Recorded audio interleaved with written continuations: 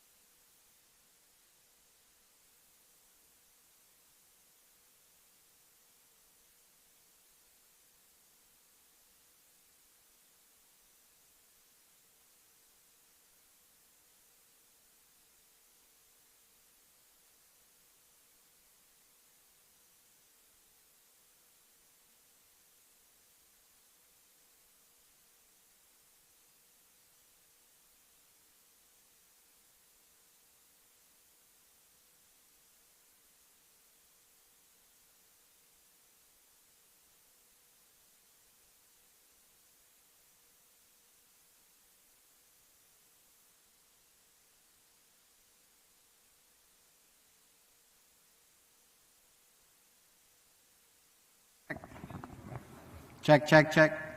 Okay. All right, let me say good morning. This is our call to order for the 26th meeting of the National Space-Based PNT Advisory Board. PNT, of course, stands for the vital services that the Global Positioning System, or GPS, and other similar systems around the world provide to all of us. On a personal note, I want to thank those of you that have driven in. It's a little bit further than DC, and we don't exactly have sunny weather like we did yesterday, so we truly appreciate that.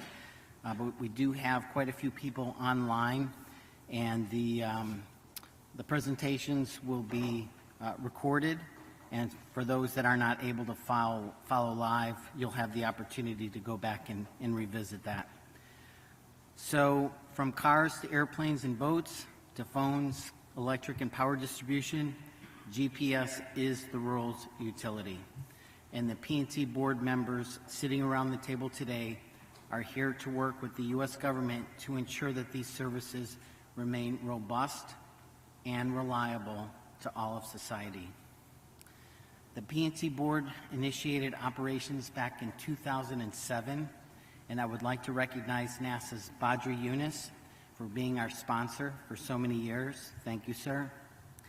The PNT board is a mix of both veteran members, such as Dr. Brad Parkinson, and to some who have joined more recently due to the many sectors that have adopted GPS as a key part of their operation. So we truly do have a mix of new and old, which makes the board quite powerful. All members are internationally recognized experts who are now part of the GPS enterprise, and they have a mandate to ensure that the user voice is truly heard. Today's session on May 4th will be chaired by Admiral Thad Allen, former U.S. Coast Guard Commandant, and we will be joined a bit later by our first Vice Chair, Dr. Brad Parkinson.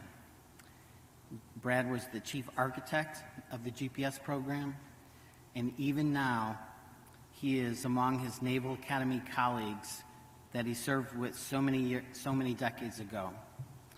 However, with the approval of the chair, Admiral Allen, I will note that we do have a quorum to proceed. That said, again, thank you to all our members and guests who have joined us as we begin to work to shore up our GPS program and applications. And in this regard, we want to recognize our current leaders and operators of GPS, our Space Force colleagues that make GPS an embedded part of the American landscape. In this tradition of partnership, I want to recognize Mr. De La Peña from the Space Force, who has flown across the country and is one of our newest national leaders in this area, to provide a program update as well as his valuable perspective. We had a wonderful conversation earlier, sir, and we truly thank you for that. So as we move into our agenda, I'll just remind everyone that the PNT board was first established per presidential policy. It is a presidential advisory board. It's now under the authority of Space Policy Directive 7 and is intended to provide independent counsel to the Deputy Secretary level PNT Executive Committee. PNT board deliberations are governed by the Federal Advisory Committee Act, or FACA, which means that discussions are open to the public, deliberations are open to the public, and meeting minutes will be posted online at gps.gov within 90 days for the record. We also strive to post all the briefings within 24 hours of their presentation here, and they will be posted as well. And actually, Jason Kim from Commerce may have already put them up there, so you can actually follow along on your laptops as we go forward. All members were nominated by PNT XCOM federal agencies and were appointed by the NASA administrator. So they went through a thorough vetting process. And so the board recommendations coming out of these experts serve as a critical function in examining issues from the unique and transparent perspectives of special government employees and representatives.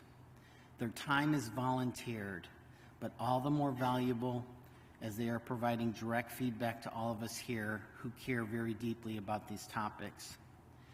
My last point, we have to say it, as SGEs or special government employees deliberate, they must abide by established ethic laws that require them not to engage in any deliberations that may create a potential conflict of interest. And because some of our topics may be complex from past discussions, if a member does believe that the appearance of a potential conflict on a particular matter is emerging, we simply ask for you to raise your hand and recuse yourself for the record. Finally, everyone that came in should have picked up an agenda bio booklet when you first signed in. Please maintain these for tomorrow if you plan to attend. And on the booklet back cover, that's where you will find the web link and presentation information that you can access in real time. And once again, thanks to Jason Kim at Commerce for helping us with that. And so with that, let me turn it over to the chair, and thank you once again. We look forward to a very productive 2 days. Thank you, JJ, and welcome to all of our colleagues and those in attendance at the board meeting here this morning. I'd like to take a couple of minutes just to kind of summarize where the advisory board is at this point. Some of this I stated early on in our winter meeting back in December, but because of COVID and other restrictions, we haven't had a really full and open meeting like this in I think well over 2 years. So just wanted to pass on a couple of thoughts as we start out here. First, as JJ noted, the board has been rechartered under the new administration and basically reconstituted with some new membership. That membership has now provided us a greater diversity, both in terms of background regarding global navigation satellite system services, but also internationally. We have a very robust group of colleagues that have added immeasurably to the richness and the depth of our discussions as we move forward. Secondarily, it's been difficult to try and parse out what it is this board should actually do under the reconstituted charter under SPD 7. We're supposed to be advisors, but the world, as we are going to find out, as many of us already know, of global navigation satellite systems and GPS in particular, is complex. It has become a ubiquitous global utility that crosses every facet of our lives and critical infrastructure. For that reason, it's difficult to have a single focus of an advisory board like this. To that end, discussions that have taken place over the last 6 months, fact-finding within the board itself, have led us to the structure that we're going to be briefing you on this morning. It's the creation of subcommittees that can focus on the various aspects of GPS and GNSS. There are some overlaps, we understand that, but we wanted to be able to take the subject matter experts and those that had interest in these areas and actually put some maximum focus on it. We hope in the future to start developing a more structured way to produce advice and content that can be used by the interagency and the XCOM and the folks that rely on us for the information that we develop. That's still a work in progress as well, but we hope in the future to have information that's more accessible out there on the GPS.gov platform, other ways to actually get the content of what we're doing subject to the Federal Advisory Committee rules and the ethics laws that we're responsible to adhering to the American public so they can see what it is we're about. Why is that? Folks, this is probably one of the most complicated advisory boards or endeavors I've ever been involved in my career in government. I say that having sat before you here as the National Incident Commander for the Deepwater Horizon oil spill and the federal official for the Katrina response. This is no less complex, and it's kind of harder because under the governance process set up under SPD 7, we don't report to a single secretary or a cabinet officer or a single entity in government. We're accountable to the executive committee that's co-chaired by the deputies in DOD and DOT. With almost every agency in government having an interest in what goes on here and the different responsibilities for this framework that produces this tremendous utility for the United States and the world. It's difficult to figure out how do you create advice that's actionable, that leads to either policy, budget, or actions that will improve the ultimate goal, and that's really assured position navigation and timing, both from a space-based and a terrestrial-based framework. To that end, we're going to try and reinvent ourselves, or we've tried to reinvent ourselves in the public domain under the Federal Advisory Committee Act. That's the reason the subcommittee structure that we're briefing you on this morning is very, very important. Number one, to be able to brief everybody on how we parsed our work out and how we're going to attack the problems that are present, but also to allow us to be able to generate more product, more effort, and more intellectual content out of the advisory board as we move forward. So with that, I want to thank everybody for the effort that's gone into this, a lot of behind the scenes, and especially our work day yesterday where the subcommittees had a chance to delve further into the topics they're going to be briefing you on shortly. I'm hopeful this is going to create more of an impact across a broader area of issues associated with GNSS than we've been able to do in the past. I say this understanding, as I said earlier, this is the more complex governing frameworks I've ever run into in government. We've got issues related to adjacent spectrum interference that are currently being considered FCC. We got NTIA involved in the reconsideration petition. We've got a study going on in the National Academy of Sciences directed by the Hill regarding adjacent spectrum interference. Those all remain serious concerns to me and to the board at large, but we can't allow ourselves to become so focused on that to the exclusion of everything else that we're not starting to attack some other problems out there that we need to address, and we can see them daily. And of course, the events overseas have really brought global navigation satellite services into focus with the new technologies being brought to the battlefield in Ukraine. So with that, let me thank everybody for being here. Dr. Hampshire from the Department of Transportation couldn't be with us this morning, but I thought I would offer Karen Van Dyke the opportunity to make some comments, take questions, or basically do what you want with the floor, Karen. So over to you.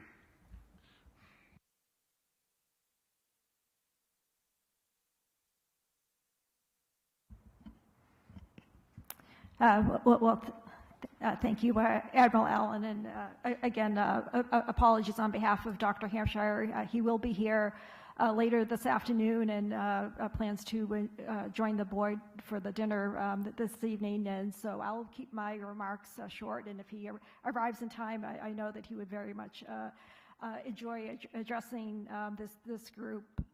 So PNT is extremely important to Department of Transportation, as JJ eloquently described all of our safety of life critical applications for all modes of transportation, but then in the broader civil perspective, uses in all of our daily lives, from surveying to all of the timing applications that are embedded in our national critical infrastructure, certainly the high precision applications for precision agriculture, mining, construction, and certainly all of the recreational uses as well. So for DOT, safety is always our top priority. That is the lens that we look at PNT through. And it's been a challenge for us as a civil lead, and I'm looking across at two esteemed colleagues, the Honorable Jeff Shane and Honorable Greg Winfrey, and truly applaud all of their concerted efforts and focus on PNT during their tenure, and really raising the visibility of why it is so important to us as a civil lead, and really trying to fight to overcome some of the resource challenges we've had, both staffing and dollars. And I think perhaps with the events of the world that we are now starting to get some well-deserved attention. And it was certainly reflected in our FY22 budget. Of course, it's still minuscule compared to Department of Defense, but as we're looking to the future, it really does embrace the advisory board's protect, toughen, and augment As Admiral Allen said, we were quite concerned about spectrum, and those spectrum challenges are not going to get any easier. So we have to focus both on in-band interference and adjacent band, and certainly as part of that FY22 budget for DOT, per SPD7, we are looking to implement a nationwide interference detection monitoring capability. So in this day and age, to be relying on user reports of GPS interference is not acceptable. We all recognize that most users wouldn't even know interference to their receivers when it happens, much less who to contact to report that interference to. And I think most users, it's just natural to think it's their equipment that's faulty, and to start to tinker with the equipment and reboot it. And when all else fails, probably still would not know that they should be reporting it so that it can be mitigated. So I was actually at a really great PNT situational awareness workshop at MITRE yesterday, so it was really good to see them tackling this issue, bringing a whole of government approach up to that. So that really falls under the protect part of PTA.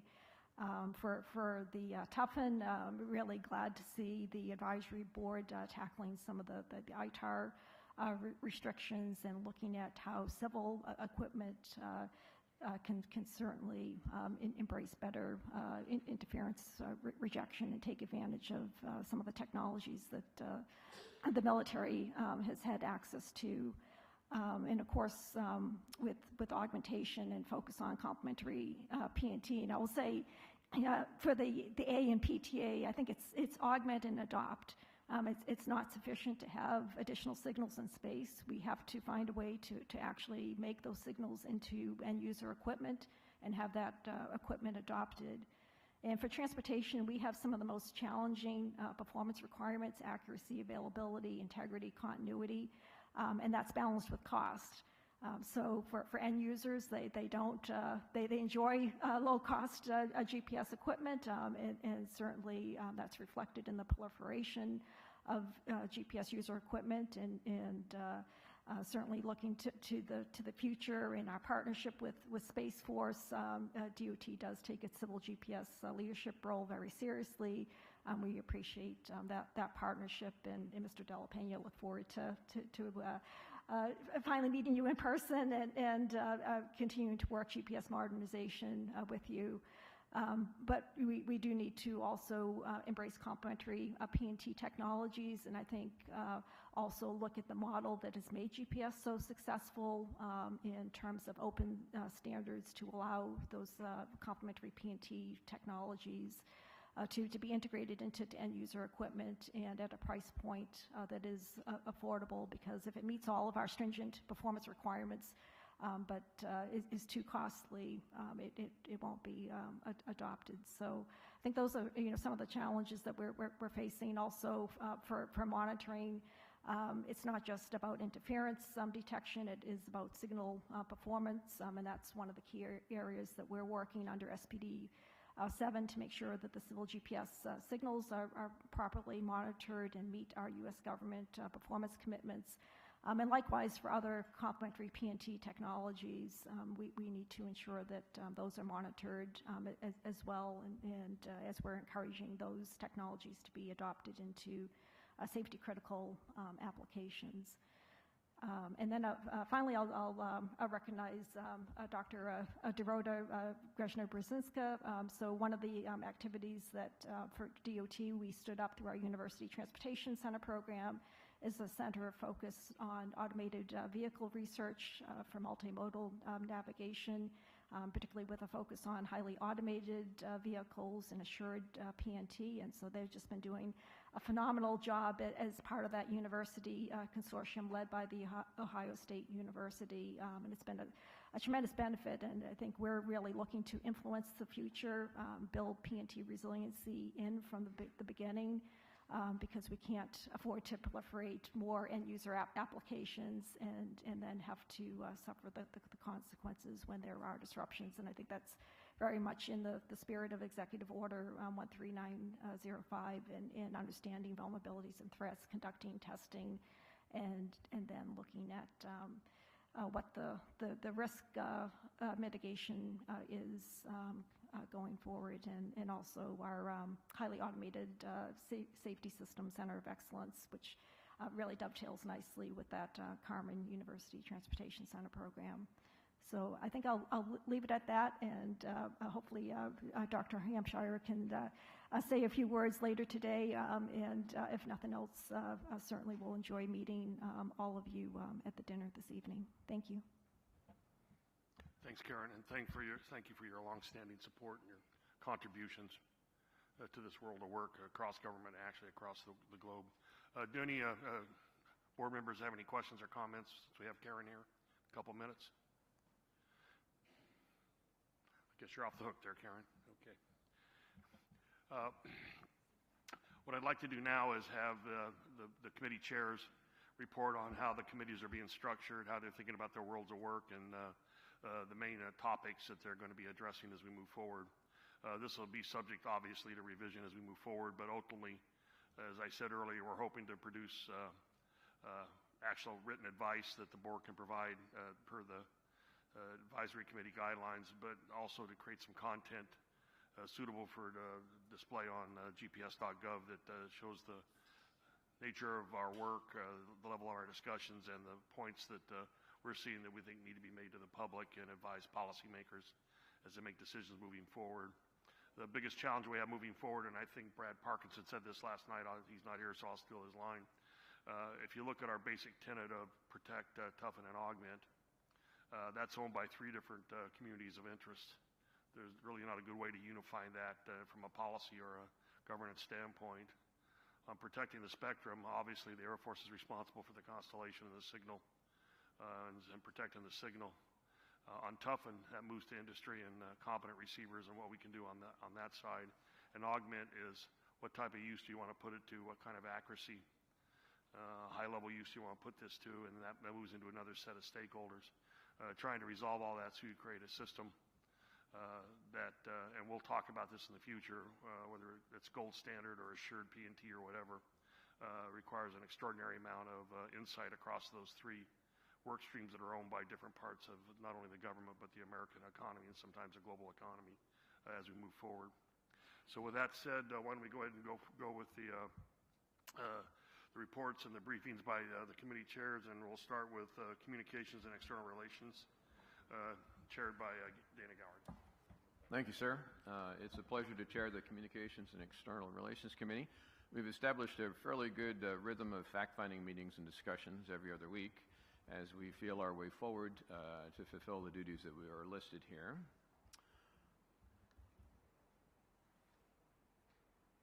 Okay, Kenyatta, it's not working, so if you could advance to the next slide for me. There we go.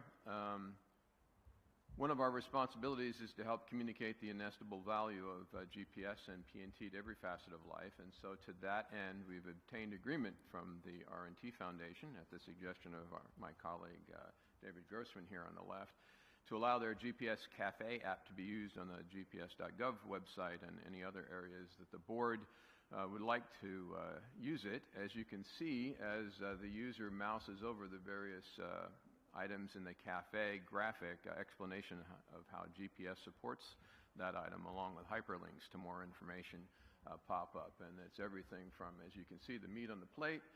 There's aviation, sailor, a law enforcement officer, a soldier, even going up into the weather and to space at the top. Unfortunately, yeah, there you go. There's how NASA uses GPS. So an interesting little app, inspired, by the way, by a suggestion from our chairman, Admiral Allen. And next slide, if you would, please, Kenyatta. We're also interested in helping the board communicate more effectively with leaders in government. Too often, different perspectives can lead to, next slide, if you would, unnecessary agreements, let's say, disagreements. Next slide. So this can be especially difficult for folks who live in 2 completely different worlds, like engineering and politics. So to help us with this, our subcommittee member, again, David Grossman to my left, has arranged for this board to hear from Ms. Melissa Harrison, Senior Director of Policy and Executive Communications at the Consumer Technology Association. She'll be talking to us later today to discuss communicating technology issues to policymakers and the press. Very much a core competency that we all need to develop, something that we perhaps have very little background in. Next slide, if you would, Kenyatta. We have also individually resolved to be good conduits not only for information going outward from the board, but also to be collectors of issues and concerns from the GPS and PNT user community. Next slide. And as part of that, we have also met with the DHS representatives twice to discuss their questions about private sector views on resiliency and adoption. And we expect to formulate a document for this board's review in response to that question, at least a preliminary document. Next slide, please. One of the other possibilities that we are discussing is establishing a social media presence for the advisory board. This will take considerable effort, though, as you can imagine, to stand up and then to maintain it on a regular basis. So we've been discussing with the National Coordination Office what support might be available from them in terms of government employees and contractors and that sort of thing. And then finally, here are some of the other ideas we've explored or that have been suggested to us, and we will continue to feel our way forward on our responsibilities. I'm happy to take any questions you might have. Questions from the board? Okay, thank you, Dana. Sure. Next up, Education and Science Innovation. Dr. Jade Morton. Sorry. Thank you. Good morning. And do I have my presentation up?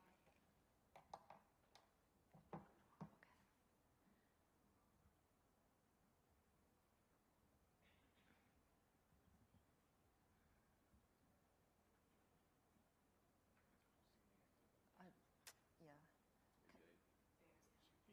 I'm not sure if it works, but Right. But they have to load up the presentation I already sent to them. Just check.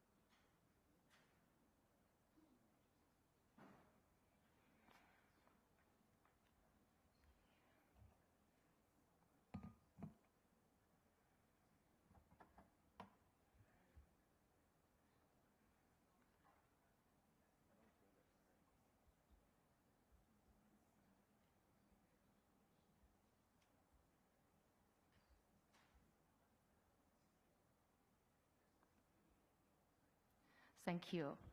So the Education and the Science Innovation Subcommittee and have the following members. I'm the chair of this subcommittee.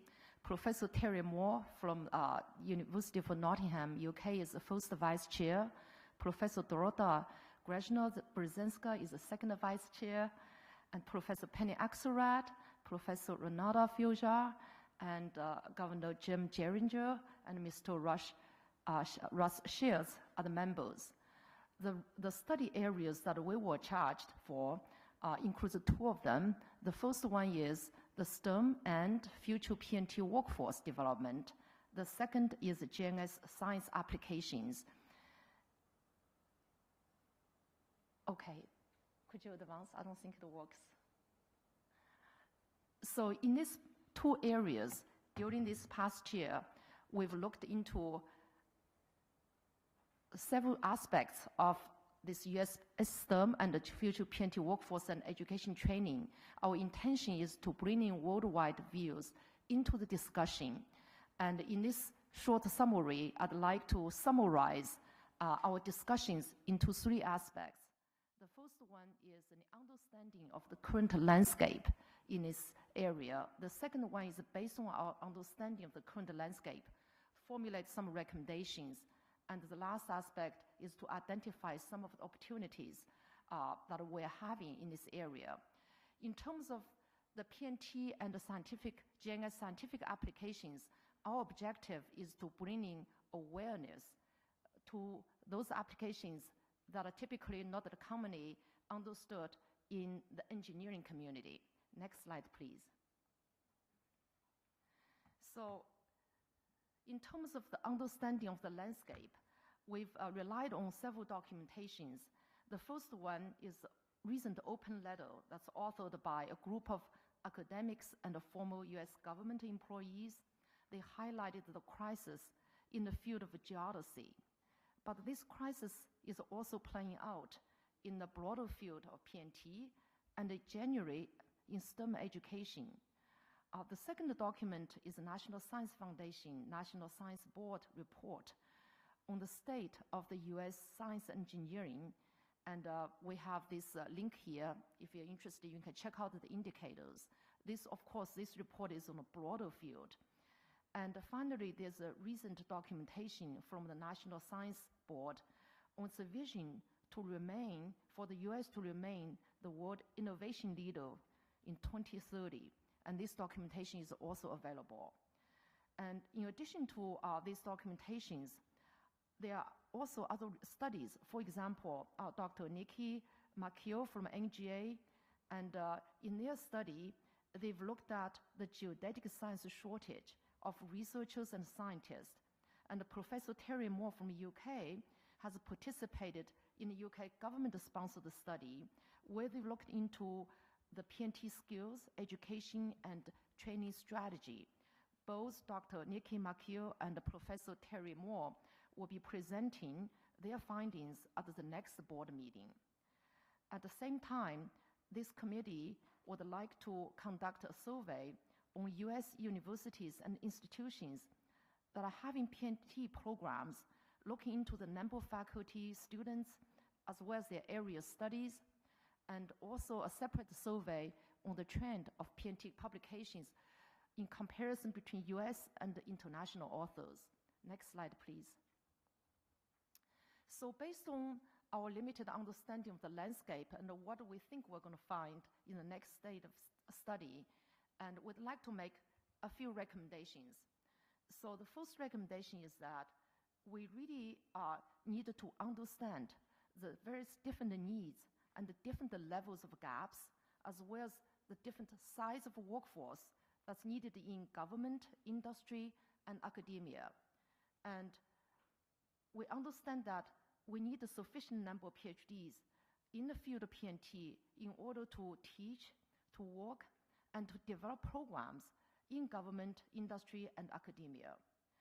For people with master's and bachelor levels, we need a lot of those workers, but these people need to have a broad background in order to conduct the kind of work in the field of PNT. Also, they need training in field-specific certificate programs. And the goal is to get the US back to the leading edge of PNT research and PNT in industry as well as in government. And without even getting into too much of a discussion, we all agreed that we definitely needed to invest in the future of the US PNT education and training. Next slide, please.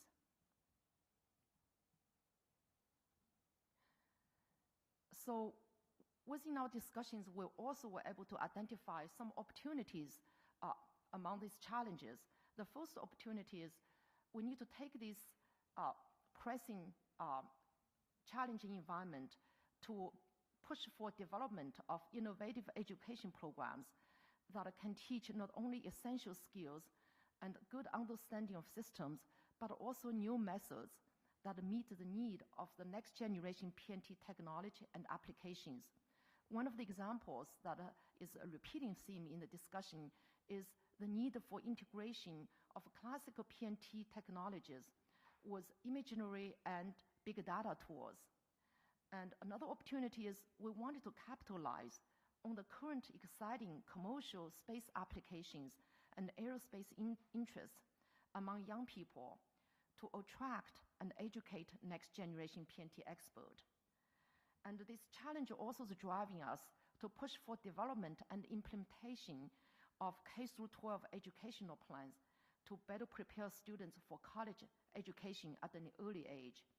And finally, we noted that we could benefit from international partnership. Next slide, please. In terms of scientific applications, our objective is really to bring awareness of GNS-enabled scientific applications to the understanding of the broader PNT community. And we also wanted to bring the understanding that the technology has limitations. So for that purpose, we've invited two experts to present at today's meetings. Dr. Attila Komjazi from JPL, he's going to present GD-GPS for natural hazards, early warning, and using the Tonga volcano tsunami that happened recently earlier this year as an example.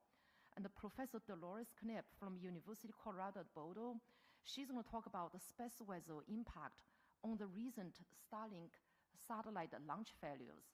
We're also prepared to bring two potential presentations at the next meeting. The first one is Professor Chris Ruff from University of Michigan to talk about GNS reflectometry for ocean wind retrieval.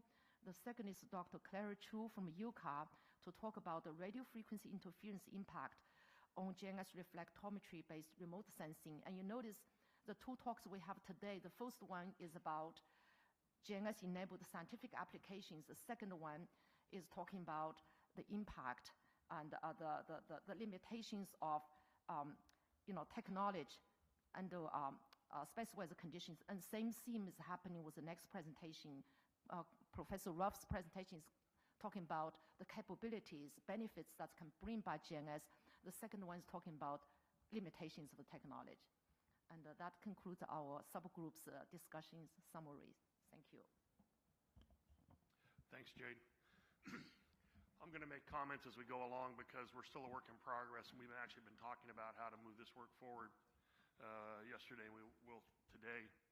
I think in cases where Jade's group has done such a good job of focusing on an issue, there ought to be a way for the advisory board to make that known. It doesn't have to be an official recommendation to do something. It requires resources or policy, but can note that it's important. And I would challenge us all. I think by tomorrow when we close down, I'm going to ask JJ and some folks for some ways we might be able to do that. Something like a sense of the board at the end of a meeting where we just put up saying, these are issues we've been identified that people need to pay attention to. I'm not sure what the right platform is, but I'll be working on it between now and tomorrow.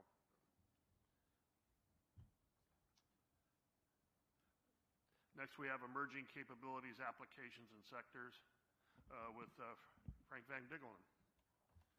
Thank you, Admiral. Oh, you changed. You were over there yesterday. Yes. Can we go back a slide? Yeah, thank you. So I'm happy to present the activities of this subcommittee. As you see there, we have two vice chairs, Professor Penny Axelrad, who's joining us remotely from UC Boulder, and Scott Bourget from Garmin, who's here on my right. And we have 10 other members, so it's a very well-stocked committee with people from around the world. We're tasked with 8 different areas, and these are GPS high-accuracy services, which I'll talk about today, intelligent transportation systems, autonomous platforms such as UAVs, etc., the lunar service volume, which means the use of GPS between us on Earth and the Moon, and including on the Moon, integrated energy, positive train control, communications network, and MEO search and rescue. Next slide, please.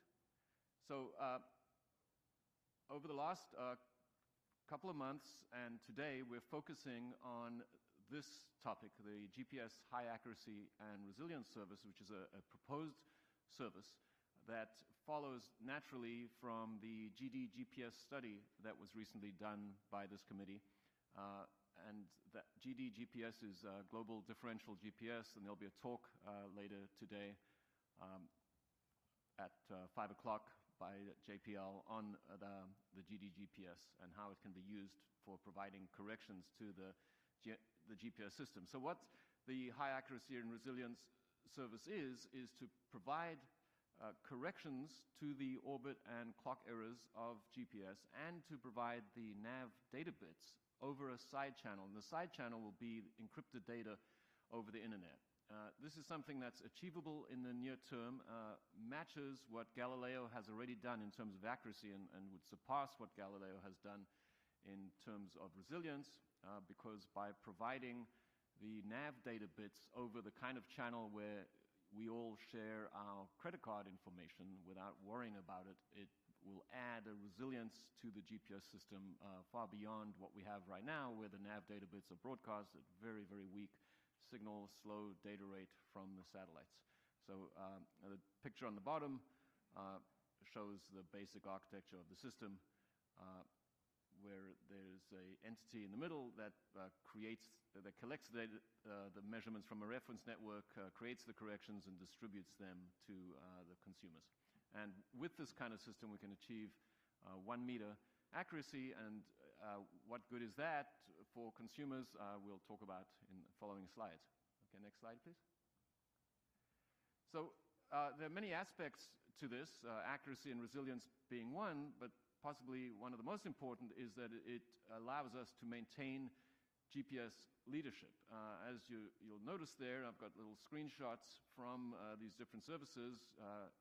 Galileo, Beidou, and QZSS already provide such a high accuracy service in their broadcast network. That is, they broadcast the location of the satellites, but on top of that, they'll broadcast corrections to the errors that are in those satellite locations, because the satellite locations are worked out ahead of time. And of course, the satellites are never really where you thought they were going to be from 24 hours ago. And then in the case of Galileo, their high accuracy service will also be distributed over the internet. And so we're proposing that GPS provide corrections and the nav data, that is the orbit and clock data bits, as part of the high accuracy and resilience service. Now, why this is critical to maintaining GPS leadership is that GNSS chips manufactured today are all GPS first. Certainly in the consumer space, every single chip in your smartphones or watches or cars has been built by the manufacturer to be primarily a GPS chip. It'll acquire the GPS signal first, and then it will use that information to help it acquire the other systems. So GPS is not the primary system here in a metaphoric sense. We're not talking about gold standard or silver standard or any kind of standard. We're talking about hard reality of the chips, that these chips are built to acquire GPS first and acquire the other constellations second. And there's a modestly titled talk that I gave at Stanford some years ago called "Who's Your Daddy? Why GPS Rules GNSS?" and a follow-on an article in Inside GNSS that you can read similarly discussing this, that describes the hardware architecture and why this has been true in the past. I mean, first of all, GPS was the first system, but also it was brilliantly designed. The CA code is ideal for initial acquisition, and these other systems had more complicated codes, which the manufacturers found were suitable for secondary system, but not so suitable for primary system. So that's why GPS has been first. But as you know, things change over time, and with Moore's law is slowing down, but it's still around, and the processing power of the chips gets better. And this advantage that GPS has could fade away, particularly when these other systems are providing things like corrections and provide high accuracy service. So there's a real danger that if GPS does not maintain its leadership in the sense of keeping up with these developments, that the people who make the chips will start to build a chip that acquires Galileo first, and then GPS will become the secondary system, and that's the slippery slope to irrelevance for GPS, which would be sad considering how it's been the lead and dominant system to date. So we really want, this proposal is fundamental to maintaining GPS leadership. Okay, next slide, please. In terms of security and robustness, I alluded to in the beginning that encrypted nav data over the internet will provide a level of security that doesn't exist, because the receivers can get that data in advance in a secure fashion instead of having it to download it from the satellites. And that just adds, it's in a way analogous to two-factor authorization that you use when you're banking. You don't depend on one thing, and that will help build robustness to jamming and spoofing that is very much in existence today. Furthermore, if you have the actual nav bits that the satellite is about to transmit, it not only adds robustness, that expands opportunities for much better signal processing on the chip, because you can integrate the signal over those data bits, and the data bits then can be corrected for and don't cause a phase change. So the last point on this slide is that it provides opportunities for better signal processing. Next slide, please. And then this is just one example of this slide, and a 2-minute video that I'll show you is one example of what it means to the American consumer if GPS accuracy can be improved from its current default value, which is 3 to 5 meters, to the 1 meter that we know we can get with this proposed system. As you all know, and many of you got here today, I'm sure using GPS in your phones and cars, the U.S. consumer has already directly benefits from GPS. It's part of our infrastructure. It's the way we get around on the roads, and there's figures out by various organizations, including Garmin, to show that the system already improves efficiency of cars by in the teens, like 15% plus minus, in terms of that you don't get lost so much as we used to, and people get to where they're going quicker. So that's in terms of turn-by-turn directions. But as you will also know, turn-by-turn directions will guide you which road to take, but they won't do much for traffic management itself. And I want to give you a glimpse of the future through this video now. So if we can play this.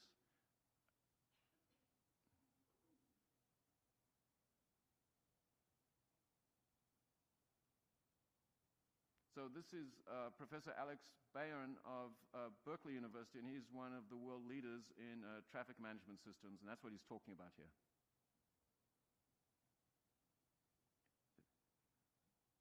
It says mute, so it's...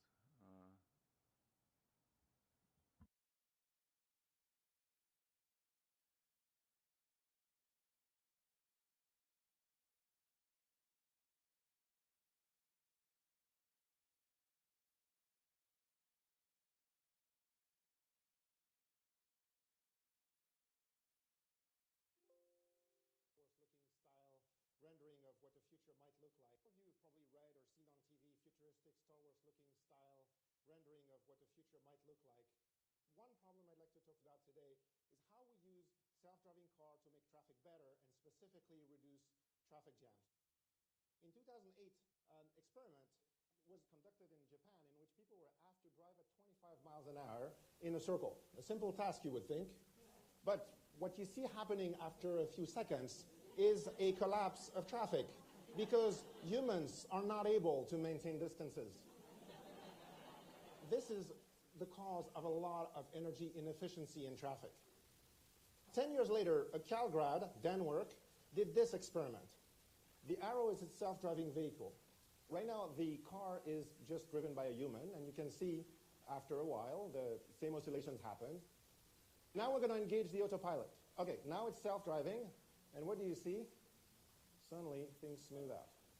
42% energy savings with that algorithm. And that's an interesting paradigm because this is the beginning of a new era. Now, let's do 2 lanes. You can see this guy is behaving kind of like a jerk, right? It's switching lanes to prevent people from passing. But it actually stops the problem. The computer learned to do it with machine learning in a few minutes. And you could argue, well, what's the big deal? You learned this in police academy, right? Okay, now try this one. So now, what did the computer learn? It learned to create a snake. It learned to do it without any model. It's just artificial intelligence. Now this, I can't tell you what it's doing anymore. It sometimes will hold cars, sometimes it will let them go, but I can't even rationalize what it came up with. But you look at the numbers, it's actually more efficient. So where are we going with this? What about the Bay Bridge? There's right now a big metering light that prevents cars from entering. What if instead you had self-driving car holding the flow so it flows smoothly? This is a reality we will collectively experience within less than 10 years guaranteed. And artificial intelligence enables us to solve much more complex problems, such as closures created by truck accidents. So hopefully this gives you a glimpse of what the future might look like. Okay, and if you can just go back to the slide I was on. So the point about this is that kind of capability depends on knowing which lane the car is in, and so that will immediately be enabled by something like a GPS high accuracy and resilience service. And the other thing is that what he's talking about there is not the usual fever dream of all cars autonomously driving themselves while we watch TV in the back seat. This is something where the pieces are in place today, but for the 1 meter accuracy, and the control that you need for this is simply the cruise control, which most people have in their cars. Any car that has connectivity to enable it to be one of these type of cars that goes at constant speed also has cruise control. So what I thought about why I really wanted to use this as just one example of the benefit to the US consumer is that the pieces that are the technology pieces necessary for this to come true are actually already in place, and this is something that could happen in the next few years and benefit all of us, and particularly at a time of gas prices getting up into closer to $10 than one, this really matters. And analogously, the pieces that we need for the high accuracy and resilience service are also in place, and we don't have to make new satellites or anything like that. We just need to manage and implement the different pieces. So next slide, please. And I think, and we can skip this. That's the video. Right. So a couple more word about U.S. consumers. We're talking about you'd have to have a connected device to get information over the internet, but almost all consumer products are now connected to the wireless internet. And by that, I mean not just phones, as obviously are connected, but watches, cars, tablets are all connected. Any watch you make, I checked yesterday with Scott, vice chair of this committee, who is at Garmin, makes most of the watches. Even if the watch itself doesn't have a modem in it, it has Bluetooth that will connect to your phone or Wi-Fi. So just about every consumer product could benefit from this. And applications such as traffic management, people benefit seamlessly. Even if they themselves are not a user, they benefit. So I mentioned that the pieces are in place. The GPS corrections could be generated by someone such as JPL, and we'll hear more about that today. And in terms of how would you distribute this to millions or billions of users, this is something that actually already is done today. Assisted GPS on your phone, anytime you switch on GPS on your phone and if you see a blue dot within a second or two, that happened because your phone got assisted GPS data, which was originated at somewhere like JPL and then was distributed to your phone by either Apple or Google or the carrier that you've got. And so this channel of getting stuff from a professional or government entity and then distributing it en masse to millions of users actually already happens today. So the template for this exists. And also, this proposal opens up commercial opportunities for companies in the GPS space, as I'll describe on the next slide. Okay, so this slide is to make the point that such a system belongs as part of the GPS system itself, not as a separate thing, because people say, well, shouldn't this be the domain of commercial companies, and wouldn't you be stepping on the toes of commercial companies if we had such a system provided free? Well, first off, we would, in terms of the space policy, and I'm quoting Stormy Martin, who's sitting to my left, the policy of GPS is to provide continuous worldwide access for peaceful civil users free of direct user fees. There are companies that charge for value added, but what they such as Trimble, Novotel, etc. What they charge for is corrections for RTK, centimeter and decimeter applications. These are for surveyors, precision farming, and so on. There's no commercial entity providing you corrections at the meter level. You all got phones, and I'm sure none of you have subscribed to any meter level service, because the only such thing that exists is the U.S. Coast Guard has a differential service for waterways, and Galileo is providing HAZ. So the ones that exist are government already. So the choice of a high accuracy service is not should it be government or industry. It's not going to be industry. Industry doesn't do this. It's either the government does it or it doesn't happen. And it doesn't happen for GPS. Of course, it is happening for Galileo, as I've mentioned.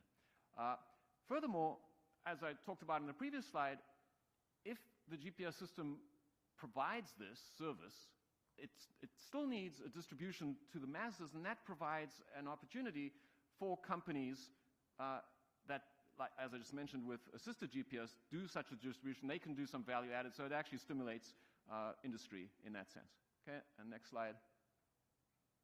And so it's my last slide. So just to summarize, so such a GPS high accuracy and resilience service can be implemented today without any changes at all to the GPS satellites. The pieces exist, they just need to be assembled and managed. The GD GPS service of JPL is one example of a system that can provide the know-how and the data to make this happen. Mass distribution can happen through commercial providers, as I've said. So this means this is a tens of millions of dollars effort, not hundreds of millions of dollars, such as any change to satellites. Encrypted data over the internet adds the accuracy, as we've talked about, and resilience. Just one example, I'm sure some of you who are golfers are immediately thinking, oh, that would be great if I could have a meter level accuracy in the golf course. There are many applications, but the one I'm highlighting is safety and efficiency on US roads, which is obviously of national importance. And finally, as I started, this is necessary to keep GPS in the lead in GNSS. So thank you. Thanks, thanks, Frank. Let me make a bridging comment here, because we're going to have Matt Higgins up next. Each one of these briefs, in my view, is starting to get at the question is, what do we want GPS to do, and what's the gold standard? Which is a question. If anybody can answer that, come tell me, because I haven't been able to answer it. I don't find anybody that's got the answer to it. But we're going to start digging into what are the parameters that will allow us to make that assessment and be able to comment on it as an advisory board. And one of those is high accuracy services. I will tell you this, though, on the lighter side of things around here, especially people living behind me here, the traffic management antichrist lives on the Washington Beltway. Matt Higgins, you're on. Sorry, am I the Antichrist? So hopefully Kenyatta has my slides.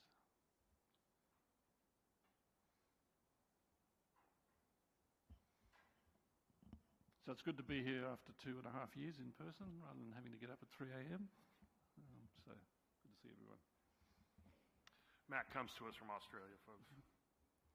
They probably worked that out from my accent. Okay, thanks, Kenya. So yeah, this is the report on the International Engagement Subcommittee. So next slide, please. So these are the members. Renato here on my left is the Vice Chair, and Sonia, who's online and couldn't be here in person. Terry's online as well. Jade, Jeff, Russ, and Todd are all here. And so I guess the interesting thing about that is we have about half, well, we have exactly half and half US citizens, although I guess Jeff lives overseas. So he's a hybrid. But we have the situation where we basically have US citizens who can sort of tell us, international people, when we have ideas that, well, does the US really need that? And that's very important, of course. So next click, please. So these are the study areas. Does this work? I don't know. Well, thanks, Frank. Google, God. So yeah, these are the study areas. So I'll just run through those slide by slide. So next slide, please. So interfacing with the international community, what we discussed early on in our sort of deliberations, and I should say we've done it mainly by email, again, because of my time zone. It's kind of the idea of outbound engagement, so promoting GPS, if you like, and that's obviously linked to the gold standard type discussions, which I've been hearing since I've been a member since 2013. And inbound engagement. How can the US users benefit from the international systems? And are there barriers to adoption? Those sorts of questions. Obviously, we need to recognise the role of the UN International Committee, and State Department plays a key role in ICG. I was actually involved in the formation of ICG, representing the International Federation of Surveyors. So I know ICG very well, and I know State plays a very significant role, both in terms of representing the US government, but also in actually running a lot of the subcommittees, etc. So I guess what we need to watch is that what could we do on behalf of the board that would add value with, while not undermining, contradicting or duplicating that existing work of the US. Jeff Auerbach from State is here today, so I'm hoping to have that conversation with him a little bit. There's a lot of existing international liaison that's not just ICG, so obviously there are US members scattered through all sorts of international organisations, which are sort of hinted at there. But given this, the fact that we really need to start liaising with government departments, there is a rule around the advisory committees in how we interact. So there's some governance that's been sorted out, and we need designated federal officers, which is now happening. But until we had that, we decided not to really get into this topic. So next slide, please. Similarly, pursuing GNSS compatibility and interoperability, obviously there's a lot of work goes on within UN. So again, how can the US board complement that without causing any duplication or probably worse, contradiction? So again, we kind of decided to leave this at the moment. So next slide, please. So that leaves our third and fourth, which we've been working on in preparation for this meeting, and the sort of questions that come up are what capabilities in other GNSS might be attractive for US users, and should those capabilities be developed in a future GPS or in some other PNT approach? So it goes to the heart of this, you know, is GPS still the gold standard discussion? So next slide, please. So starting on that, Brad Parkinson and John Betts did some work that was presented back in April 21. I think it was in a meeting that I wasn't at, and it was before we were doing live streaming. So this is a table that they put together just as a concept. Don't take the colours to mean something concrete at this stage. It was just a way, basically two aspects to it, to come up with some metrics for users from a user perspective, and then to see how the different systems. So the idea is you could use something like this as a very concise way of getting across to decision makers where GPS is at compared to the other systems. And it's just a sort of conceptual thing. So we, in our meeting yesterday, decided we should try and flesh this out a bit more as well as part of our work. Next slide, please. And the other way that I propose we discuss, and we've gone through quite a few iterations and discussions of this, is to look at the capabilities of the other systems from the point of view of, well, Galileo does this, why isn't GPS doing this, type discussions. And so without going too much into the content, because it's very much just for us to understand the concept and to illustrate that. But if you look on the left, there's various capabilities at the system level. So some systems have geosatellites within the system. They have the inclined geostationary orbit satellites, configurable payloads, inter-satellite links, those sorts of issues. So then across in the middle is, okay, well, they have that, but is that useful for the US? Does the US actually want that or need that? If it is it best done on GPS, or is it best done with a different technology? If it is best done on GPS, is it planned for future GPS already, or should it be? And then that would lead to a response. So the first one, of course, is people might say, well, Beidou has geosatellites within the system. The reason they're doing that is actually to catch up to SBAS. They're just putting it in the same program, okay? So the US has had WASP for a long time, so that's actually kind of a red herring in a sense. So no, there is probably no action needed on that, whereas some of the others may be worth investigating. And you'll see I've put yes with question mark in some aspects. So next click, please. And the idea is that from this could be like a working or a detailed table, but from this we could turn this into an FAQ is the thinking. So as I said, if the question is why doesn't GPS have geos inside like a Beidou has, the answer is because we've already got WAS. That type of approach. Next slide, please. So that was kind of system level discussion. There's also a service level type way of looking at this. So again, down the left you can see search and rescue, emergency warning service, short messaging service, high accuracy service, open authentication on Galileo, commercial authentication on Galileo. Again, is that useful for US? And these are probably areas that require a fair bit more questions and understanding and digging into the issues.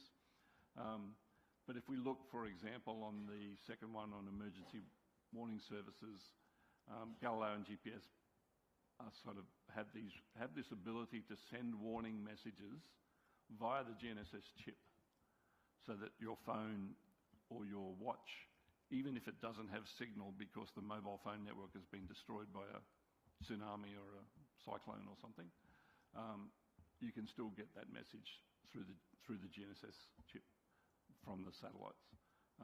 So again, is that worth doing, or would you be better doing that on another type of technology other than trying to make GPS all singing, all dancing, which is an issue? And is it planned? If you do want to do it, is it planned? That sort of discussion. And again, one click, please. Again, you could turn that into an FAQ if you wanted to. So next slide. So that kind of summarises what we've been discussing so far. And where we're at is we will now start assigning various components of those tables to start to flesh them out more, get a better understanding of each issue and possible action by US government. And we were talking yesterday of, for each of those issues, it might be worth having a one-page type summary of the issue with a bit more detail and a bit more analysis of what the other systems are doing and what might be possible to do. And probably evolve that towards a paper and potentially the FAQ approach with possible recommendations to put to the next board meeting later in the year. And then as that sort of work matures and starts to round out, we would go back to those roles 1 and 2 now that we're sort of more able to understand how we can liaise with players like State Department. So that's the presentation. Thank you. Thanks, Matt. When we were discussing this yesterday, I think there was some trepidation by Matt and the folks on the committee about how far you should take this, because we're getting into areas of technical expertise where we're limited by personnel resources and our ability to actually fine-tune these things. I tend to see this as a series of hard questions that we need to answer to figure out where it is we're going to go overall with PNT, and then the subset of that, whatever GNSS you're talking about, in this case, GPS. Because I've never, this tries to get reduced to a binary question a lot of times, and it isn't. It's multifaceted, it's complex. So I think one of the tasks we've got to take on, and from the previous briefing on high accuracy services and Matt's what I think is a terrific way to start thinking about it moving forward. It is a work in progress. That's what we're reporting on today, is a way to frame it in a series of questions and creating a transparency of the issues that are involved, and some of them will be in conflict or dynamic tension. But we think in the absence of, I would never ask for an EO or an SPD7 or ever to tell me what a gold standard is, at least not in this current government we've got right now.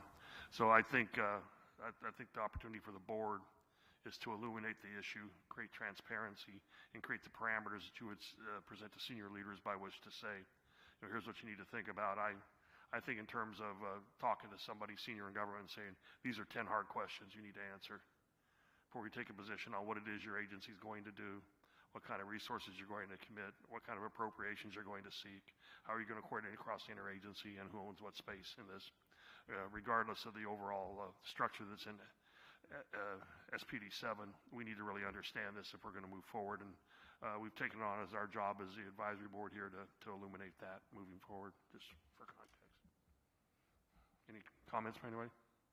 Okay. All right, next we have our mantra, protect, toughen, and augment, as I mentioned earlier.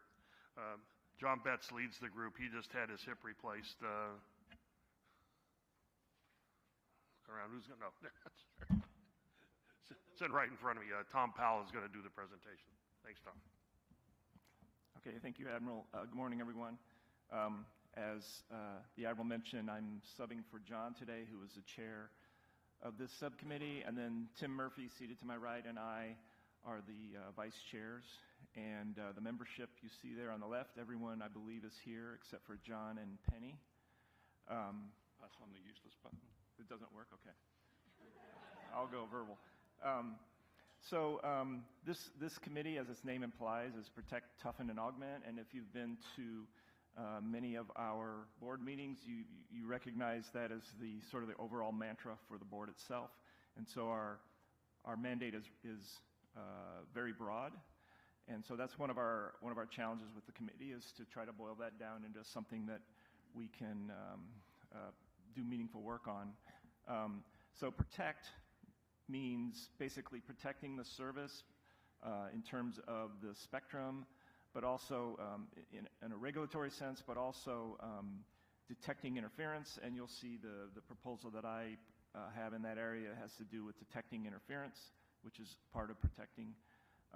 Toughen has to do with making PNT devices more resilient and able to withstand interference. And one very proven technology that can do that is anti-jam antennas that do nulling and beamforming, which historically have basically only been available to military applications. And there's a strong interest, given the rising incidences of interference to civil applications, to try to make that technology available to other civilian uses, in particular civil aviation. And so Tim has put together a study proposal based on that. And then the final piece is augment. And as I mentioned, there's a lot of, our mandate is very broad, so there's a lot of overlap. And of course, what Frank just described is a form of augmentation. When our committee kicked off, I reached out to Jeff Shane, who you'll hear about next in his policy and governance committee, where he's looking at regulatory issues. That's overlaps closely with the protect area of our group. So there's a lot of overlap of our committee with some of the other committees. But John Betts has proposed a particular study that has to do with augmenting critical timing systems, and I will have a little more detail on that later. All of our, I'll just move on. So next slide, please. I'm sorry, go back one. Yeah, so this is, there you go. So this sort of highlights the activities of our committee to date. There was a kickoff meeting in February, a virtual meeting.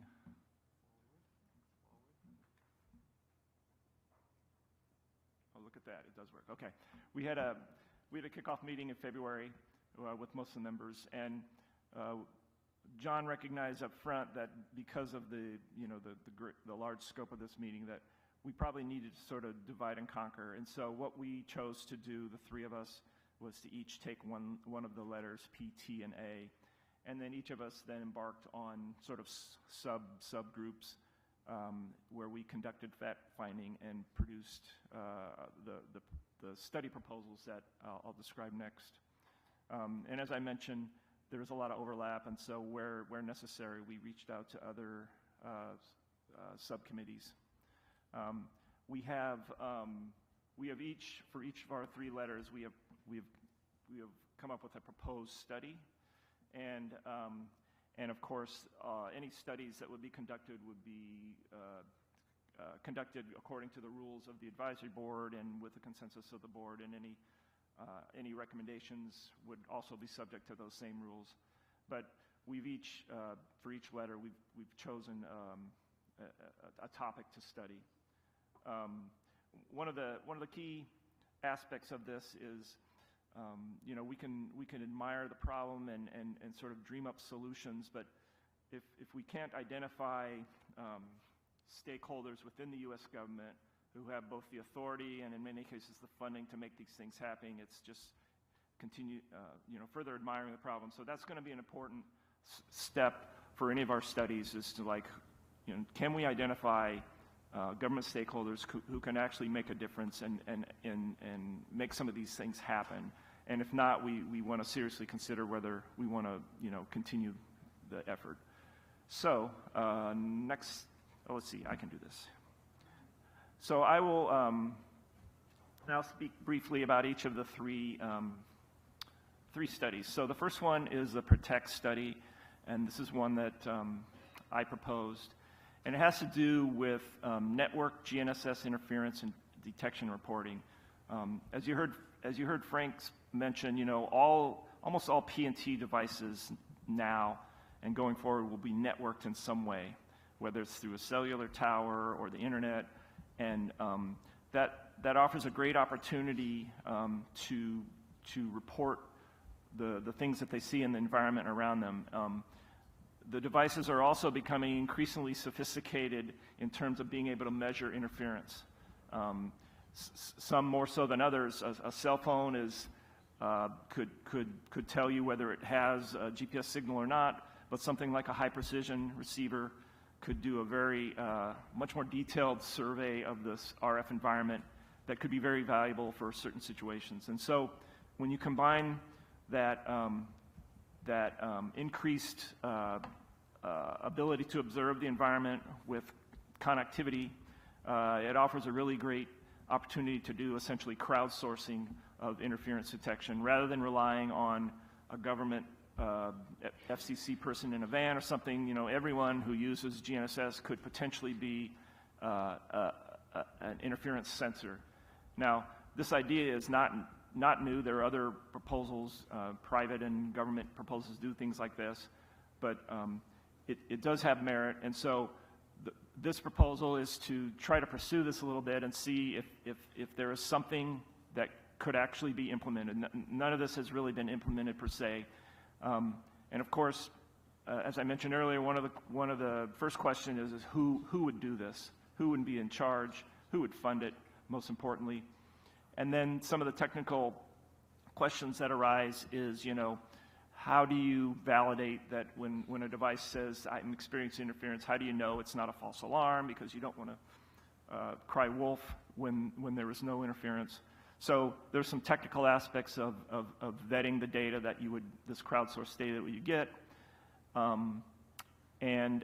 Again, who would be in charge of processing that data and then notifying and disseminating it to whoever needed to respond to interference.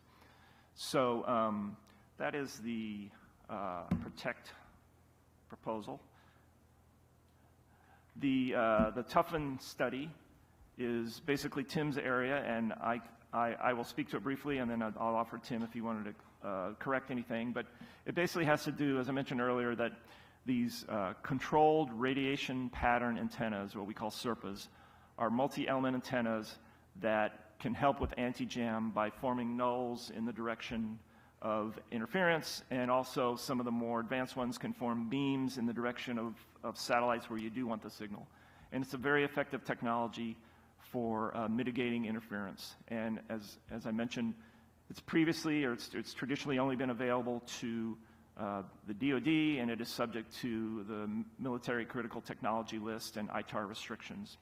And that makes it difficult for companies like Boeing to implement them on their commercial aircraft, which have to sometimes may find themselves flying in interference. And so if there was a way that these regulations governing the use of these could be altered, there is considerable interest in providing this technology to applications other than the military. And the basic science behind these is pretty well known. It's basically interferometry, and so perhaps 10 or 20 years ago, this technology was probably less well understood than it is now, and so the idea of this study is to consider whether the time is right to adjust some of the ITAR regulations that govern this technology. So, Tim, would you like to add anything to that? I think you articulated it pretty well. I would just point out that there's some evidence that some foreign companies are actually starting to develop commercial applications of SERPAs, which puts U.S. industry at a disadvantage because of these export barriers. So it's worth looking at the barriers to see if we can help U.S. industry. All right, thanks, Tim. So the final proposed study is related to augment. Hey, Tom, before you go any further, just for my edification, where's the critical mass we need to go at to have this discussion on ITAR? Is it Commerce? Is it DOD? Who's got the rose pinned on them for this? It's all of the above, because Commerce As usual. Yeah, Commerce and State and DOD all work together to come up with the export regimes which equally apply. I mean, there are controls under ITAR and there are controls under EAR, and they all matter, and some of the options might be to take some things that are today controlled under ITAR and put them under EAR instead. And frankly, you have to engage both State and Commerce to get that done. And that's what we'll do. Thank you. Go ahead. Okay.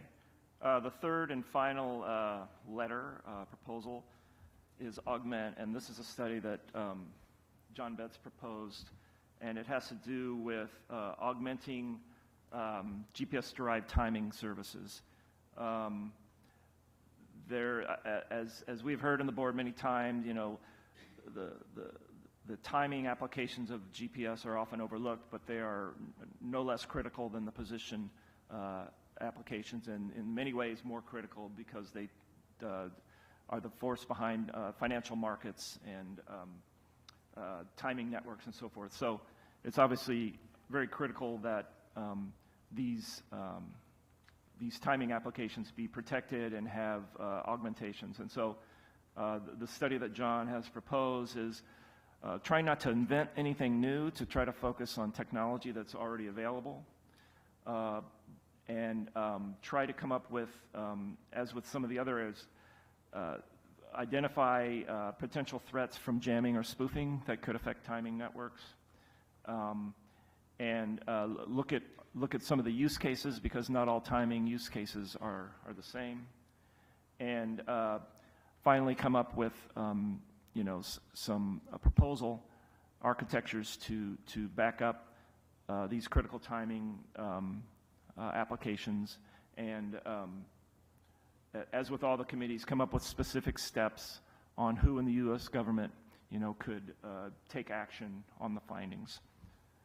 So those are the three proposed studies, and again, they're just proposals until they're approved by the board. My final chart just highlights some of the, based on our conversations that we've had yesterday, I think there's a need, at least in my letter on the Protect study, to do some more outreach, to look into use cases, some more fact-finding, to try to find, identify those users that have really critical dependence on PNT, because they're obviously going to, the consequences of interference are going to be much greater for them. And then part of that would be to reach out to some vendors who are trying to build resiliency into their systems and understand some of the steps that they're taking. So some more fact-finding activities, and I would assume that at the next board meeting we will have more concrete draft proposals for each of these studies. Thanks, Tom. I know from the discussions in the last couple of days there's been a lot of discussion about specific timing needs for specific infrastructure, national timing architecture. I'd invite any board members who'd like to make a comment or ask Tom a question to do it this time if there's anything they'd like to pass.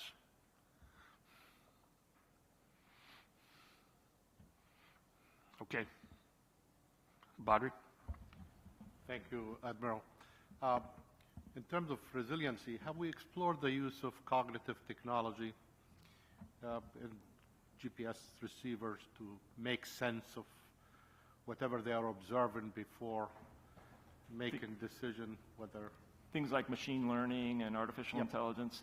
I know there's no shortage of applications of that, and I think that would certainly be worth considering and part of our fact-finding.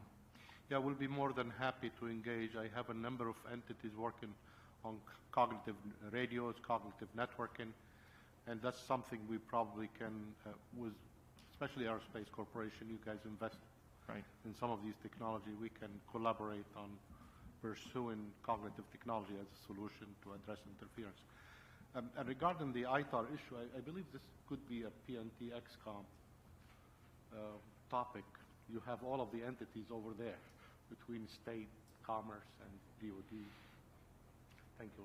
Thanks, Badri. Appreciate it. So, Admiral, you can comment on the timing architecture. I think we're set up fairly well on this kind of thing with our subcommittee structure. So, there's in my view anyway, there's two aspects of it: whether or not the government has a responsibility and should proceed to sponsoring and ensuring a national timing architecture is instituted, and then from a more technical aspect that Tom and Tim and John are looking at it. If that's the case, what are the technologies and how should they fit in, and what's the mix? I think the government has an idea on both of those issues, but of course our job is to help inform them on both of those areas. So I think our subcommittee structure and processes is well set up to approach it from both ways. Thanks, Dana. Other comments? Okay, thank you. Next we have strategy, policy, and governance, and the Honorable Jeffrey Shane comes to us from Switzerland on a work release program. Jeff, please. Thank you, Admiral. Let me apologize in advance. I do not have slides. You're just going to have to close your eyes and listen to what I say. Introducing the committee briefly, or the subcommittee, the first vice chair is Gary Thompson. Second vice chair to my left is Greg Winfrey. We have Governor Jim Geringer, Dana Goward, David Grossman, Mike Hamill, and Larry James. And I can only tell you that it is a subcommittee populated by luminaries. It's been really fun to have conversations. They've been mostly virtual, but they have been extremely productive and instructive, and I've enjoyed it immensely. As you would guess from the title of the subcommittee, Strategy, Policy, and Governance, we take a look at these issues from a somewhat higher level. I think that the advisory board's main function, when you step back and really take a look at it, is to give government a view from our perspective of looking in from the outside. When you're working within government, as many of us who have been in government know very well, you work very hard and you're passionate about the subject matter, and that is certainly true of people in this sector. And you go home exhausted every night, having gone to a million meetings, and you've got homework to do after that, and then you go back and do the same thing over again every day. You're totally concentrated on the subject matter. Nothing is less important than what you're working on. The issue for the advisory board is to look in from the outside and say, well, I know you're tired and I know you're working very hard, but is it working? Is the structure working? Are we putting the priority on this subject matter that the country needs? That's the value of the advisory board, because we are not privy to what you're doing every day. We're looking in from the outside. Is it working? And so I guess one very high-level way of summarizing what we think this subcommittee's job is to do is to help our colleagues on the advisory board frame PNT as a vital, enabling, foundational capability that supports all elements of America's critical infrastructure: civil, economic, our international relations, national defense, and that it be addressed that way. Be addressed that way within the government, within the interagency process, within our national fora and even international fora. That's the overarching mission of the advisory board, we think, and certainly of the subcommittee as we develop recommendations. We know, because we have been briefed by high-level people in government, that our government today regards GPS as a single point of failure. A single point of failure. And guess what? We've known that for 20 years. We've known it for 20 years, and yet we're still addressing it. We're still trying to address it. We have not addressed it effectively.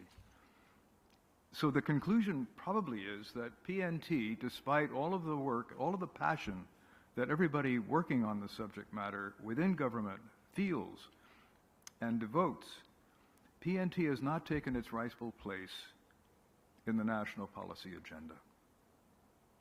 That's what we think. And we think the advisory board has a solemn obligation to continue to hammer on that point, overarching point, more than any other. So just breaking the subject matter down into component parts, we can take a look at a number of issues. What about PNT governance? Governance itself. How effective is the executive committee structure in crafting a focused and relevant whole of government PNT policy for the United States? How often does the ExCom meet? What happens when they meet? Are they providing an appropriate measure of direction? Are they responding to what has come up from the staff? How important is PNT on the individual agendas of the leadership of the ExCom? I mean, again, this is not meant to criticize anybody. It's a realistic question. It's a realistic question because there is so much going on every day in our government. There are so many responsibilities that they have. The question is, how do you prioritize? Is PNT getting the priority that it deserves? What's the impact of the ExCom on the budget process? How engaged is the ExCom with the subcommittees and committees of Congress that actually have a lot to say about what our PNT policy is going to be? How effective is the Department of Transportation in representing the user community, the civil user community, which it's meant to be representing on the ExCom? Again, I'm not forming conclusions about that. The answers might be very encouraging, but we need to know. Again, if we don't think PNT policy is taking its rightful place on the national policy agenda, it's worth looking at governance and looking at it hard, and not being afraid to suggest changes where we think changes are warranted.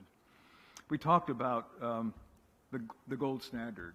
The ExCom has actually asked our views about the gold standard, and is GPS still the gold standard? Well, obviously we know that other systems have capabilities that GPS does't have. So if that's the simple definition of gold standard, no, GPS is not the gold standard. Van Diglen just explained that most of the chips that acquire signals are acquiring GPS signals first. So there's a priority there built into the chips. Does that make it the gold standard? Frank, you said no. And you're right. It just happens to be because it was first. It's not insignificant that it was first. GPS was first. The United States gave GPS to the world free of charge. It was probably one of the greatest gifts to humanity that any government has ever done. There's no question about that. But it's owned and operated by the U.S. military, so you can forgive other countries for thinking, well, maybe we ought not to rely on a system of PNT that is owned and operated by the U.S. military, because it could be turned off at some point. It's reasonable for them to want other systems. They were later systems, and so, not surprisingly, they were more advanced systems, and they have higher levels of accuracy. We're catching up, but the question is, what is the definition of gold standard? Are we in competition with these other systems? Is it competition that we're worried about? Or are we seeking the highest level of PNT accuracy and reliability that we can get? And wouldn't interoperability be the way to achieve that? Assured, reliable interoperability. And is that a policy? Is that an objective of the government? We don't know. But it's an important question. What does the gold standard mean today in an interconnected world? I don't think it means GPS has to be the best system. I don't think that's a relevant question any longer. That's a personal view, not necessarily the view of this subcommittee or even certainly not of the advisory board, but it's something we need to address. Another issue, incredibly important these days, is spectrum management. Spectrum management decisions in the United States are made by an independent regulatory agency called the Federal Communications Commission. It is not part of the administration. It has statutory authority to assign spectrum. It is a very hard job, and I think most of us would agree that it's doing a very good job, particularly as the demand for spectrum increases and increases, and as the spectrum gets increasingly crowded as a result. The problem is that the governance of spectrum management within the United States appears to make executive branch agencies responsible for critical systems nothing more than interested parties before the Federal Communications Commission when there's a proceeding to assign spectrum. What's wrong with this picture? Should the FAA have the burden of proof to prove to the FCC that a particular band of spectrum that's about to be assigned for 5G purposes might very well interfere with radio altimeters and thereby completely confound the air transportation system in our country? Not just in our country, but in the world, because a lot of airplanes fly to the United States from other countries. That's how it was done, and as a result, we now have headlines about the potential interference of new rollout of 5G with commercial aviation. How did that happen? The FAA and the aviation industry communicated to the FCC for a period of 2 years prior to the decision that this was a potential problem. In fairness to the FCC, they thought they handled it. They created a buffer zone. They created a buffer zone twice as wide as what Boeing recommended in the proceeding, and they thought, therefore, they had been responsive. The problem is the FCC doesn't have responsibility for aviation. It has no accountability for an accident. The FAA does, and the FAA was not satisfied. Again, everybody doing what they're supposed to do, but somehow the process not working. It's not the only decision. The Legato decision, which has been the subject of a lot of discussion within this advisory board, was done over the vehement objections of the Department of Defense, the owner and operator of GPS. Now we have a letter to the administration from something like 100 separate stakeholders objecting to the consequences of the Legato decision, which was done quite a while ago. Something is wrong. Everybody's doing what they're supposed to do, but something is wrong. Spectrum management has a huge amount of impact, potential impact, on the reliability and the integrity of our PNT, and therefore requires some advice, some recommendations by this advisory board, and our subcommittee will be proposing them. Receivers, I'll mention this as the final issue. The flip side of the spectrum management problem is the receiver problem. We have a lot of legacy receivers. Out-of-band transmissions somehow conflict, somehow compromise the effectiveness of these receivers. The FCC is now focused on receivers, even having launched a kind of inquiry as to whether or not the FCC has authority to regulate receivers, create standards for better receivers. I think there's no question that the receiver issue deserves attention. They need to be upgraded. The spectrum wasn't crowded when the standards were written years ago. It is more crowded now, and therefore we need better filters, better masking, and just better technology. Does that mean that we want the FCC to regulate receivers? Does it have the authority to? Those are open questions which I think will be addressed. But it's a subject matter that this advisory board should look at as well. Finally, we come to these meetings and we have lots of briefings, we have lots of conversations, and we make lots of recommendations to the government. The question for all of us is constantly, what happens to all of those recommendations? Do we have a way of validating the quality of our recommendations? Do we have a way of getting feedback from government as to if in fact a recommendation doesn't seem to make the cut, why it didn't make the cut, what was wrong with it? I mean, nobody on this advisory board has any expectation or should have any expectation that we are the source of all wisdom and that everything we say is worth following up on. But I think we have an expectation that we will know what happens to the recommendations we make. So that's the content of this subcommittee's work, and I thank you for your attention.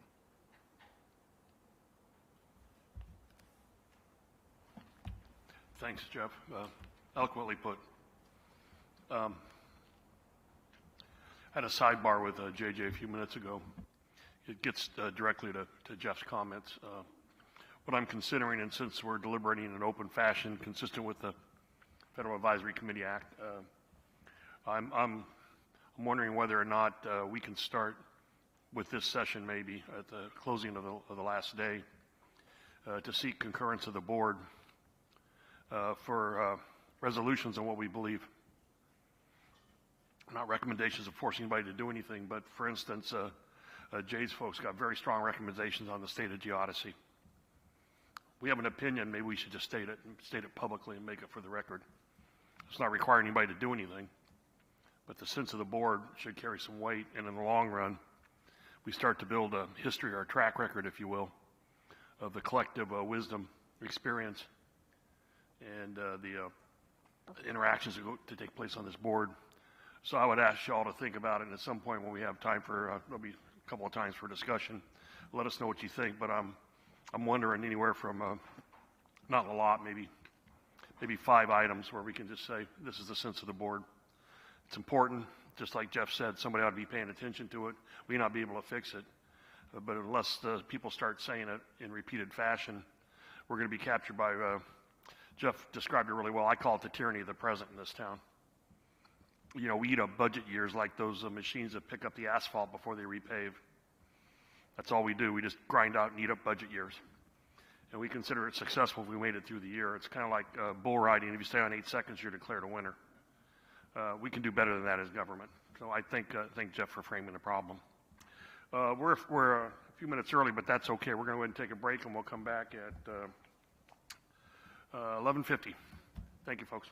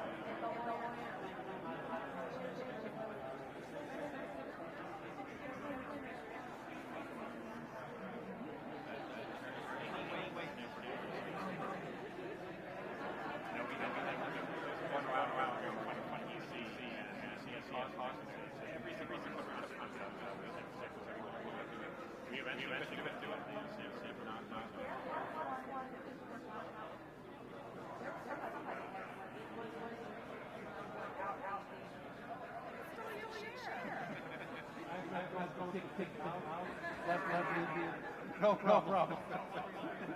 I would be a good host if I you off. But anyway, if we're not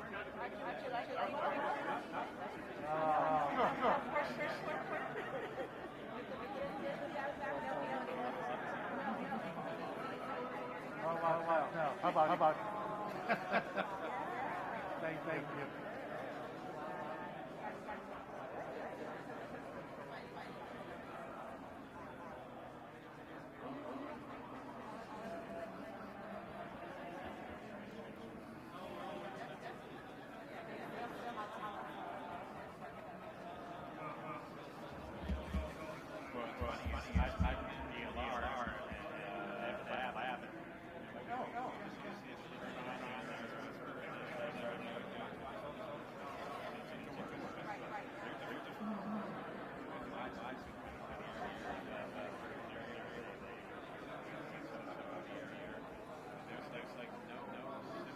Hello?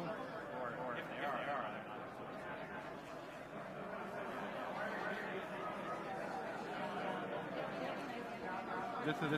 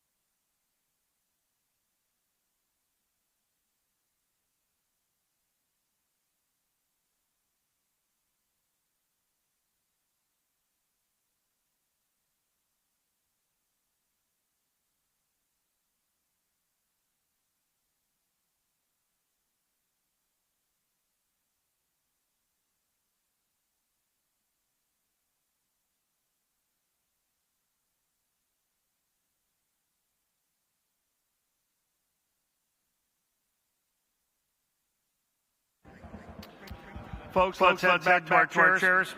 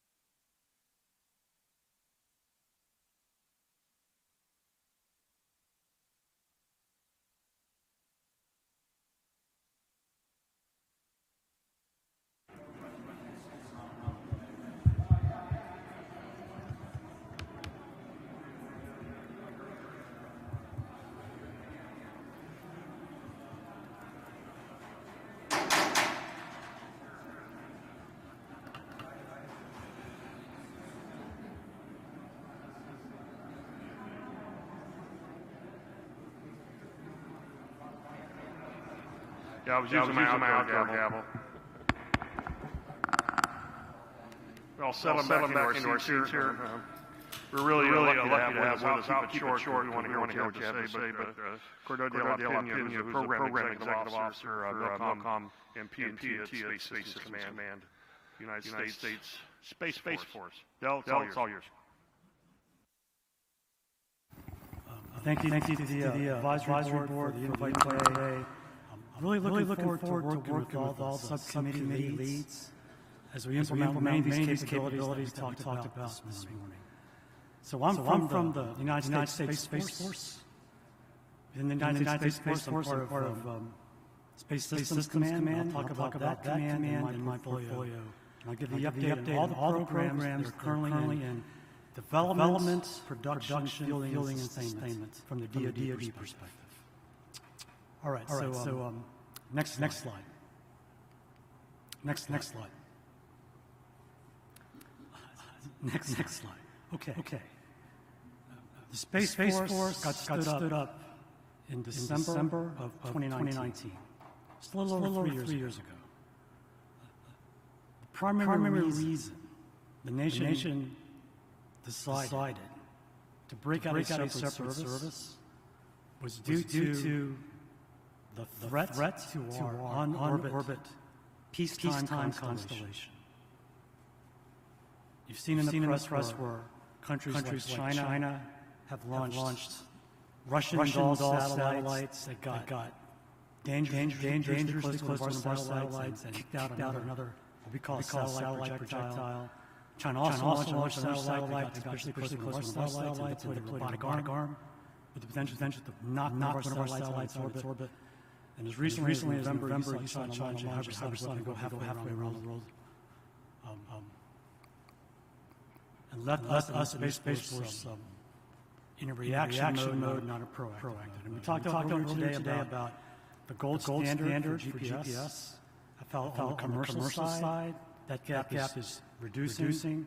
It is reducing significantly on an asymmetric scale on the DoD side. So this is why we stood up a Space Force and a Space Systems Command within that Space Force to do many things that were identified earlier today in these subcommittees. Acquisition, innovation, new capabilities to address the emerging threat, developing talent. I love the idea about sponsoring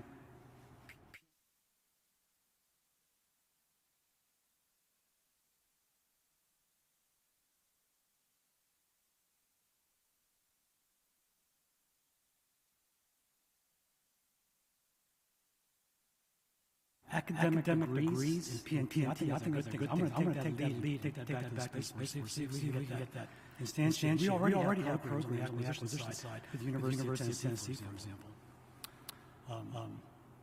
We're the launch center for the nation, both DoD and commercial. And we are transitioning our architecture into an architecture that can win a war if it extends into space. Okay, next slide. This is the organization that's just recently got realigned. There's a blue chain of command, and there's the black box chain of command. The blue box chain of command is the acquisition chain of command. So I think the last time this body met, we were transitioning Space and Missile Systems Center to a new contract called SMC 2.0. This is the next iteration of that. The main feature is the distribution of program executive responsibility going from one program executive officer in 2.0 went from 4 program executive officers. With the enactment of the FY22 budget, we now have 7. That includes the transition of Space Defense Agency and Dornier and the Rapid Space Capabilities Office, which is out of Albuquerque. They have a new lead on that, just elected, should be announced shortly. But the core DoD missions under the 5 PO contract LA Garrison is a PO for missile warning. That's Colonel Dinero. There's a PO for space domain awareness, space superiority, combat power projection. Think of classified programs and a protect and defend mission. That's Brigadier General Sheba. He's also had a PO for battle management and control communication. There's a PO for short access to space. Think launch enterprise to include managing the Vandenberg and Cape Canaveral launch sites. Then I'm the PO for all DoD military communication and our topic today, which is PNT from space. The black boxes represent our organized chain equipped. Since we are a field command, we have field command, which is called the S staff. And then that middle black box, we also have an architect's office called SSIO. That's led by Dr. Claire Leon, and she does all the horizontal integration between the POs and the external agencies. Okay, next slide.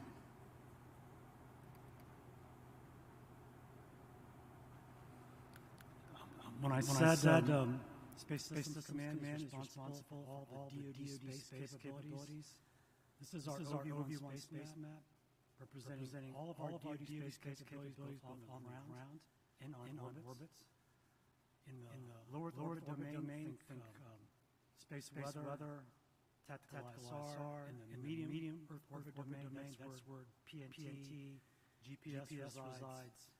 And then we have significant, what we call high-value asset capability in geostationary, that's warning, military communications, and then all the following capabilities in comm. We also have military communications which go over poles, that's our highly elliptical orbits, mostly enhanced polar satcom. And then we're also responsible for all the ground launch, command and control, and the sustainment. Next slide. All right. So that's Space Systems Command. Now I want to talk about my portfolio, which is comm and PNT. Next slide. This is our mission and vision, our mission field capability. These are the programs of record. When I talked about the Space Force and the Air Force priorities, our new Secretary of the Air Force is Secretary Frank Kendall. Many of you may have worked with him. He was the Undersecretary of Defense for Acquisition under President Obama. He has come back at the invitation of the President to be the Secretary of the Air Force. His responsibilities are China. If you ask him what his responsibilities are, he says, I have three. It's China, our Space Force, our Space Systems Command budget, my execution budget. The key metric is what does it bring against the fight against China in all domains, whether that's sub-maritime, subsurface domains, surface maritime, on the land, in the air, and do we fielding capabilities to win a war if it extends into space? That's been our metric. In FY 2022 and 2023, the budget the President sent to the Hill. In the PNT domain, I'm currently funded in those 2 years, and we're currently putting together our FY 2020 budget. Next slide. If you're asking what gets funded, this is what's getting funded. So there's the legacy systems. That's legacy military SATCOM, DISCUS, MILSTAR, WGS, AHF, EPS, and then in the yellow box, these are all the funded programs in some phase of development or production or sustainment. That's next generation wideband, next generation narrowband. EPSR is a hosted payload with Space Norway. Continue the military satellite communication capability over poles.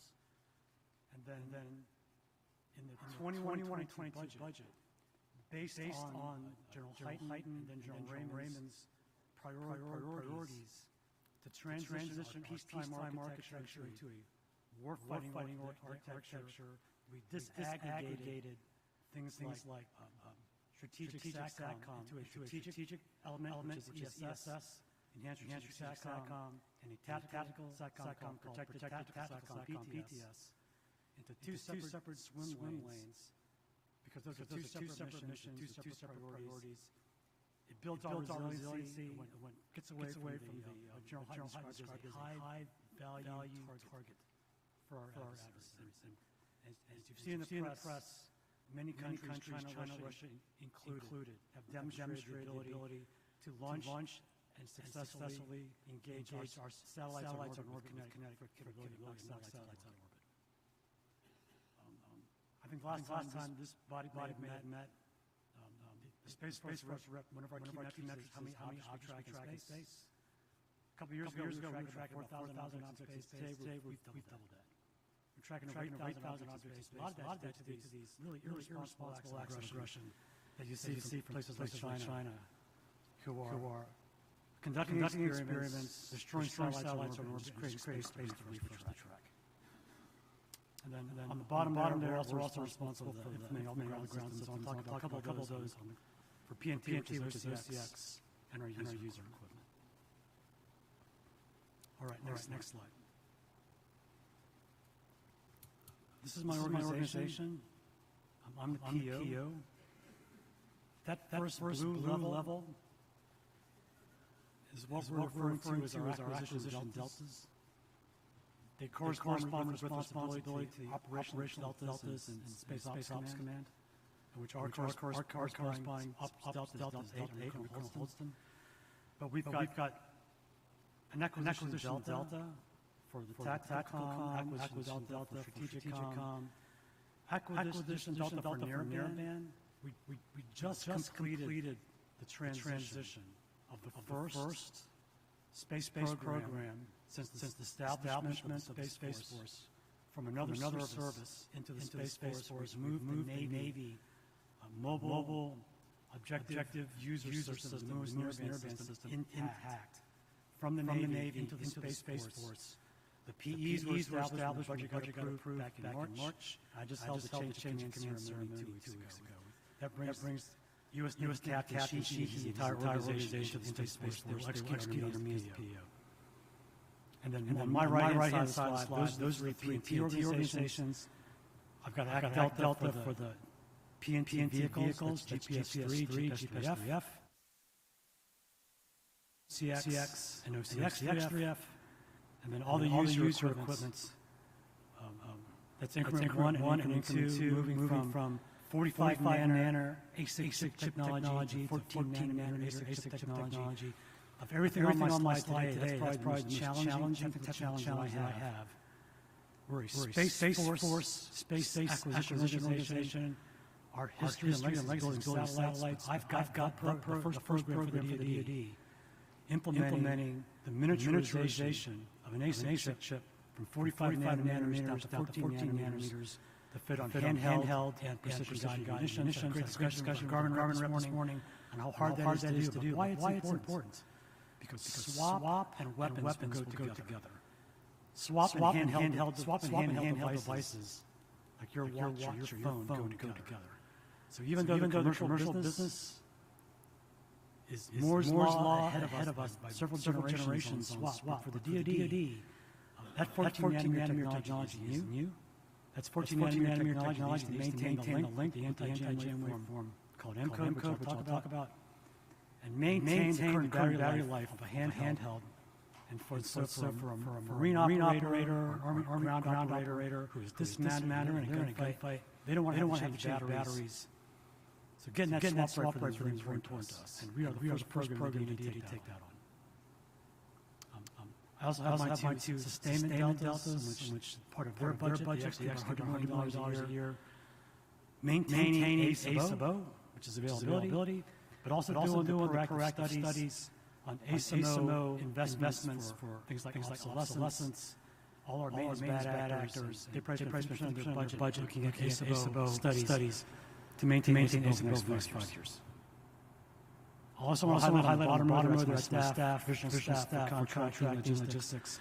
I do want to highlight, I have a transition staff on the bottom there.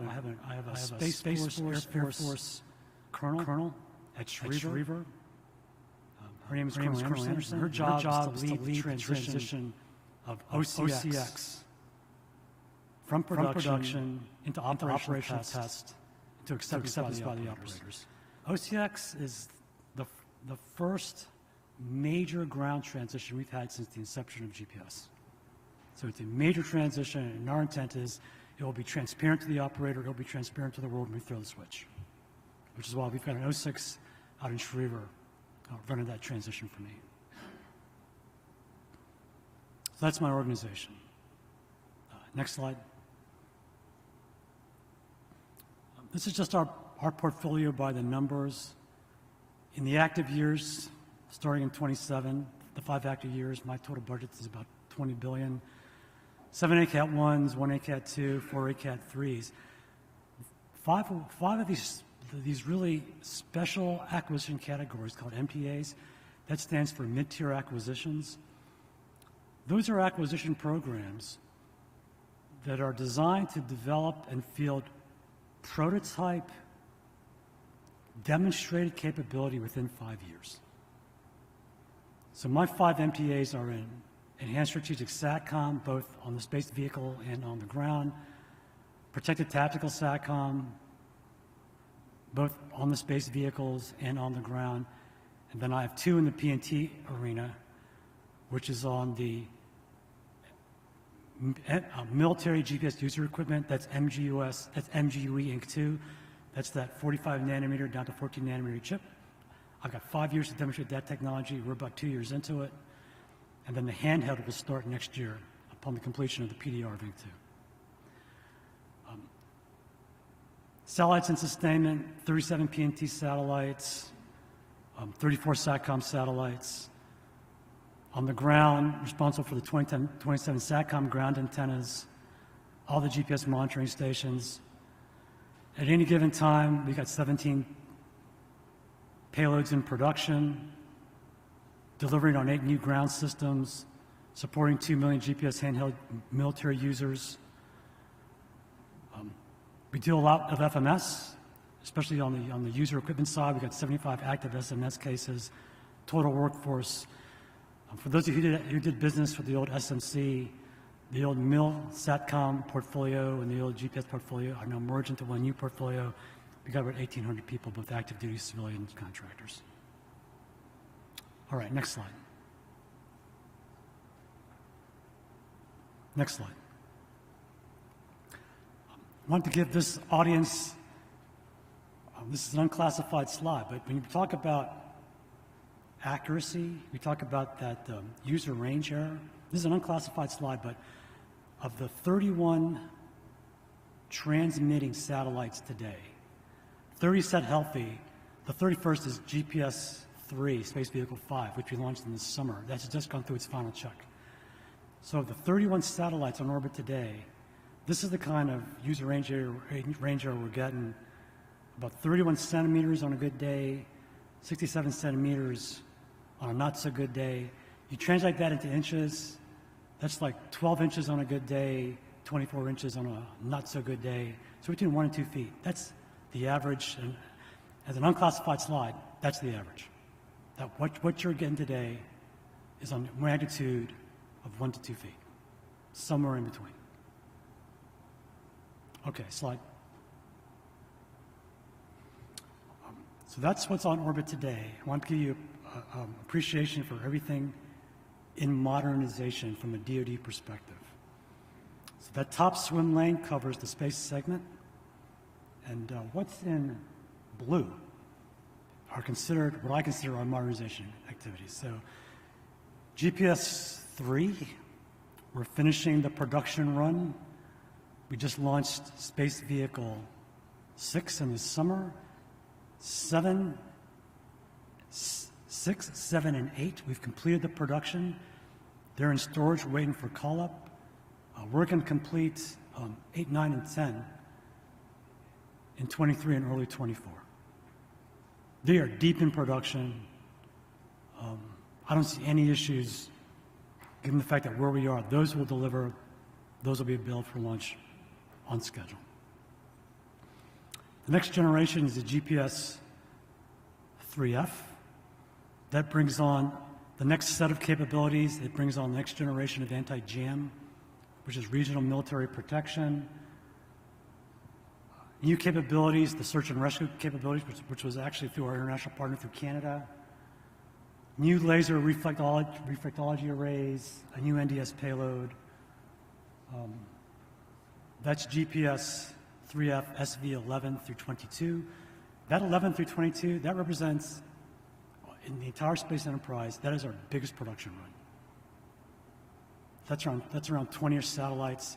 I will share with you, SV 11, that will be available for launch in FY26. It'll go through what we call the core mate. Core mate means when the payload and the bus get mated together and rebirth the satellite. We've reached agreement between JG and I that NASA will name that satellite. It's a pretty big deal for both organizations. It represents our international, civil, and commercial partnerships. So I'm very proud of that, and we look forward to that new paradigm in our history of partnerships on all of our PNT satellites to go. Here. I'll give you a status on the ground, but the major upgrade on the ground is OCX. I've got a slide coming up, but that's a program that had to get rebaselined due to really contractor underperformance. I will tell you, from my assessment as a PO, that program is going to DD250. DD250 means they meet the contract requirements. They will DD250 by the end of the calendar year, which leaves the third leg of the triad to get an end-to-end capability out the door. And that's the user equipment, which I just talked about earlier. So I got slides on all that coming up. Okay, slide please. This is the key feature which establishes the DoD priority for modernization. And that's the ability to defeat jamming. The three elements I talked about, space vehicles, command and control of those space vehicles, and the user equipment. On the space vehicle side, I told you we've launched the 5th GPS-3 this summer, in the summer of 2021. That completed a 24-ball M-code capable constellation. So we've met the worldwide requirement to provide this anti-jam waveform.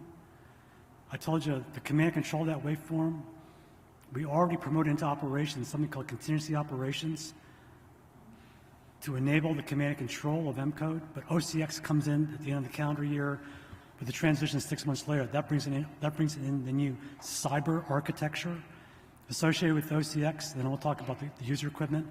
But in terms of performance against the jammer, that's what we call the bullseye chart. And it's an unclassified chart. It represents performance against a kilowatt jammer. So today, a kilowatt jammer is going to push operations out there into the red zone.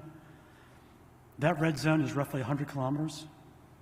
So when you think about enhancements in Y code, M code, regional military protection, that's what you get with GPS 3F. So as we talk about these SERPA nulling antennas, all those anti-jam capabilities, when you stack them on top of each other, that is what enables an M code, a GPS M code enabled warfighter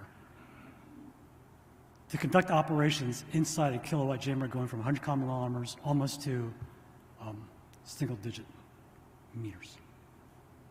That is why that is the architecture for the Space Force. When I say I'm fully funded in 22 and 23, it's really to deliver this anti-jam capability for the dismounted and mounted DoD warfighter. Slide.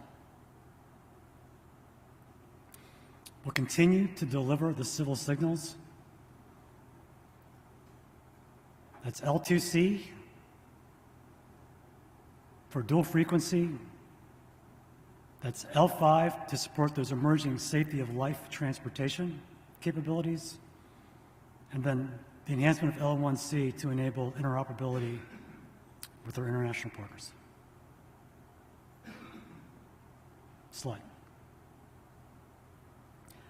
I know this is an eye chart, but you'll see it in your, this is a leave behind slide, but a couple things I want to point out here, that on the top swim lane, which is the key milestones for an enterprise coming together. So you see there in FY22, 24 M-code satellites now capable. That includes GPS-3 SV5, which just went through its last operational check this month. Full M-code OCX, M-code enable, that's first quarter FY23. That's that DD250 with OCX I talked about. The criteria for IOC is met first quarter 25. That's when I, as the PO, certify readiness of those user cards into our lead platforms. I got a slide on that coming up. And then up there in FY 25, where you see M-code, PNT, IOC, that's when a minimum viable capability for the space vehicles, the ground, and the user equipment all reaches critical mass to conduct combat operations, to include the user equipment. Okay, next slide. A couple slides on OCX. I already talked about their DD250 first quarter of FY23 at the end of the calendar year. What I'll highlight here for you, and one of your key takeaways, is why am I confident that they'll make their DD250 as scheduled. So in December of 21, we held what we call the Certificate of Conformance event for the OCX software.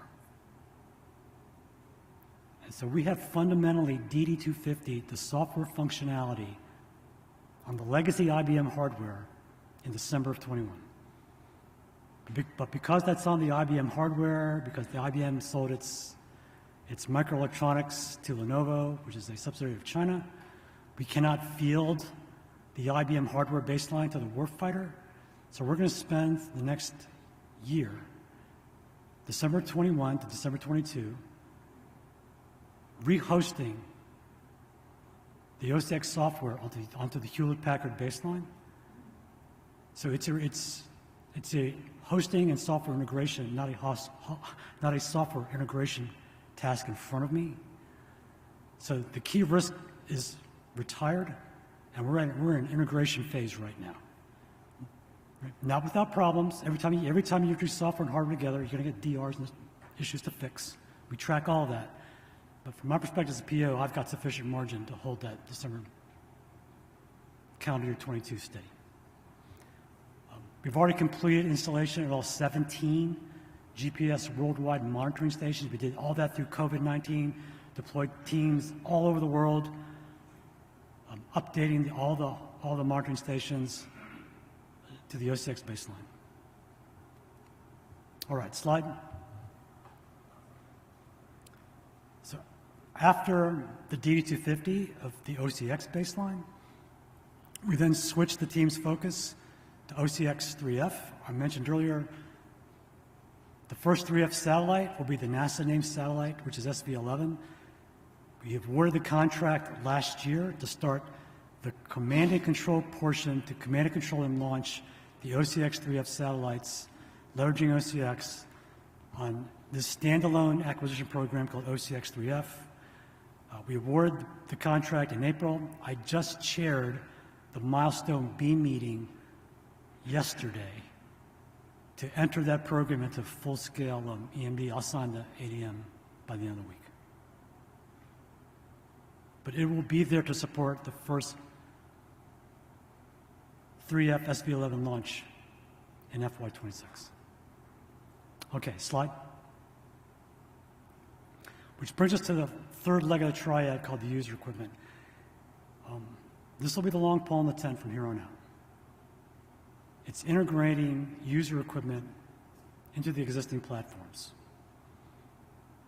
So I've got 4 lead platforms that I'm responsible for integration on. That comes out of my budget. I fund those. For the airborne and maritime domain, that's a B-2 bomber and a DDG. I don't have a tail number yet for the bomber, but the platform for the DDG is the Arleigh Burke destroyer. And on the ground side, the 2 lead platforms for the Marine Corps is the Joint Light Tactical Vehicle and the Army Stryker. We've certified the ground. As the PO, I've certified the ground, ready for operational acceptance. It went through its last ops testing. The Space Force will issue a sufficiency report. But I'll tell you, the Army is already moving out our integration to integrate MGUE Increment 1 technology into their handhelds, into their user vehicles. I talked about INC2, which is that 45 nanometer chip down to the 14 nanometer chip. They'll go through their PDR in the fall of 22. It takes a long time because these are all custom integrations. So for example, on the B2 side, B2, relatively small fleet, they put one aircraft down every 4 years, so it's going to take a while to get all the B2s retrofitted. And that's the same integration path, whether it's an F-15 or a cargo jet. The Air Force only puts down so many a year to go through a phased program depot maintenance cycle, of which these PNT upgrades are probably one of many major upgrades. So it's going to take a while. But that's our challenge, is getting it synchronized and getting it right. Okay, slide. So this is what we do in the DoD, is that we protect the nation's, we protect the world's GPS capability. That uninterrupted service means that our current budget is to fight through jamming as our major threat, understand crypto, understand cyber, which we're implementing with our fielded systems on the ground. And then as you look at the budget years in 23 and 24 and beyond, you start to see this shift in the DoD budget priorities for those protect and defend capabilities as part of our space architecture. Okay, next slide. All right, so that's what I got for you. Are there any questions for me that I can take for you at this time? Sir. Any members of the board have questions? JJ? I just want to sincerely thank Mr. Della Pena for coming in here. You're in a new position. This advisory board's been operating for quite some time, and you've really given us some valuable information on the latest GPS plans, but more importantly, you've shown great interest in continuing our relationship and collaboration. On behalf of NASA, we sincerely thank you for that, and I know I've got colleagues around the table, Karen and Stormy and others, that truly appreciate it and look forward to working with you and your team far into the future. We miss General Thompson. Please give him our best regards, and thank you again. Sure. Thanks, JJ. We have just a couple quick, Mike and then Yes, Jeff. A quick process question. Will we, members of the board, get those slides? They're already posted to gps.gov. I just brought them up. Okay. Yeah, Hey, they're Cordell. terrific slides, by the way. I appreciate it. Cordell, thanks a lot. That was a great rundown on a very complicated program overall. As you heard a little bit earlier, one of the things is we as a board are trying to grapple with is really trying to put PNT and GPS in kind of a broader strategic context overall. And you touched on your last slide. I'm curious, what is sort of the mindset, and how does Space Force and the DoD go about defining what does gold standard mean for GPS and PNT? Yeah, that's a great question, sir. So for us today, I'll answer that question from an execution perspective, but what is currently funded in my baseline is to maintain the constellation. That includes continuing to field the on-orbit capability to get the kind of accuracy we talked about. And if you looked at enterprise baseline, what that means to sustain over 30 transmitting satellites as a nation, we need to continue to invest in the production capability and the fielding capability, which means that we must continue to, under today's architecture, produce about 2 a year and launch about 2 a year. That's our steady state. Those capabilities need to maintain the current level of access, user range accuracy, safety for both the DoD and the civil users. But the main order of battle for defining a gold standard from the DoD warfighting perspective is that we need to be able to defeat jammers. I mean, jammers is our #1 threat, which is why it gets priority in the Space Force, Air Force, and DoD budget. So when I say the PNT budget has been fully funded in 22 and 23, the budget we just sent up to the Hill, the underlying priority is we got to get jamming capability out to the warfighter ASAP. So from a capability perspective, that's our priority. From a space gold standard, I mean, I think some of you have heard Secretary Kendall speak. When you asked Secretary Kendall, Secretary of the Air Force, why did he come out of retirement? When he came out of retirement, and he finally got confirmed into office, it was kind of like mid-2021. The services in the department, we were deep in the 23 POM process.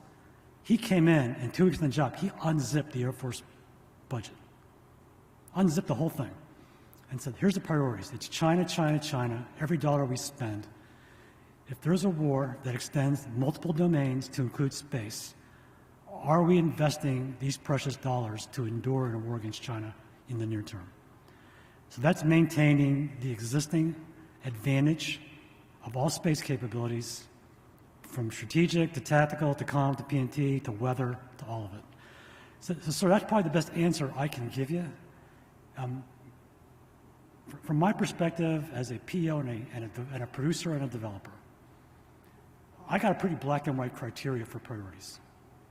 And to me, it's like what gets funded, what gets done. And so I appreciate this body's initiatives.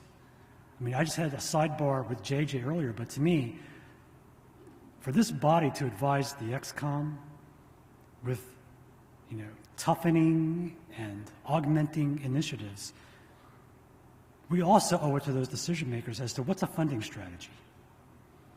So from my perspective, if it's a PNT capability and it's tied to anti-jam, it's probably going to fall above the cut line.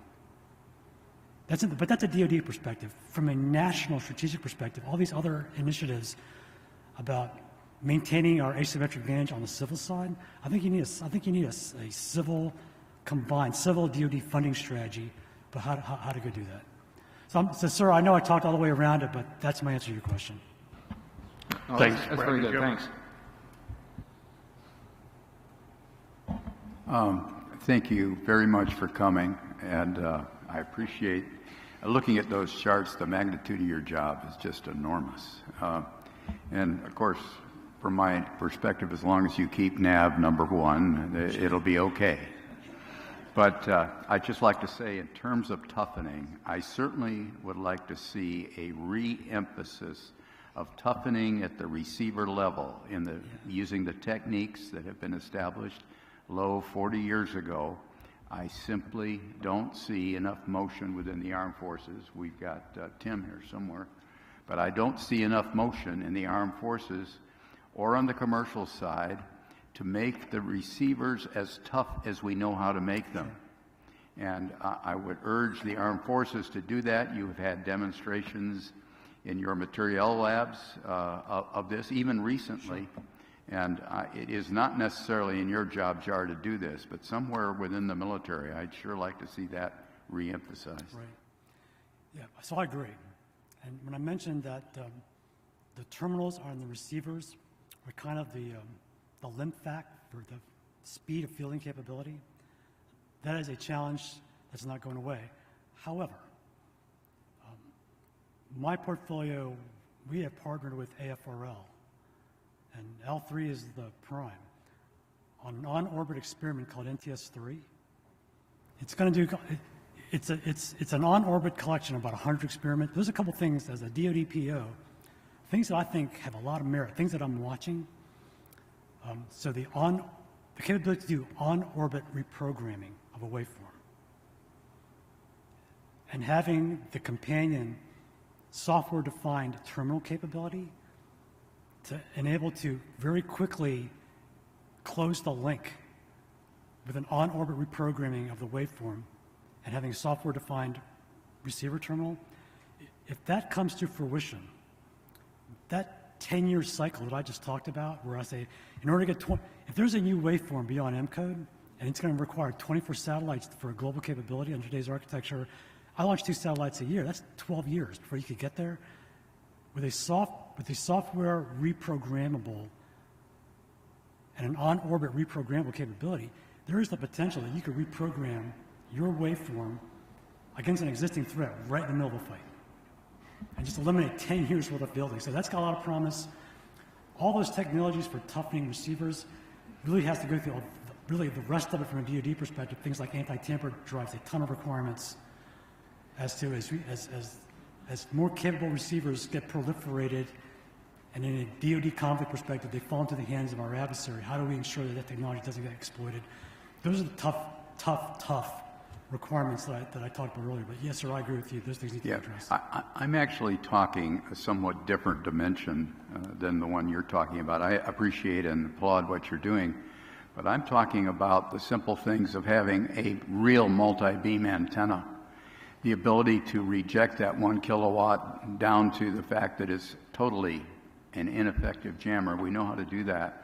And I don't see as many active programs as I think should be. On the civil side, they're constrained by ITAR, and I sure hope somebody does something about that. But I wasn't trying to put you on the spot, because I think a lot of this is not in your job jar. There should be the integration problem should be assigned to the user equipment users, and they should be aware of what they can do rather than just throw their hands up. That's my point. And thank you. Okay. Yeah, and I agree, sir. Thank you very much. Thank you very much.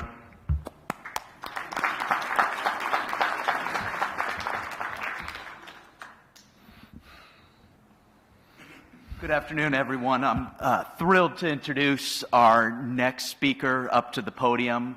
It's my colleague at the Consumer Technology Association, Melissa Harrison, who has 2 decades of experience in communications, as well as state and government policy. And just very quick, some context for her presentation. This came out of the discussions we've had in our Communications and External Relations Committee about how do we more effectively message our GPS story. We have a very powerful story. It's a brand that everyone knows.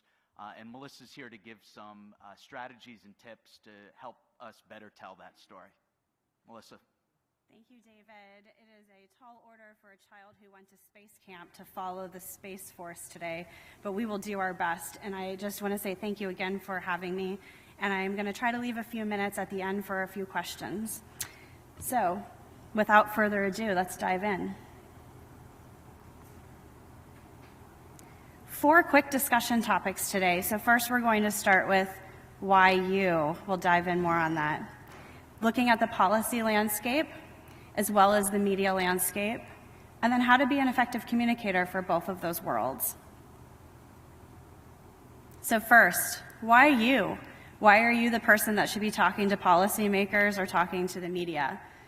Expertise matters. Regardless of what you've heard in the news over the last few years, expertise is still really important to policymakers and to reporters. It's really important that you bring your expertise to the table. You walk into situations with policymakers and with the media with already setting a high bar because of the work that you've done throughout your career.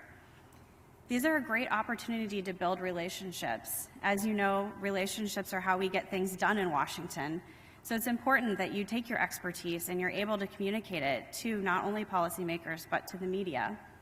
And last but not least, hopefully, taking your expertise, building those relationships, is what will actually lend itself to making progress and moving on the key issues that you're working on.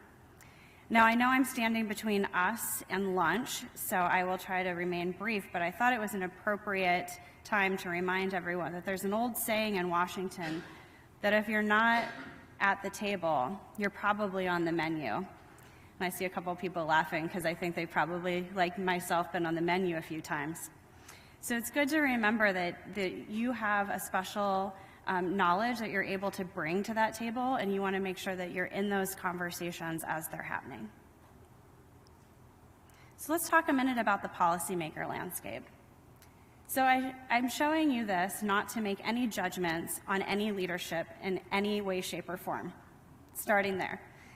I'm showing you this because for situational awareness, before you can go to the Hill, you have to understand what the priorities are of the members that are currently in leadership or in the districts that you're talking to. We currently have democratic control of all three branches of government. All three landscapes. So we know that this is likely going to change. We are likely going to see a Republican takeover in the House. It is a toss-up in the Senate. This is based on latest polling.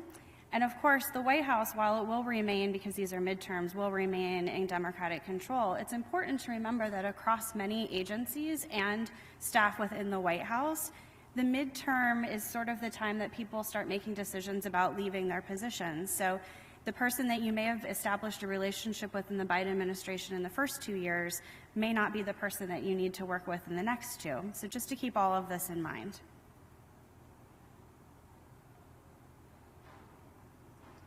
All right, let's talk a minute about the media landscape. So I show this slide often to remind folks that most of mass media is controlled by only 6 entities in the United States. I don't show this to scare you and think that there's only 6 entities that you can actually speak with. I show you this just to keep in mind of how the media landscape is set up. In fact, if you start to dive in a little bit deeper, I wanted to share with you just a few examples of Hill media that are really priority for what you think about a member is going to wake up in the morning. What are the first things they're going to read? They're probably going to read Politico. They may listen to the podcast from Punchbowl. They are likely checking out Axios. They probably also have local news from their districts, their key newspapers, editorial opinions, etc. These are just a couple of examples, but it's really important that whomever you're talking with, you take the time to think through what type of media is reaching the audience that you want to speak with. The media is not the audience, it's a vehicle to the folks that you want to speak with.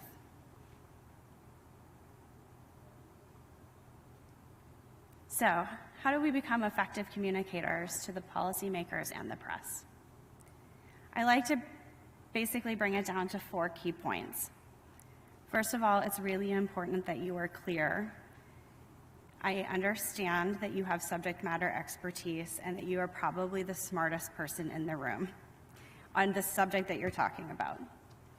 But if you can't clearly articulate those issues to a normal policymaker who is probably being inundated with 100 different issues of the day, then they are going to walk away without a general understanding of why the issue you're talking to them about is so important.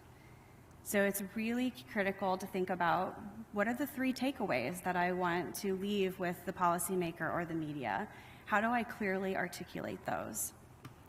Credible. This is the good news. Because of your subject matter expertise, you walk in with a level of credibility that is not something that most people are used to having when they have these conversations. Persuasive. This means that your messages that you're sharing with the media or with the members have to be something that persuades them to take action, which then goes into the last piece, which is if you're just talking to talk, you're not probably moving the needle on the issue that you're having the conversation on. So you really need to be clear, credible, and persuasive so that you can be an actionable item on that member's agenda. Now, I feel like I have special expertise in this next slide because I married a retired naval officer who's an engineer. So not only do I execute this professionally, this is also how I have communications in my own home. So I'm showing you, you can see 2 triangles. So oftentimes, as an expert, we deliver messages in a way that makes most sense to us. We start with all of the background. We then go into all of our supporting details and proof points. And then we get to the big unveil, the conclusion. Bad news, the media and policymakers take in information in the inverted way. They are very much focused on the bottom line. They want to hear that up front. Then they want to know, so what? What does this mean for me? What does it mean for my constituents? What does it mean for the readers? And then you can get into more of the supporting details, and it's a really great opportunity when they start to ask questions to show those as well. So this is really how to talk to policymakers and the media. I sort of talk and think about this in the context of Twitter. The attention span is pretty short, and you only have a limited amount of time to make impact in any of the conversations that you're having. So it's important to focus on the right triangle.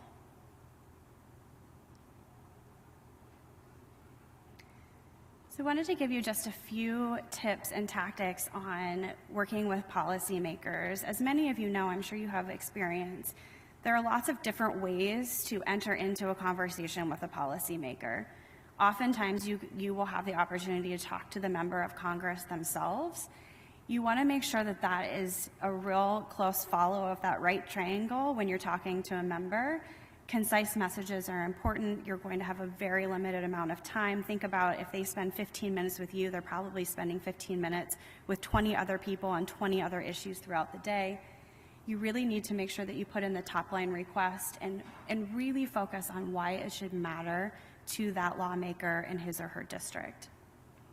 Sometimes you will be put in a position where the lawmaker is not available to speak to, and you'll be talking to one of their staff representatives. Oftentimes, staff are their own subject matter experts on a number of these issues because of the time that they spend with them.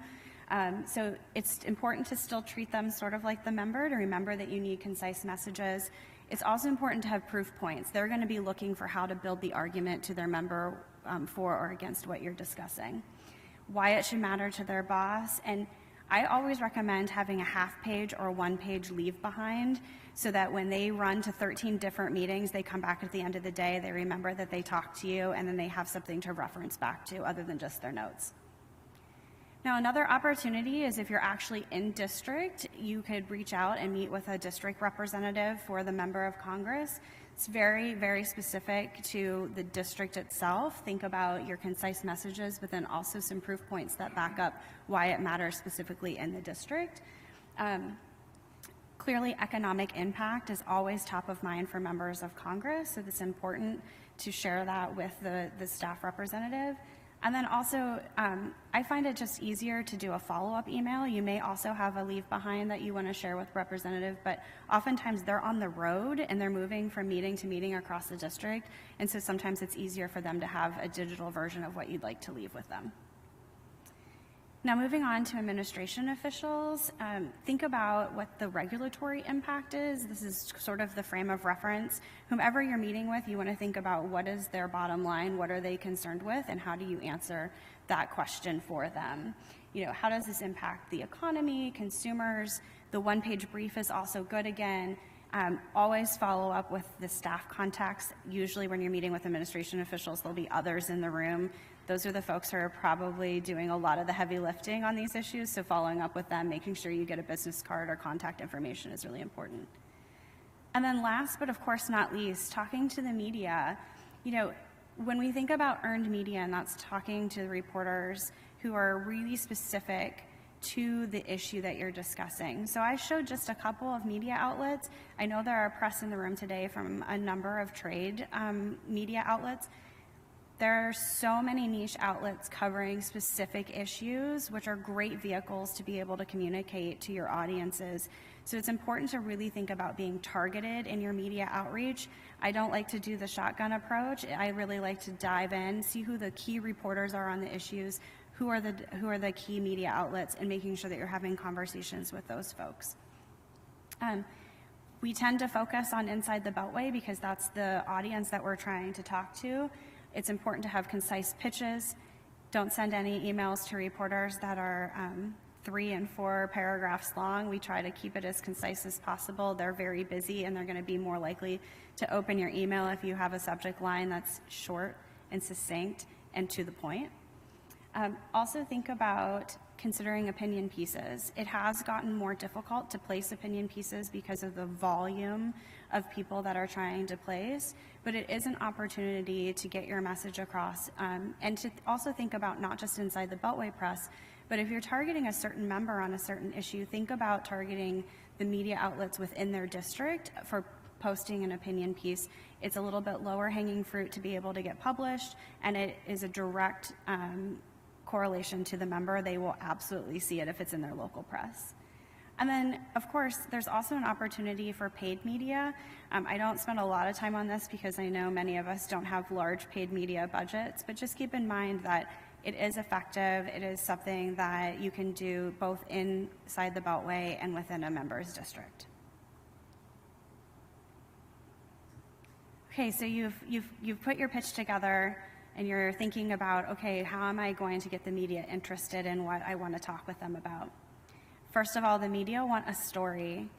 They want some type of personal impact. They want to be able to rely on accurate information. Their jobs are important to get it right the first time. They're looking for clear, concise statements.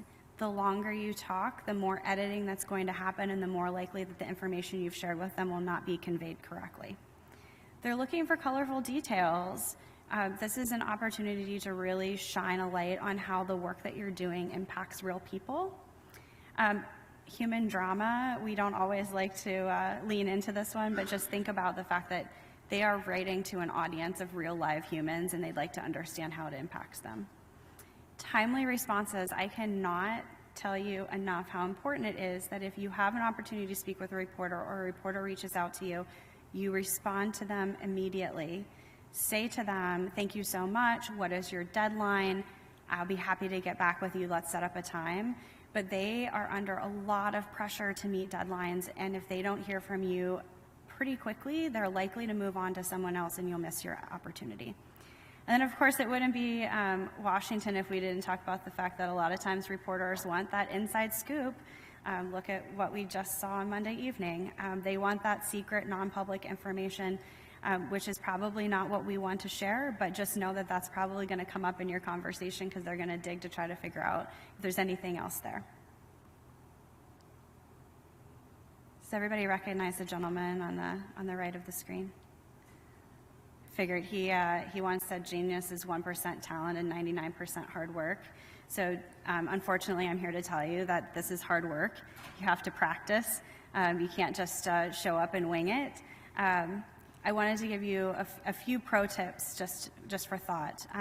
Before you go into any meeting with a member of Congress or the media, what's your objective? A lot of people go into meetings without even considering this. You have to also think about who are you trying to reach at the end of the day. If you're talking to the media, you want to make sure you're talking to the right outlets that are getting to the right end audience. Also, work backwards. What does success look like? If this goes well, if this conversation is productive, what will ultimately happen that is the outcome that we would like? It's also okay to have draft talking points. Anytime that you talk to a member of Congress or you're talking to the media, it is not a pop quiz. You are allowed to bring your notes with you. It's actually better to work on them and have them in front of you so that you can refer back to them. It's also okay to never give an answer that you don't really know. It's really okay to tell a reporter or a member of Congress, you know what, I appreciate that question. I want to do a little bit more research. I know that I can get back with you in the next day.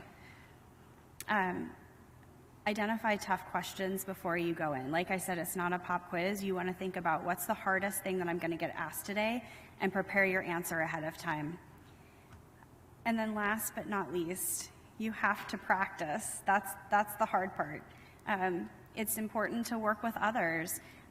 We oftentimes, it's a terrible term, we call it a murder board. Before someone goes into a really tough interview or has to go on the Hill to give testimony, we put our toughest people in the room and ask them the hard questions, and we grill them because it's always going to be easier once you've practiced. I am so thankful for the opportunity. Again, I know that I'm standing between us and lunch, but I'm happy to take a few questions.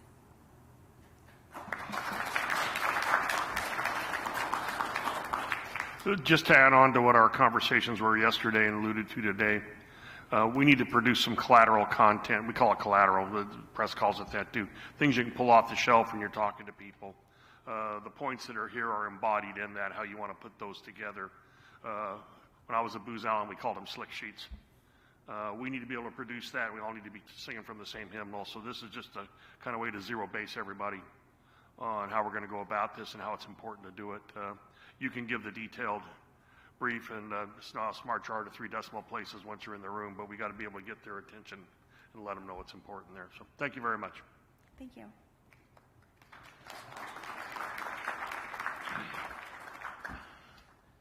Okay, we're supposed to come back at 12:30 from lunch. That is 40 minutes. Is that enough for everybody to get us back on schedule?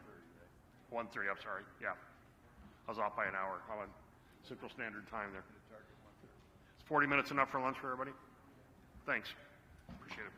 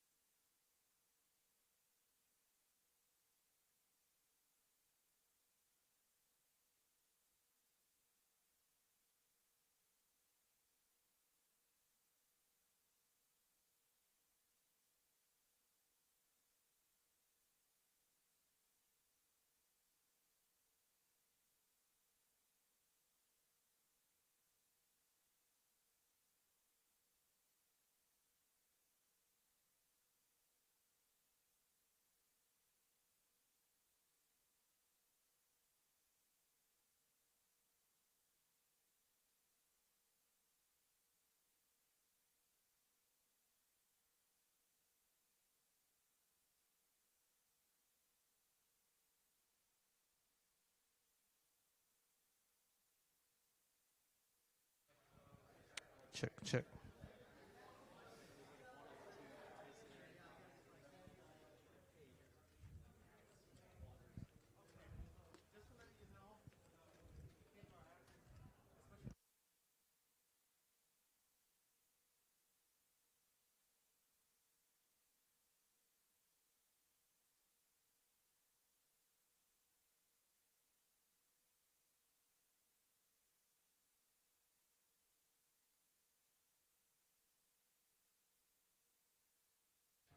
Check, check, check. Testing. 1, 2. Check, check. 1, 2. Check, check. 1, 2. Test.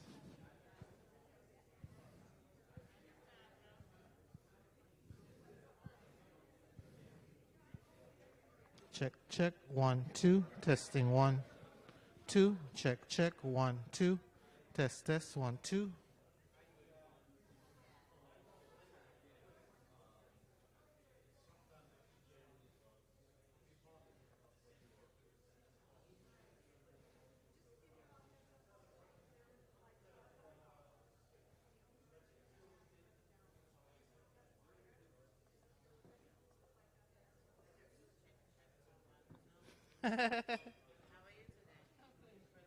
Testing. 1, 2. Check. 1, 2. Testing. 1.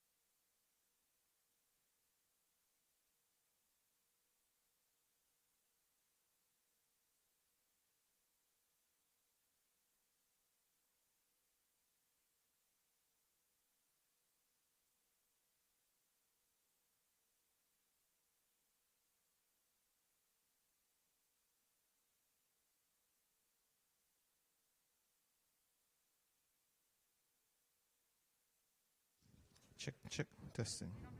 1, 2. Check. 1, 2. Check. 1. Testing. Check. 1. Testing.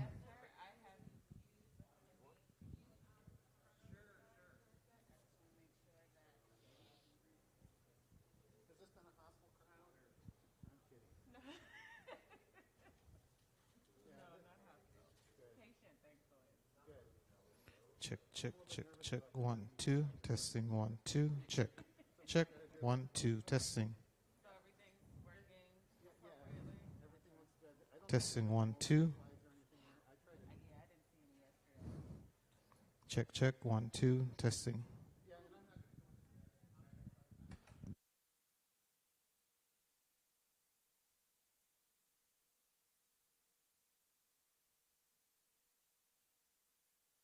Check, check. 1, 2. Testing. 1, 2. Check, check. 1, 2. Testing. Testing. 1, 2. Check.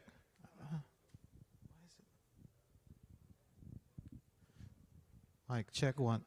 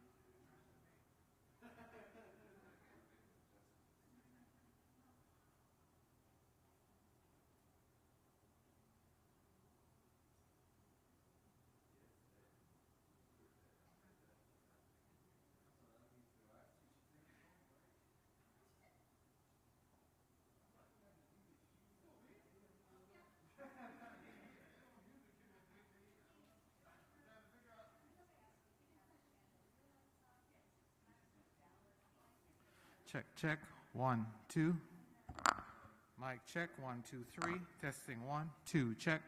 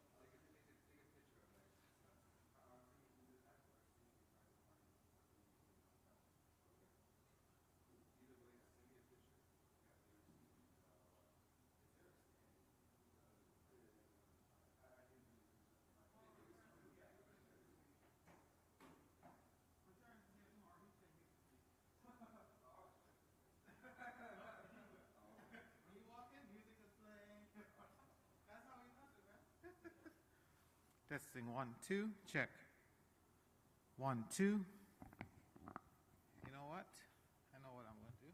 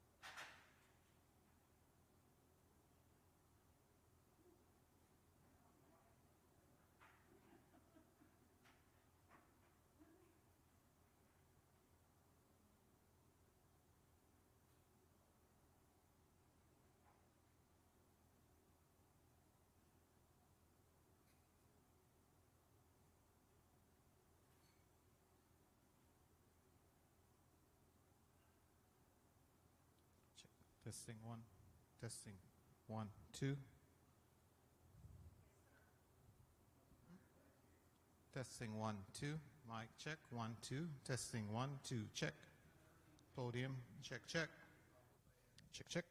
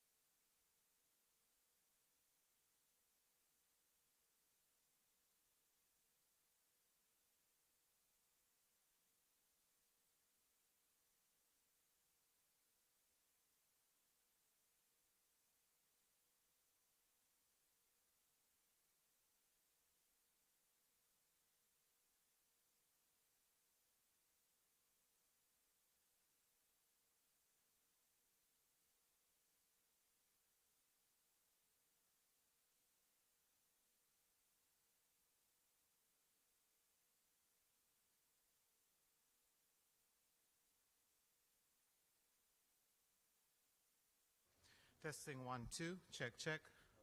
1, 2. Testing. No, no, no. Yeah.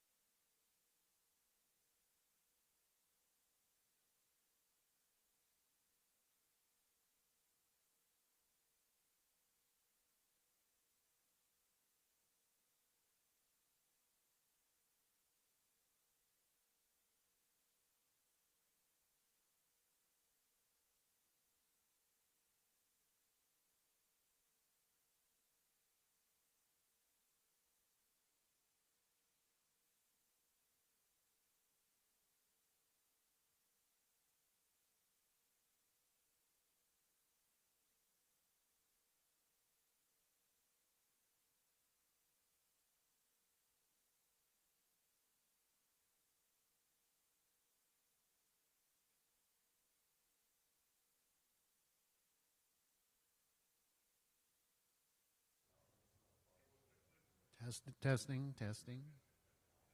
Testing, testing. Testing, testing. Testing.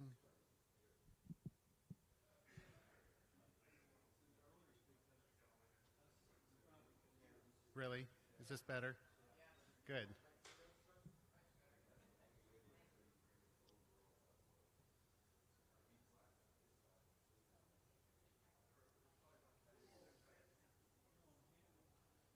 You're going to take my mug shots here, or what's the...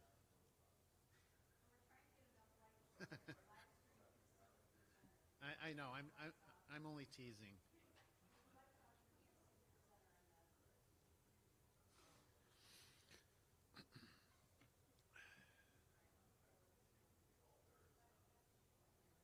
So what was the instructed time to come back? Was it 1:30 or? Okay.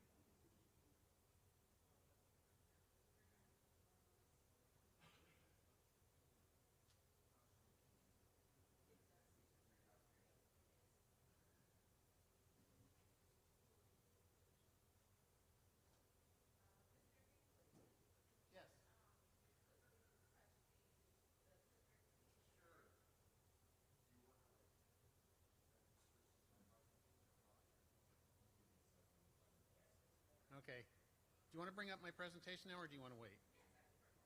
Okay.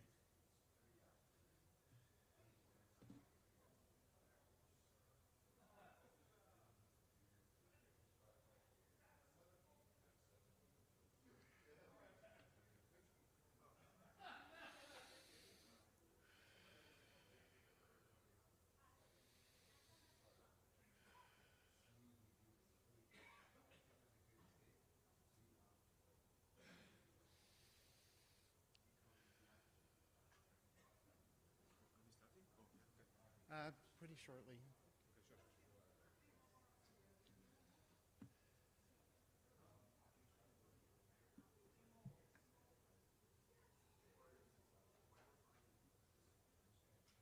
So Gary?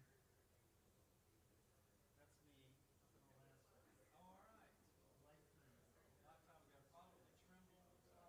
Yeah, it's a Trimble. I don't remember what unit it was. That's from your site, Seth.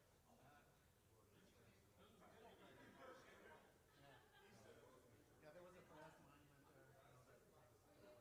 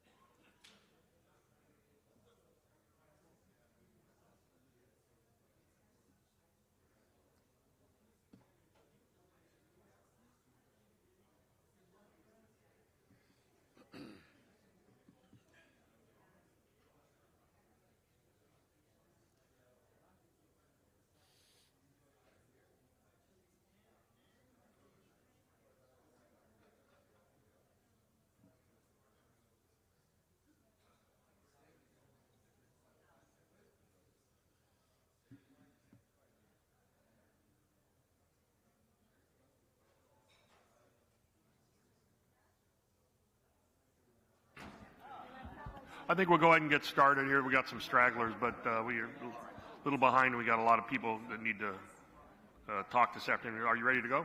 I am ready to go. Okay. And now that Stormy's here, I'll go ahead and commence. Well, Please proceed. Good afternoon, everyone. It's a little difficult following lunch and being in front of Dr. Parkinson, but I'll do my best here.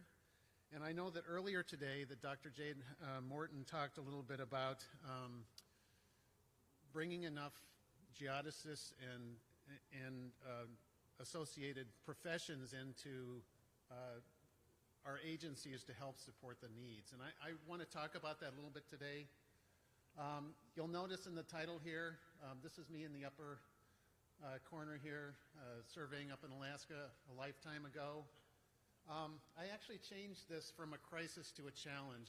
I feel like the word crisis has a little bit of hyperbole with it. Oops. There we go. So a couple things to remember. I'm not a geodesist. I'm not a working geodesist. I have a background in geodesy along with mapping and remote sensing and surveying. And I am schooled in experience in those areas, all of which depend on geodesy. My role here is as a messenger to build awareness of the issue, and I thank Dr. Morton for mentioning this earlier today. I did not write or co-author the white paper. How many are familiar with the white paper that was put out in January? I see a number of hands here. And that really caught my attention. I asked Dr. Bevis to present that paper to the Civil Applications Committee, which he did in February, and which rang a lot of alarm bells, and it also seemed to ruffle some feathers at USGS and NGA. And so I realized that there was some level of undercurrent here that I needed to investigate more. So I've talked to a lot of people that work in geodesy, Dr. Drew Smith, Dan Roman, Larry Hotham, whom many of you in the room know, and other folks in geodesy, and got their impression about what the issue is. Is it really a crisis? So I borrowed a lot of these slides from Dr. Sandwell, who's a professor of geophysics at the Scripps Institute of Oceanography at UCSD and a member of the National Academy of Sciences. So what is the crisis? Is it a crisis? I do think that it's a serious challenge not having enough trained geodesists coming out of colleges in this country. And I think, being made aware of this and realizing that this has been an ongoing trend for many decades, it's hard for me to call this a crisis, but I do think it's a very serious challenge. The word crisis grabs attention. Why should we care? Well, I think everyone in this room knows why we should care that we don't have enough trained geodesists coming out of the universities in this country. I have a lot of slides in here that cover geodesy principles and datums and so forth. I'm not going to go into detail on those because I want to leave enough time for a little bit of discussion at the end here and talk about what we can do to right the ship, if anything. So these are the authors of the white paper over here. You probably recognize some of the names. I recognize a few of the names there. And the basic premise was that the U.S. is on the verge of being permanently eclipsed in geodesy and in the downstream geospatial technologies. And that's where my concern comes in, is because I do a lot of work with mapping, remote sensing, surveying.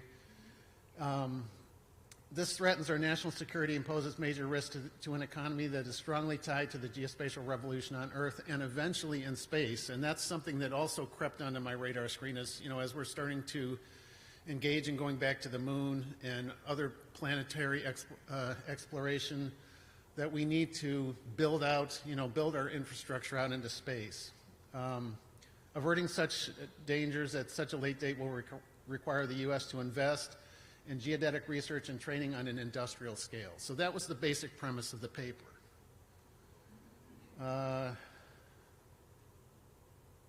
Next slide. There we go. I did want to highlight also the comment about the U.S. relative to China. Perhaps the most shocking example of the U.S. decline relative to China is that the number of PhD geodesists in the entire Department of Defense, including the National Geospatial Intelligence Agency, where I used to work, is now approaching 0. Why should we care? And this is kind of where I go into, I have some discussion about positioning versus navigation. I'm not going to go into detail on this. All of this information will be in the presentation if you want to refer to it later and look in more depth. You know, our plates are moving. We need to move to more of a dynamic referencing system, which the National Geodetic Survey is doing, in the process of doing, to make sure that latitude, longitude, points on the ground, you know, that we can keep up with those positions through time. Science is enabled by the geodetic infrastructure, and by infrastructure I'm talking about the ground system, the space segment, all the processing that goes on. And so a lot of the things that we do from the bottom of the pyramid up is built on having a solid geodetic infrastructure. And you'll see down in the lower right-hand corner where it says experts. It lists the geodetic techniques, GNSS, DORIS, VLBI, SLR, and so forth. And so all of these other disciplines and activities are built on top of having a very solid geodetic foundation. The terrestrial reference framework, I'm not going to go into detail here. I did want to mention the time scale here. There's a number of different time scales that we're looking at as we study the Earth. There's things on the very short time scale on the left, earthquakes, snow, water melt over time. You know, it oscillates back and forth. And then at the century level, the ice sheets melting. And these are things that we want to be able to document and characterize. Sea level rise, that's something that we're very concerned about, but how do we make sure that we're accurately measuring the rise of sea level and predicting how that rise is going to affect coastal areas? Sea level change, how much will sea level rise globally and regionally? How will local sea level changes along coastlines around the world in the next decade to century? And can we improve the decadal forecasts? You know, to help decision makers along the coast, how are we going to deal with this? I'm going to skip over this. This map on the left here shows places where you've had uplift in red and subsidence in blue. And we need long-term stable GNSS sites with a 0.5 millimeter per year vertical accuracy in order to be able to characterize these changes in the land surface. Causes of vertical land motion, extraction of groundwater and hydrocarbons, sediment compaction, glacial rebound, and tectonics.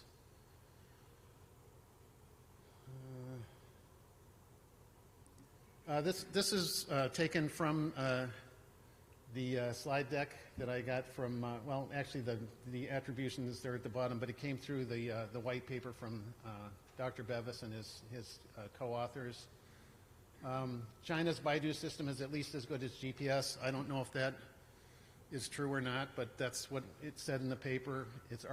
And is arguably significantly better. Baidu now has more worldwide users than GPS. The near disappearance of American geodesists has led to large numbers of young geospatial engineers who were inadequately trained in the scientific underpinnings of their own discipline. And this is something that really bothers me, knowing that there's a lot of black box things going on out there that people are trusting implicitly and not really understanding how things work inside the box. I'm going to skip the first one there. The lack of funding for basic research in geodesy has not only lowered the rate of innovation in America's geodetic technologies, it has also led to a very little graduate training of Americans in geodesy for 2 decades. And I graduated from Ohio State, the Geodetic Science and Surveying Department in '92, and I noticed fairly rapidly after that, while I was still working at the Defense Mapping Agency, that the program started to go through, you know, changes and reorganization and so forth. If this situation is not reversed very quickly, the U.S. will no longer have the capacity to take action. And I think that that comment refers to having trained jihadists in the workforce who can train the younger people coming in. And if you've had a decline for close to 30 years, that means that a lot of people that have that training are now approaching retirement or have already retired. And what can we do to right the ship? And here's a list of suggestions from the white paper. I'm not going to go into detail on these. You can look at these at your leisure if you haven't already looked at them. But there's a number of suggestions, and I kind of look at these things as sort of the top of the cake. These are things that government agencies can do to incentivize research and development and academic institutions to participate, to produce jihadists. But I think the problem actually goes much deeper than that. It says here, do everything fast. The U.S. is running out of time for any realistic recovery scenario. I don't know if that's true, but this came from the Civil Applications Committee. This is talking about some of the things that we're doing that are positive, that are helping to kind of push the ship around a little bit. The NGA is dealing with the lack of geodetic expertise. New talent is coming into the pipeline. There's a number of different efforts that are going on. I think on the next slide I have that as well. There's the new Western headquarters in St. Louis, where I used to work. And so that's going to be sort of a central hub for a lot of geospatial activities. NGA expects to continue growing this program as there is strong interest. It's possible for federal civil employees beyond the National Geodetic Survey to participate. The new Western headquarters of NGA will help bring 350 companies and organizations into the regional geo and ecosystem in St. Louis. So, I see that as a positive thing. They also wanted me to foot stomp the Moonshot Labs. Will help enable modernization of the geodetic expertise. I don't know. I haven't done the research in the Moonshot Labs yet, but and in the highlighted in red there, the problem space will be solved through collaborative effort. It can't just be one agency. It has to be a multitude of agencies looking at this, understanding where we can make changes, and then I'm going to get to my key point here. This is a slide I captured from the Civil Applications Committee. It talks about a number of different partnerships and commitments that are coming online. But this is my perspective. Where do we get the people that we want to become jihadists? Where do we get those people from? And I feel like I have kids in school now, public schools, and I want my kids to be scientists.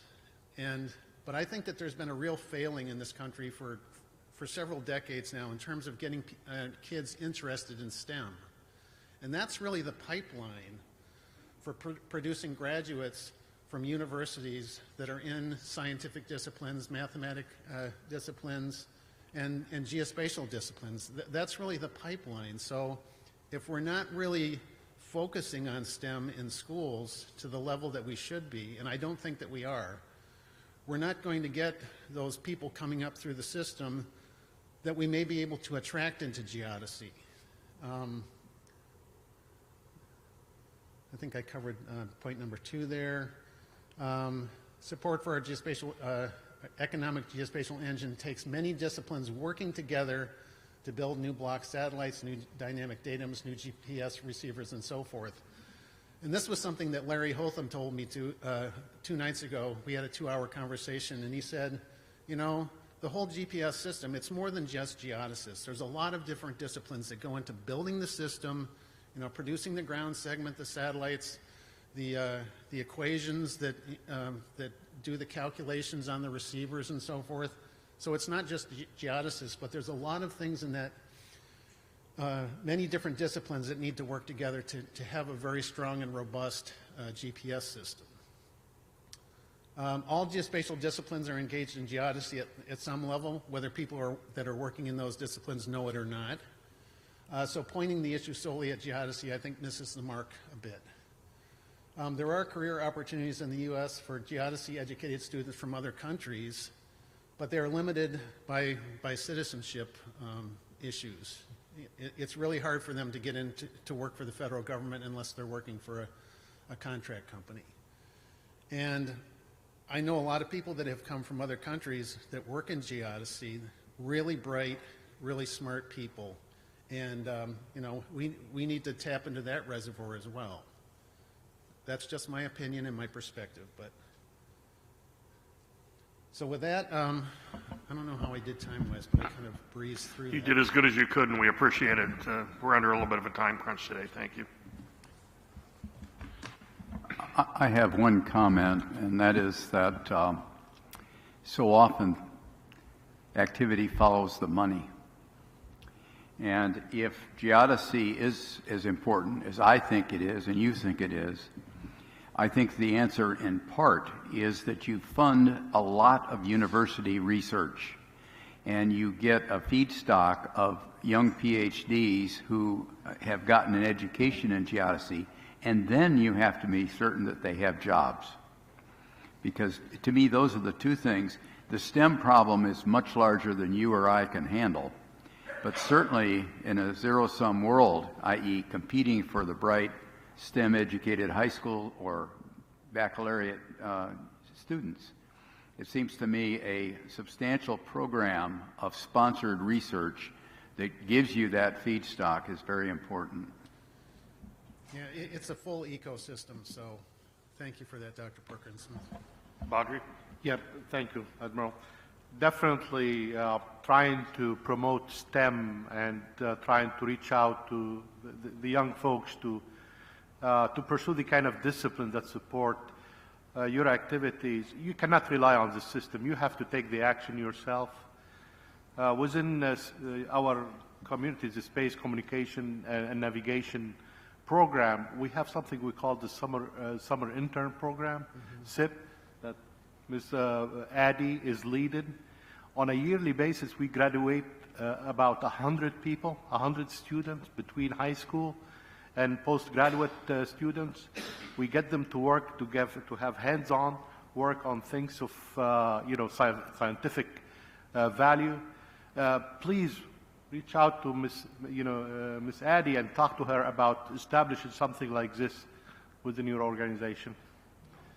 Again, we have recruited about many of these folks into our workforce, at least 20 to 30% of the total number.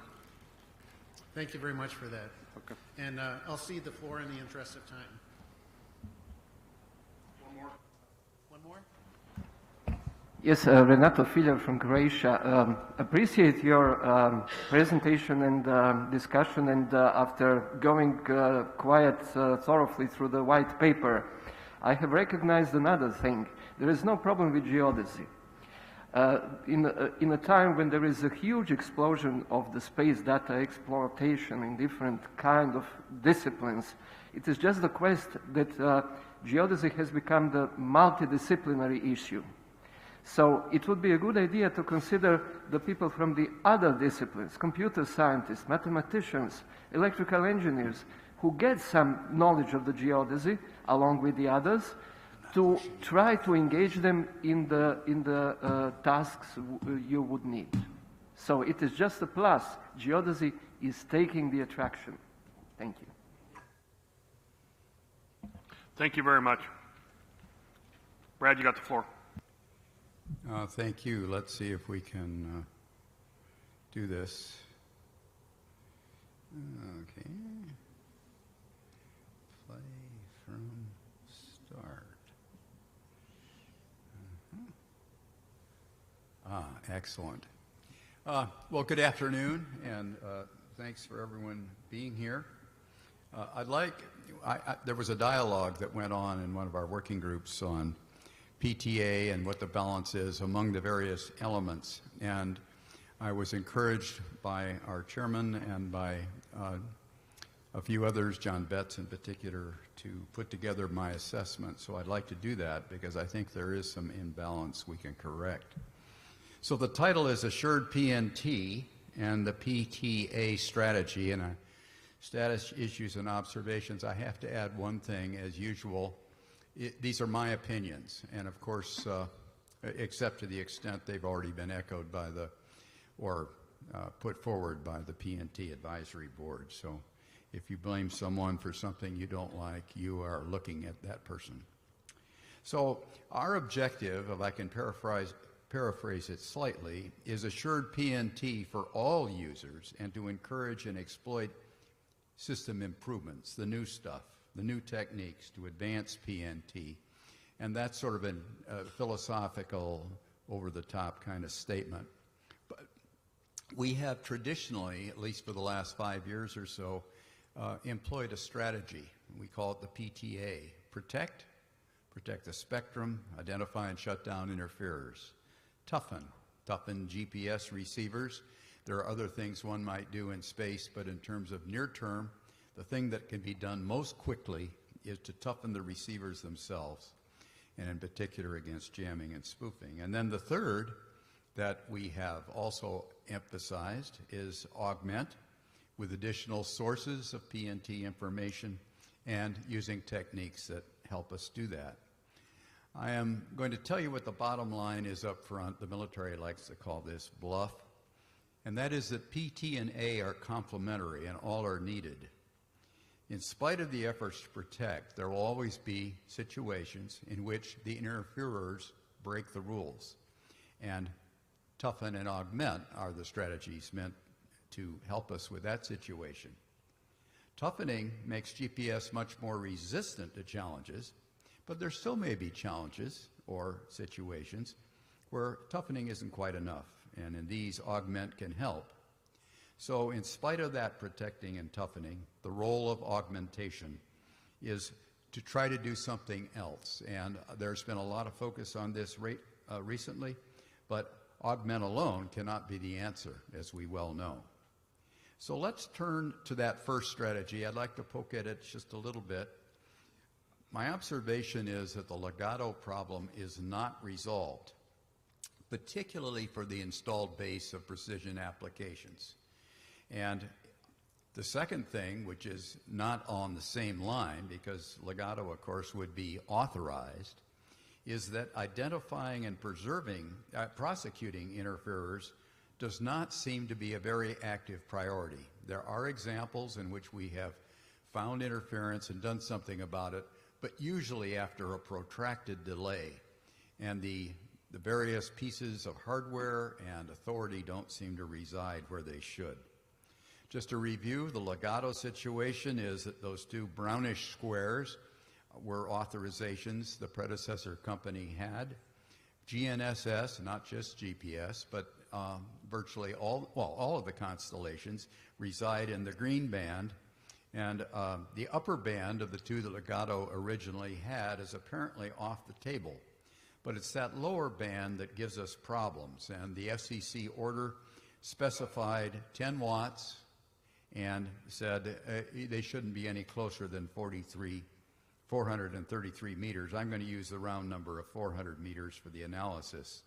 I will point out that in terms of broadband, usually when they go to the smaller cells, the spacing is much closer. But this is a summary of some analysis that was done, and what this says is the following. If you only consider protecting 90% of a region, not the whole thing, and if you look at the power that would protect the precision receivers that were tested, if you protect them all, the maximum power, which is the first row there, the maximum power out of those 400 with the 400 meter spacing is minuscule. It's 4 milliwatts. And if you instead say, no, some of those receivers are too sensitive, let's throw out 10%. Let's throw out the most sensitive ones. We're still at an extremely low power level. And that it was the installed base that was actually tested by DOT. I hasten to add, it might be worse, because not included in that analysis are the problems associated with multiple towers, which all get into the front end of a receiver. And then we saw reflections. We ran some tests some time ago in Las Vegas, and by and large, communication people tend to use a 1 over r squared model, which is the correct model in free space. But unfortunately, the real world intervenes. And as a result, there were power levels that we found were more than a factor of 10. As a matter of fact, they got up to a factor of 15, greater than that 1 over r squared model would predict. Unfortunately, the communication people tend to home in on that 1 over r squared model as if it's truth. But if you're talking interference, it is not necessarily truth, and the data backs that statement up. The newer GNSS signals have even wider bandwidth and hence protrude closer to those new bands that are being proposed by the FCC. And the initial testing showed greater sensitivity, as one might expect, as they get closer. And of course, that new military signal deliberately takes what used to be PY in the middle and pushes it out to the edge. All that is sort of the bad news. There is some good news, but it's slow. I think the things are slowly getting better. I think the manufacturers, we've been screaming about this problem for, 12 years, 11 years? And the manufacturers have gotten the message themselves, and I think their equipment is much more resistant or immune to the legato problem. But in summarizing, my takeaway is that a reasonable compromise in terms of the existing base is to protect 90% of the installed receivers, the high-performance receivers, and 90% of the area. In other words, we're not asking for 100%. But if you do that, then what you find is a maximum for legato power at 400 meters is not 10 watts. It's 31 milliwatts. So if they stick to 10 watts and you run the same numbers, it looks like the spacing would have to be not 400 meters, but 7,000 meters. So I'm not certain where legato will end up. We don't have the detailed plans. But in that case, I propose, if they indeed deploy at 400 meters, or would like to, I propose a recommendation for the XCOM and the FCC. Either swap that legato spectrum out, put it somewhere else where it will do no harm, not next to the very sensitive satellite to ground band, or just say no. So that's my summary on the protect strategy. Toughen. Toughen GPS receivers against the natural and human interference. Techniques to do this have been well known. They were demonstrated way back when I was running the program in 1978. And those receivers were really tough. You could fly right over a very large jammer and not have any effect at all. But it was the extra stuff we put in that receiver that made that possible. The major techniques now are new signals and signal processing, deep integration, not just trivial integration, deep integration with inertial sensors, and my favorite is multiple element antennas, which allow you to do beam steering, point directly at a satellite, reject the noise that is coming presumably from somewhere else. And I believe that's a largely unemphasized strategy. It is being pursued by some manufacturers, but there's some reasons for that neglect that are understandable. First is the perception it costs too much. Well, obviously, if you're only making onesies and twosies, it's going to continue to cost too much. We need the volume that drives cell phones. We need that kind of mentality and capability to drive into multiple element antennas. Then there's the issue of size. It will not go into a cell phone. Beam steering will not be in your cell phone. But on the other hand, for airplanes, it is possible. But Tim Murphy quickly points out, yeah, but if you try to go in and retrofit a current airplane, bring lots of money. It's a real pot of gold. The next point I'll make is that there is a new signal. It's been coming for, I don't know, the last 15 years at least, called L5.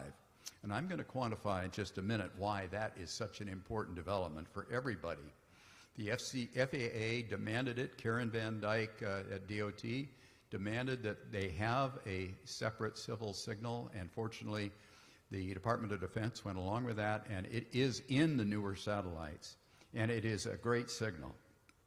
But the last point is we're shooting ourselves in the foot with something called ITAR, the International Traffic in Arms Regulations, and those don't let civilians, commercial, legitimate safety of life applications have more than 3 elements in their antenna. And as a result, the race is a handicap race, and it does not recognize the current state of the art in terms of technology, in terms of the cost of those components, which is plummeted. And toughening, I'll also point out, is probably the quickest way to get real defense against threats of jamming and spoofing. So I'm going to show you some data. I love data. Along the chart here, this is the effective radius of a 1 kilowatt jammer. And if you can't quite read it, the red line is for a receiver in the all-up full accuracy state. We generally call that code 5, but think of the red line as being full accuracy. And then if we go back to code only, state 3, we're able to resist jamming at the price of a little accuracy. So we're down here to this 162 blue line. That is for the signal that we mostly use today, L1CA. But if we look at the new universal signal, the universal international signal, we start to do a little better. You can see the red and the blue bar dropping down a little. But if we go to L5, we start to get even better. And I should point out again, this is a logarithmic scale ranging from 1,000 kilometers, 100 kilometers, 10 kilometers to 1 kilometer. So we've taken the initial effectiveness of a jammer, probably at 1 kilowatts, a deliberate jammer, and dropped it way down. But this doesn't account for all those extra tricks that I was talking about. So let's look at what that would do. First, we will consider L1CA, and right away you can see a rather amazing reduction in the radius of effective 1 kilowatt jammer. It ran from 560 down to 5.6 kilometers. You're beginning to make it economically unviable for someone who is trying to use a hostile jammer, and that's the point. And if I'm willing to give up accuracy, I can get even better. And of course, if I at the same time am relying on those new signals, I can look at L1C and then L5, and by the time I get down to L5, attempting with a 1 kilowatt jammer to take out such a receiver is clearly a fool's errand. It is not going to get you anywhere. And so to me, this chart summarizes the powerful argument that says this aspect should be emphasized, not at the expense of the other strategies, but this aspect really deserves a lot more credit. So just a reminder, we've gone from 560 kilometers down to perhaps a kilometer. And don't forget the effectiveness as measured from a bad guy, someone trying to interfere, is how much area do they interfere with? Well, that goes as the square, because pi r squared is the area. And so if you look at the comparison of this down to that, you can see you've dropped the interference levels by factors of over 100,000. And that isn't just feasible, that's real data. That's something that we have already done. It's already been demonstrated. So it's available to us. And by the way, that's as effective against a spoofer as it is against a jammer for some reasons I won't go into. So my conclusion in terms of toughening is that with known toughening techniques, the high-power jammer threat can be reduced by that factor of 100,000 in terms of area, that ITAR is the major impediment, and that restriction is self-inflicted wound on the United States. At the time it was put in, it had good reasons perhaps to be there. But in my humble opinion, it no longer does. And I think that needs the United States government to step in and say, enough already. This isn't doing any good. The devices are here, they're cheap, they're well known, and it does not preclude any enemy from doing the same thing. The L5 signal, I hope I've made the case. Not only does it give you diversity of frequency bands, but it also, the L5, is a more powerful signal and is going to be the signal of choice before very long. I've talked to some of the people that are involved in cell phone technology, and they quite agree with this conclusion. So, in my opinion, manufacturers and sensitive user groups should be encouraged to pursue this, particularly commercial aviation. And Tim and I have had an ongoing dialogue. He is our representative, and I highly respect his opinion. I understand what he's saying. He gets pushback. It's too expensive. It takes too much room. Well, and by the way, the FAA has also provided backups in the form of TACAN and Omnis. But nonetheless, that is there, and the cheapest way to do it is put it in the airplane at the beginning so that it doesn't have to cost you a lot of money to retrofit. The third strategy we have is augment, and typically additional sources of radio navigation, GNSS, PNT, or different techniques of some sort. And I see that as the current U.S. government focus for resolving the jamming and spoofing. And the examples that we have seen, LEO and COM satellites, E-LORAN is fashionable. By the way, I headed the group that recommended E-LORAN 21 years ago. Is that what we decided it was? I think it's actually a little bit longer. Okay, well, 21 years ago, the response of the United States government was to dismantle all the LORAN C stations, so you can see my effectiveness as a persuader is pretty low. And I feel a little badly about that, but nonetheless, I still think it's a viable alternative. Inertial navigators, they drift hopelessly fast, even the best one you ever found. And I am originally an inertial navigation guy. I was a chief analyst for the whole Air Force in that area, and I know whereof I speak. But they have a great place in short-term storage and in a nice marriage with GPS. Fiber, a great example of something we can use for the timing and fixed applications. It doesn't work if you're dynamic because the fiber is not going to chase you around, of course. The other GNSS can also be used to augment, and the issue there, of course, is integrity. I'm encouraging the FAA to do a correction via WAAS on at least Galileo, a friendly country and a friendly source of radio nav, and that should certainly help. And the whole area is generally supported by the PNT Advisory Board. We feel that implementation has taken too long. As Dana says, we've admired the problem long enough. But let's be clear. None of the known augmentation techniques can replace GPS, GNSS for most high-value, high-precision applications. And the simple answer that we'll just use this or that, I don't think stands the scrutiny of a real technical approach and assessment. So I would urge you to worry about that. So let's do a quick comparison of some of the alternatives, and I'll make my point hopefully a little stronger. I'm going to use accuracy, integrity, and less susceptibility to interference as my main measures. Obviously, there's a lot of others. Availability, is it regional? Is it 24/7?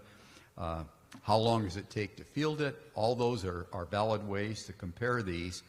And we could also look on the other side, the receivers. What applications are served? What applications are not served? So this is something I'm not going to go through, but this happens to be a list of 65 GPS examples. The ones and they're in, I think, 12 categories, major categories. Many of them were surprising to the zealots that were part of making the system work in the beginning. And it is a tribute to the manufacturers and users who embrace some of these new applications. Auto farming comes to mind, of course. The red area are the high precisions, and if you just substitute out those, here's what they are. Machine control is in the heart of them. A lot of the geodesy and the very high accuracy applications are in there. Again, I'm not going to read these. They'll be part of the handout. But the people in this room, the people around this table, you know what these are because you've lived with it for many, many years. And these are the applications that don't require quite as much accuracy. and there's quite a few of those as well. And by and large, the augmentations tend to address this set of applications, which is fine. And it becomes a backup capability for those who are perhaps doing precise navigation for another reason. So I'm going to do a quick run-through of this. This is notional. Here I've got accuracy in a logarithmic scale, meters from 1,000 down, well, to 0.01. And here I've got the number of samples out of protection limits. I am rephrasing integrity. Integrity is that the system is operating within its specs and not giving me surprise wild points. And usually that's expressed by Todd and his minions at Stanford as a part in 10 to the minus 7 over some operation, or a part in 10 to the 6th of, I said minus, a part in 10 million or a part in a million. And I'm going to turn it, I'm going to invert that. So this lower scale is the number of samples out of the protected limits during the period in which you're trying to operate. So for example, we have down here at the lower end, once in 10 million, and up here, once in 10,000. So if we do that, where does precision fit? Well, I think it generally fits down in the 1 or 2 meters and better accuracy. So I've drawn a notional line here on what that's all about. And if you talk real precision, which the surveyors do, you're talking this line here, which is down to decimeters or better. And it says if you have an application, it had better do at least that well. Then you ask yourself, well, how much integrity do I really need? Many of the users have never even stated that. The FAA has, the airplane users have. A typical number might be, well, 1 in a million I can handle. That's 10 to the minus 6. But it turns out that the aviation people really want it 1 in 10 million. 1 in 10 to the, or a 10 to the minus 7 probability that such a thing will happen. And of course, the best of both of those axes is down in that lower left corner. And if I put in that FAA, or ICAO, by the way, I'm reminded by Chris Haggerty, the line would be over there, that vertical barrier or integrity line would be further over to the left. So where do the applications fit? Well, aircraft en route might be there. Conceptually, 10 to 100 meters, and well, they tell me better than 10 to the minus 6. Aircraft landing, a little better accuracy, a little better integrity. What about self-driving cars? We've never heard anyone say, well, I want my self-driving car to not get a bad piece of positioning information more often than something. Of course, GNSS is not the only way they get information. Russ is a big advocate for the visual systems, which are also part of this puzzle.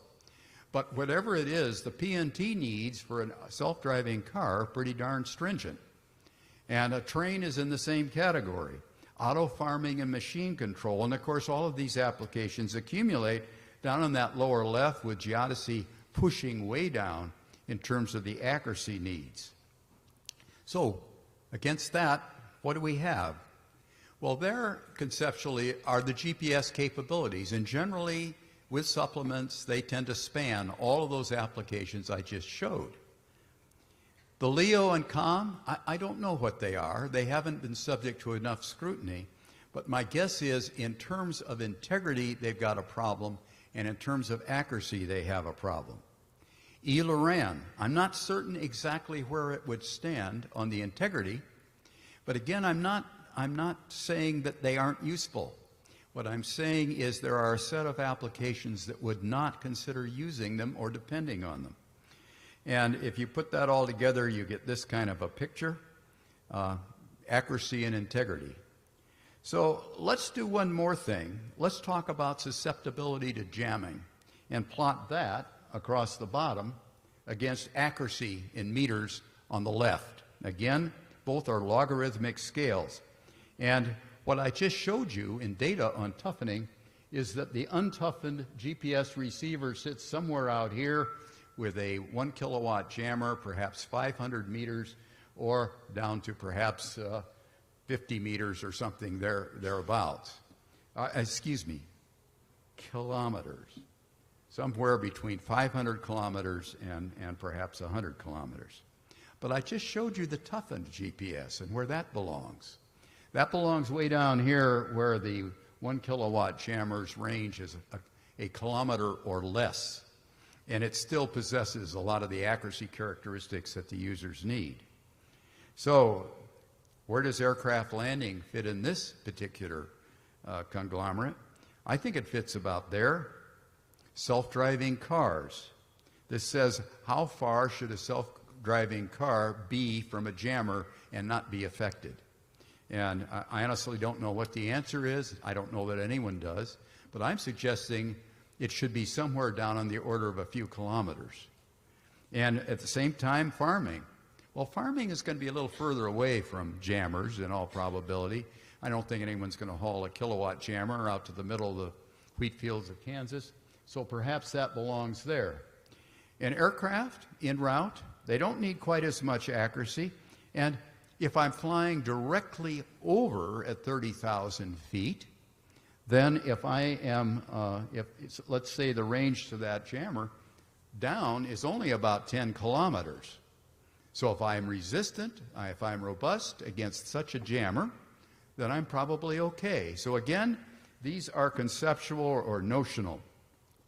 Here's where I think planned ELRAN fits, somewhere along that axis. I don't know. A 1 kilowatt jammer for ELRAN is extremely improbable because you would have to have the same type of antenna ELRAN has. It's a very low frequency system, and for some technical reasons that a lot of people in this room understand, it needs a very huge antenna. So I don't think ELRAN has a particular jamming problem. On the other hand, the LEOs and comms are probably going to be better than toughened GPS, untoughened GPS, but not better than the other. So the summary on augmentation to me is that none of the known augmentation techniques can replace GPS and GNSS for most high-value, high-precision applications. Augmentations do have good promise for the non-precision applications, particularly if they don't involve safety of life. In comparisons, the pivotal issue to me in many cases is the susceptibility to jammers. And I picked a 1 kilowatt jammer because it's a nice round number. By the way, it's a pretty huge device relative to what we normally think of as the cigarette lighter jammer. It's a lot bigger than that and requires obviously 1 kilowatt divided by its efficiency in terms of raw AC power from some source to do that. But again, the ITAR restrictions are the enemy here, at least in achieving the ultimate in being able to resist the jammer. So my summary, protect the spectrum, silence those interference sources, toughen the satellite receivers through the known techniques, unhampered by these outdated government restrictions. And that's the only way that I know of, or anyone I have ever met, knows how to still satisfy the majority of those precision applications. We should select and field augmentation techniques, but recognize they cannot be used for a lot of the applications that people may want to use, for which people may want to use PNT, particularly safety of life. Protect, toughen, and augment are complementary. Don't want to cut any of those three legs off the three-legged stool. No one is adequate in itself. And I'll wrap it up by saying the current PNTAB assessment, this is official, is that no current or foreseeable alternative to GNSS, which is principally GPS perhaps, can deliver equivalent accuracy down to millimeters, 3 dimensions, integrity with supplements down to a part in 10 million, and worldwide 24/7 availability. So thank you, and I stand open for questions, should there be some. Oh boy, after lunch. Oh. Thank you. Yeah, Brad, the only comment I would have is, and you were out this morning, is with the PTA subcommittee needs to take this, kind of put it all together, and we need to get an institutional position that kind of reflects the collective assessment on PTA, and we'll do that. So thanks, Brad. Appreciate it. Okay. Anything else? Oh, wow. It's always scary if you don't get a question. Thank you very much.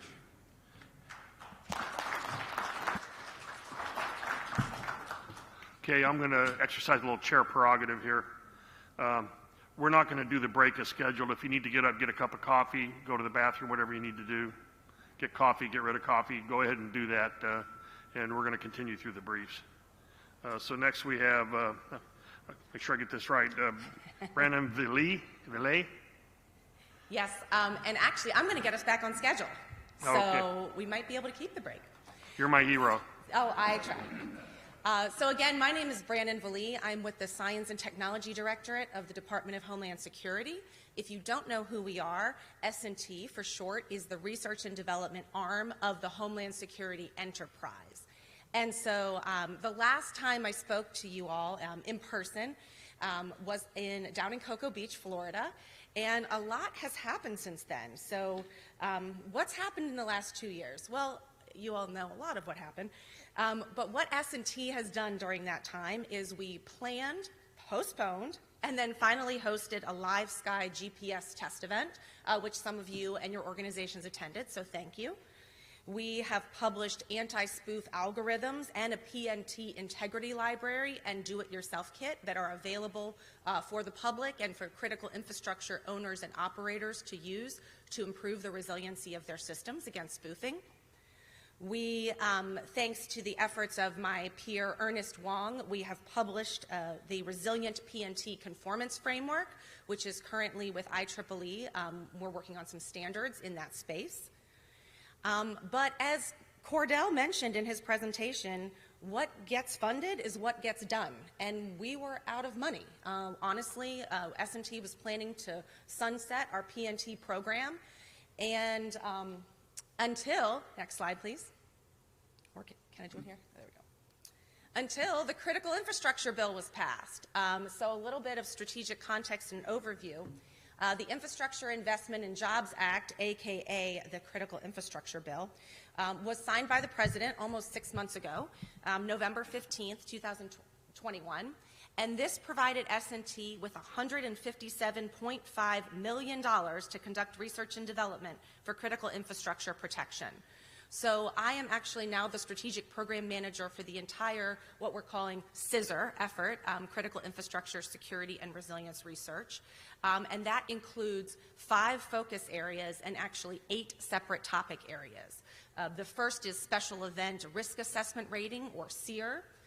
The second is electromagnetic pulse and geomagnetic disturbance resilience. The third is positioning, navigation, and timing, which is what I'm here today to talk about.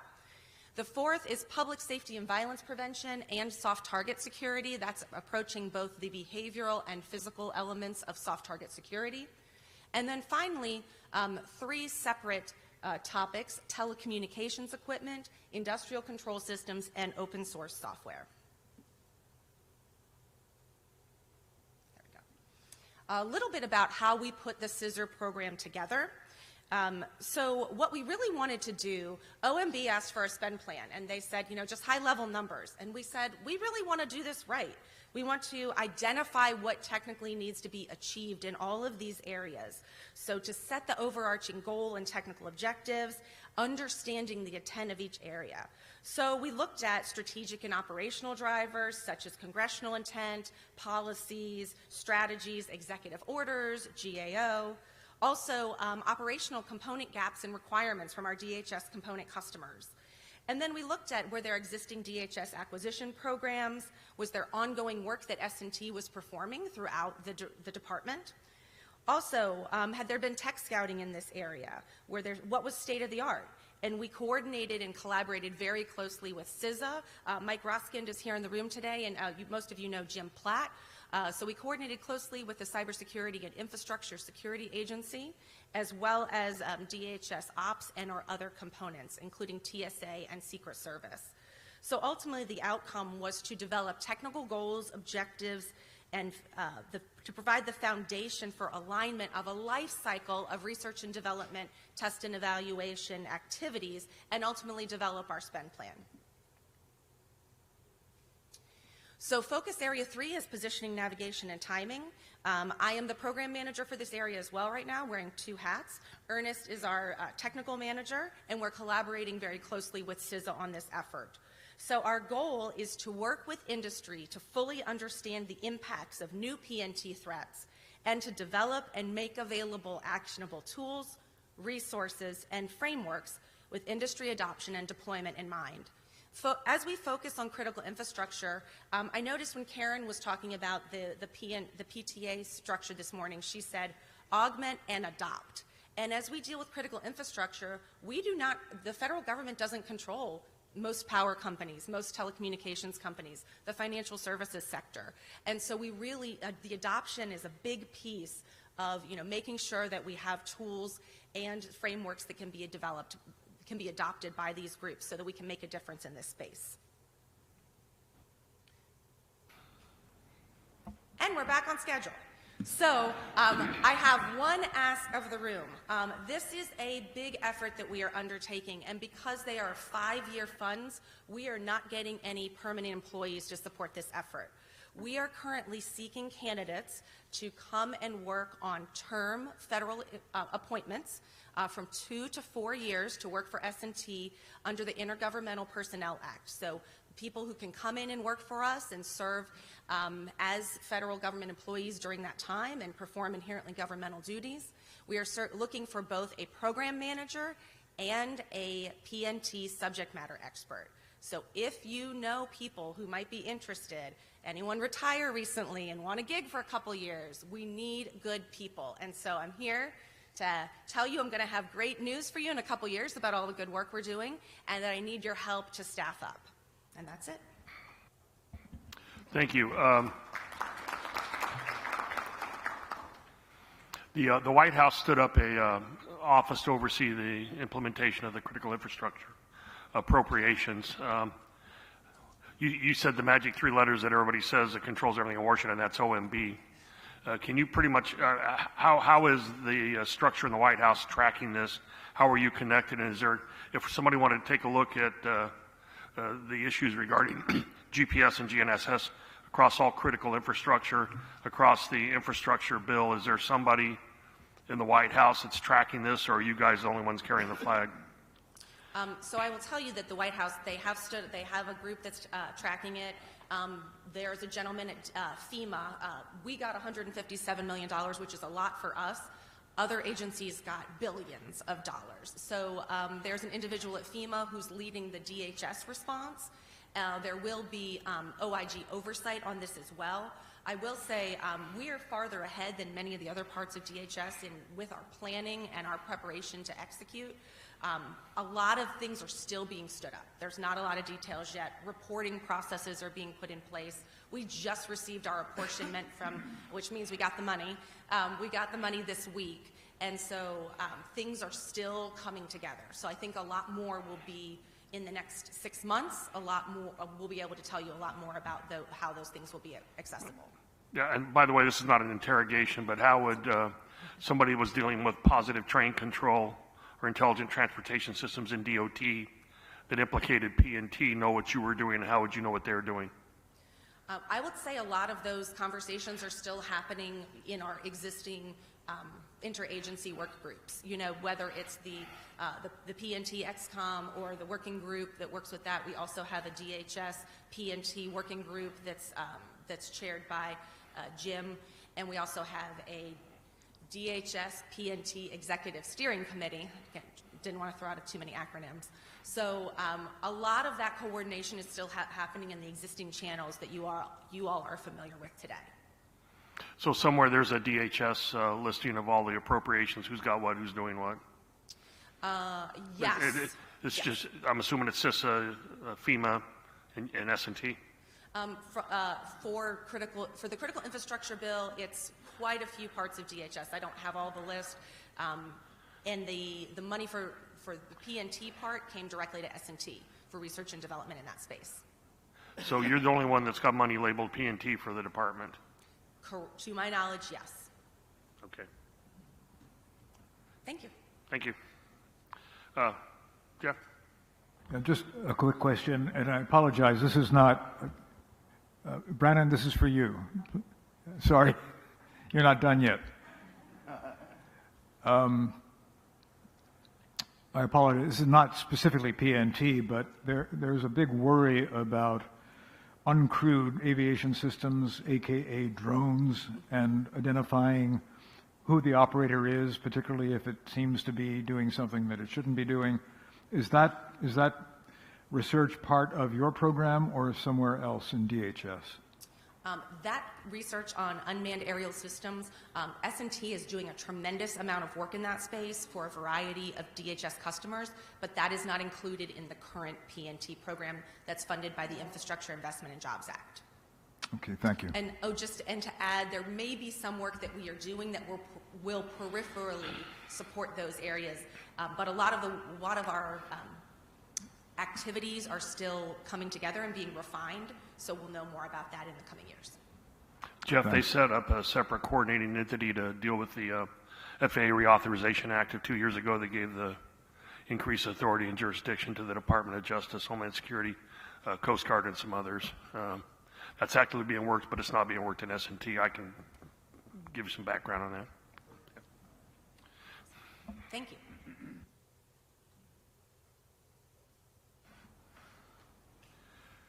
And thank you for getting us back on schedule. I appreciate it. Next is Ernest Wong, S&T as well. So good afternoon. Thanks for your interest in this topic. I'm Ernest Wong, the PNT Technical Lead at DHS S&T. So Brandon mentioned a lot of the work that we had done in the last 2 years or so, and this is an additional effort that we are getting ready to publish soon, which is the Resilient PNT Reference Architecture. There's a lot in this reference architecture. Don't have time to go through most of it, but instead I'll focus on one sliver of it, which I think may be of interest to this group. It's a bit novel, which is more about how to implement cybersecurity principles into PNT resilience. And again, this is going to be, well, as the saying goes, the book is better than the movie, and this is the super abridged movie. So if any concepts here are interesting, I'd encourage you to take a look at the full document when it gets published, probably later this month. It's going through public release right now. There we go. So to start off, I like to reframe the problem of PNT disruptions through the lens of cybersecurity. And the first one is the issue of open ports. So with GPS receivers, GNSS receivers, these are always on, and they are always listening, always ingesting, and always processing GNSS signals. And if we view this from the perspective of computer systems, this is the equivalent of an open port, right? And in cybersecurity, that's a major issue. It's something that has to be resolved. So as we look at the design of future PNT systems, this is also something to consider, and I'll talk more about this on a future slide. The next reframing would be also recognizing the attack surfaces on our PNT systems. So the future of PNT is looking like one of a multi-PNT ecosystem. And there's a lot of value in that. You can do cross-verification, you can have fallback sources, you can fuse to get higher precision, all sorts of things you can do that provide good value and resilience. The flip side is that you're also adding risk into your system, right? Because every single attack, every single PNT source that you add is also an attack surface. These are, when threats from the external world enter your system, they come in through these PNT sources. So that's just something to consider and account for when developing the next generation of PNT systems.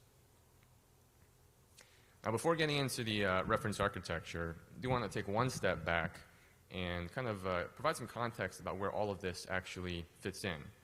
Right? We tend to focus a lot on the technology solutions. Certainly at S&T, that's our role. We do R&D. We focus on technology products, solutions, capabilities.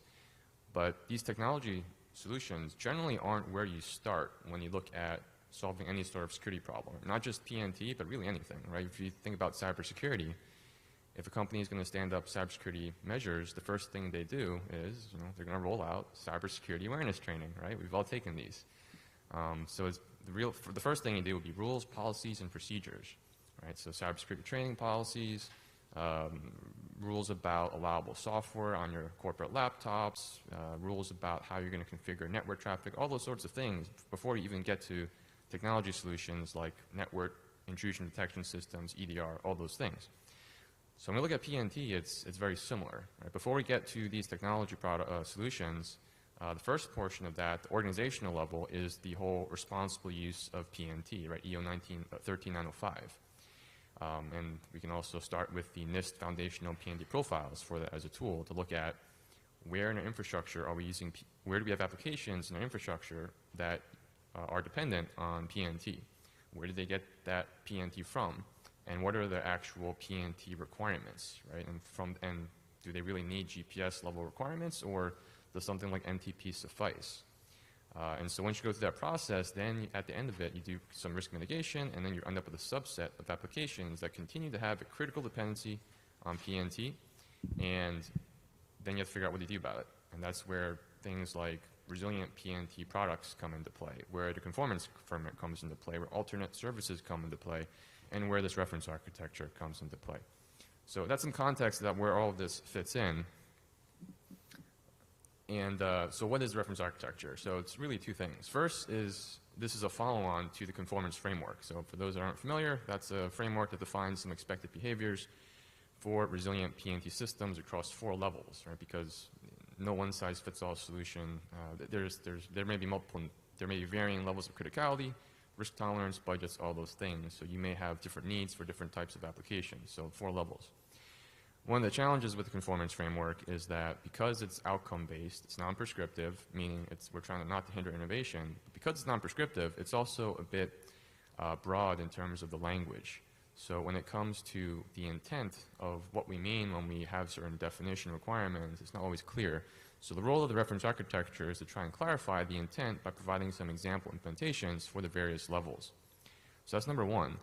Number two, which in my opinion is the more important part, is it introduces how to implement cybersecurity concepts into PNT systems, including things like zero trust architectures, defense in depth, attack surfaces, all those good things.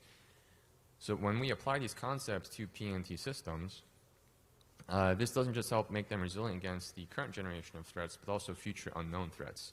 Primarily because when you apply these concepts, you're addressing some of the underlying fundamentals of how these tactics and techniques for attacks work. And when an attacker tries to produce an effect on the system, they have to go through this exploit chain, right? So if you can disrupt that exploit chain, make it very difficult for an attacker to actually produce the intended effect. And also contain the effects of that attack. So I mentioned zero trust architectures. This is actually a pretty key part of the reference architecture. We call it managed trust in our reference architecture, but the concept is very similar to zero trust architectures. So of course the first question is, what is zero trust architectures?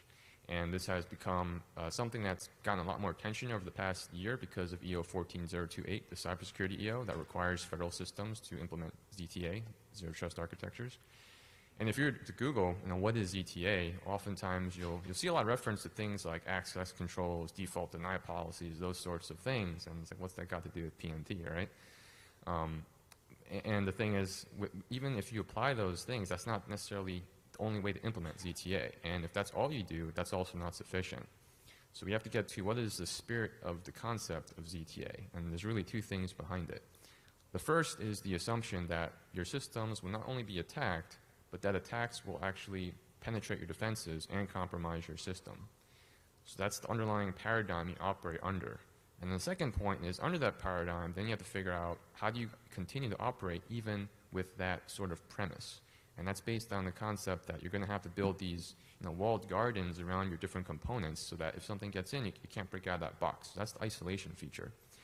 So when we look at it in this concept of the spirit of the concept, when we look at it in the view of what's the spirit of the concept, we can start to take things away in terms of how to apply this to PNT. So there's really 2 parts to it. One is one's verification. There's a heavy emphasis on verification.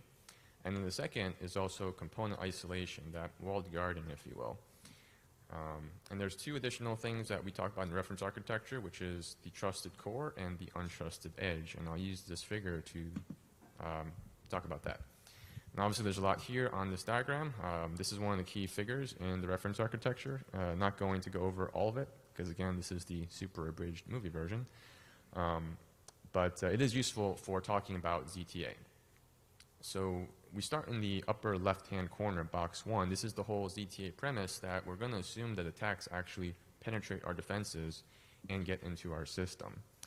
And how do they get into our system? They get into our system through the attack surfaces. So these are the things like our GPS source, our Galileo source, our GLONASS source, our PTP source, or any other type of alternative PNT sources. Because that's how threats from the external world enter our system. It's through these. And that's why they are defined as attack surfaces, and that's also what makes them inherently untrusted. And so that's why they are on the untrusted edge, and that's where they need to stay conceptually. Because that has an impact on how we actually develop the architectures of our receivers and how the components within our receivers should interact. On the other end of the spectrum, we have our trusted core. So these are the things that are critical to our systems. They are our sacred cows, if you will. Recovery functions are obviously one critical thing because that is our last line of defense. If all else fails, we have to be able to recover, to reset subcomponents, to be able to clear memory, those sorts of things. But the other part is also our protected internal source. So in a timing system, for instance, this would be our local clock. And I'm not going to call it a holdover clock because that delegates it as a secondary source. And we really want to treat it as our primary source because it's in the trusted core. And we want to, anything in the trusted core, we want to highly isolate. We want to protect that from external influences, including anything coming in from the outside. And you may be wondering, how do you do that? And I'll get to that on the next slide. But as information comes in from the external world, the red arrows, whether it's a legitimate signal or an attack, and enters our attack surface, we want to be able to conduct lots of layers of verification, defense in depth. And we don't want to just have one type of verification method that's deeper in the system, because by the time it's detected, the threat may already be pretty deep into your system. We want to keep it as much as we can on the untrusted outer edge. So for GPS, we understand that signal very well. We understand what the expected power levels are. We understand what the acquisition plane should look like. We understand what the valid range for parameters in data message are. So these are all things that we can do to verify the integrity of that signal. And then as it comes deeper into our system, into the medium trust region in yellow, we can also have source agnostic type of verification methods. We can look at things like what is the consistency of that signal, because we understand based on a particular source, there's a certain performance attributed with that. We can look at, we can also, of course, cross-verify between our various sources. That's always a very good thing to do. And we can also have application-based constraints. So if you have a vehicle, you expect that vehicle not to exceed a certain speed, and if it does, there's something going on. So we want to have that verification. We want to have also isolation. So all of the black lines are the boundaries between our different layers. And the thick black lines in particular are where we want isolation. So we want to have vertical isolation as information enters more deeply into our system. And we also want lateral isolation between the sources. So if something happens to GPS, we don't want it to affect, for instance, our Galileo source. And of course, with multi-GNSS receivers these days, they may be sharing processors, memory, and you just don't know what's going to happen. So something to think about. So how do we actually isolate that protected internal source or our trusted core? And this is an example implementation of a level 4 receiver. So I'm just fiddling with the mic a lot, so I'm just going to take it off. So when we look at a level 4 implementation, there's really two things that you notice right away. First is that our local clock is what we're treating as our primary source, because again, it's in the trusted core. And the second is that the local clock, as you'll see in the left side with the green boxes, there are no arrows going to it. So it is fully isolated. And so of course, that clock is going to drift, and we have to apply corrections, but we don't have to apply it to the clock itself, because we're trying to isolate it. So instead we use a secondary component through a solution synthesizer in red to actually apply the corrections. So that's how we're isolating the source, because whenever we detect that there's a threat, there's always a time to detection, right? And during that time to detection, if your trusted core gets corrupted, well, it's kind of game over at that point. So there's a certain level of isolation that is required. Now, obviously, of course, this sort of architecture is a bit different, quite a bit different from current receivers, and we don't necessarily expect these things to be available immediately because it does take some work to re-architect these sorts of things. I'll also call your attention to the AJ antenna on this as well. So this goes back to hardening the attack surfaces and trying to toughen the receivers. And all of this is really about how to toughen the receiver throughout the whole entire architecture. Now, what if you can't afford a level 4 receiver because a level 4 receiver and these mapped to the conformance framework levels may not be appropriate for your application? Here's a level 2 implementation. It looks a little more similar to current receivers. And here, the internal clock still remains our primary source because it is our trusted core. But there is still less isolation at this point. We still apply isolation. Now we can scale these concepts down. So now we have less isolation, but it's still there. So that's what the red box is, the switch on the steering mechanism. We call this the flip method. You don't necessarily need to be listening to the GPS 24/7. If you don't need 40 nanosecond precision, or if maybe you only need 500 nanosecond precision, then we really don't need to be listening to GPS all the time and having an open port exposed. So instead, we have a switch, we turn it on and off, and steer our clock as needed. And that helps us to isolate our protected trusted core from the attack surface, which is our GNSS source. So that's kind of the super bridge movie version of at least the cyber aspects of the reference architecture. As far as schedule goes, we are currently putting these through the public release process, so hopefully by the end of May, or if we hit a snag, maybe early June. And at the same time, we will also be pushing out an update to the conformance framework. And these will be available on the S&T website, as well as on gps.gov. And of course, gps.gov is a great resource, lower right-hand corner. I'll give a plug for them. That's where you can find the resilience repository and all of the resources that we have, as well as the NIST foundational PNT profile. So again, this is like the super bridge version of how to apply cybersecurity concepts to PNT. We also have a lot more in the reference architecture. So if this was of interest, do encourage checking out the full document. And happy to take any questions if there are any. Thanks.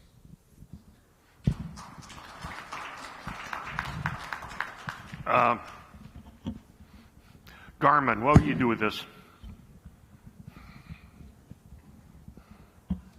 To be honest, I think we already apply a lot of these concepts already in terms of certainly not the level 4. We don't have, and we don't make timing receivers, but in terms of cross-checking between solutions and not letting some solutions pollute other solutions, I think a lot of that is already implemented.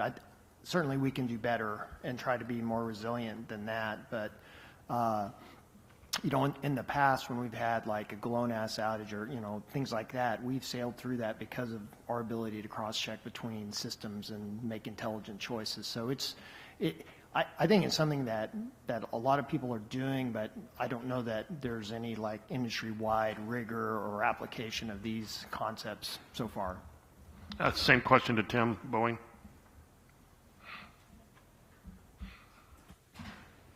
If this became some kind of a industry standard, we would reference it in a spec that we would give our suppliers, and they would have to show that they met it. At the receiver level, now we do similar exercises at the airplane level to make sure that our integrations are cyber secure, but I'm really not allowed to talk about that.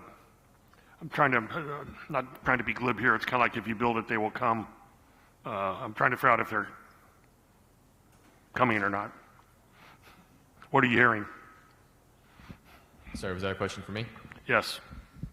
So as I think both Garmin and Boeing alluded to, the industry has already moved pretty far ahead in terms of building resilient receivers, and there's a lot of different things that groups are doing. What I've seen is that there are some variations, and there's good things about variations. You don't want everyone to build the same way and implement the same way, right? Because then you create common modes of failures and common vulnerabilities, so we don't want that.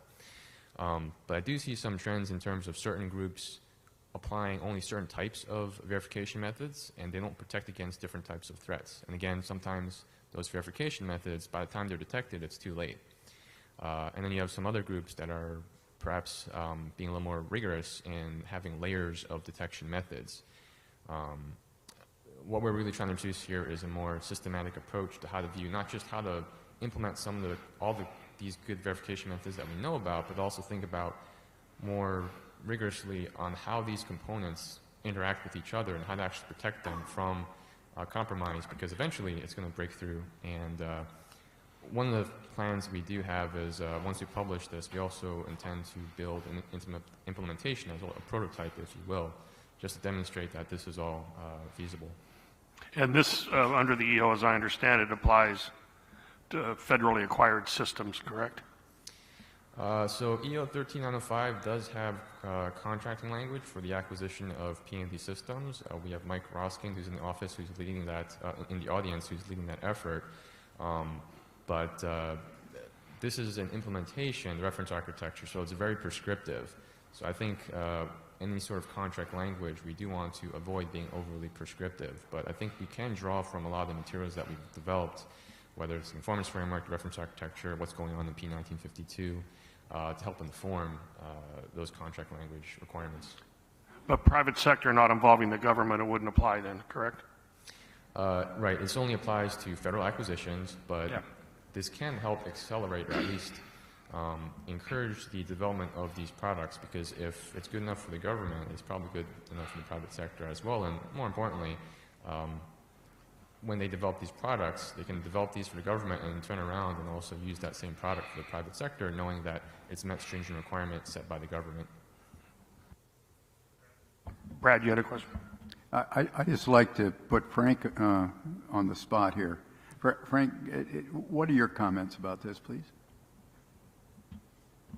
Okay, well, a little bit like what Scott was saying, a lot of these things are done already by the chip manufacturers. And so we at Google don't make GPS chips, so really kind of don't want to say too much about what the chip manufacturers do.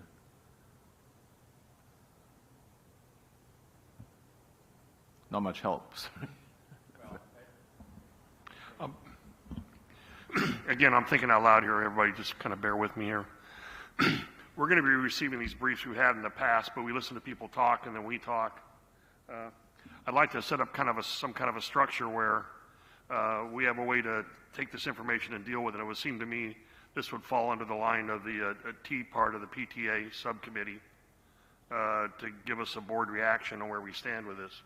It kind of makes sense as far as a process question. We're not to answer right now. I'm just kind of throwing it out for everybody to think about. But thank you very much. Thanks.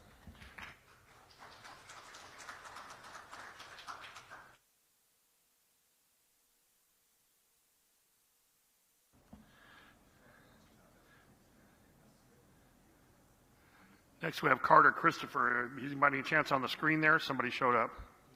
Oh, there he is. Hi, Carter. Can you hear us okay?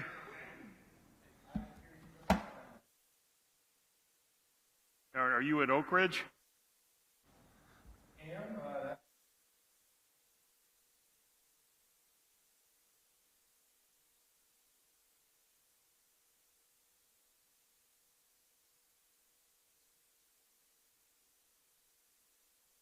Please proceed.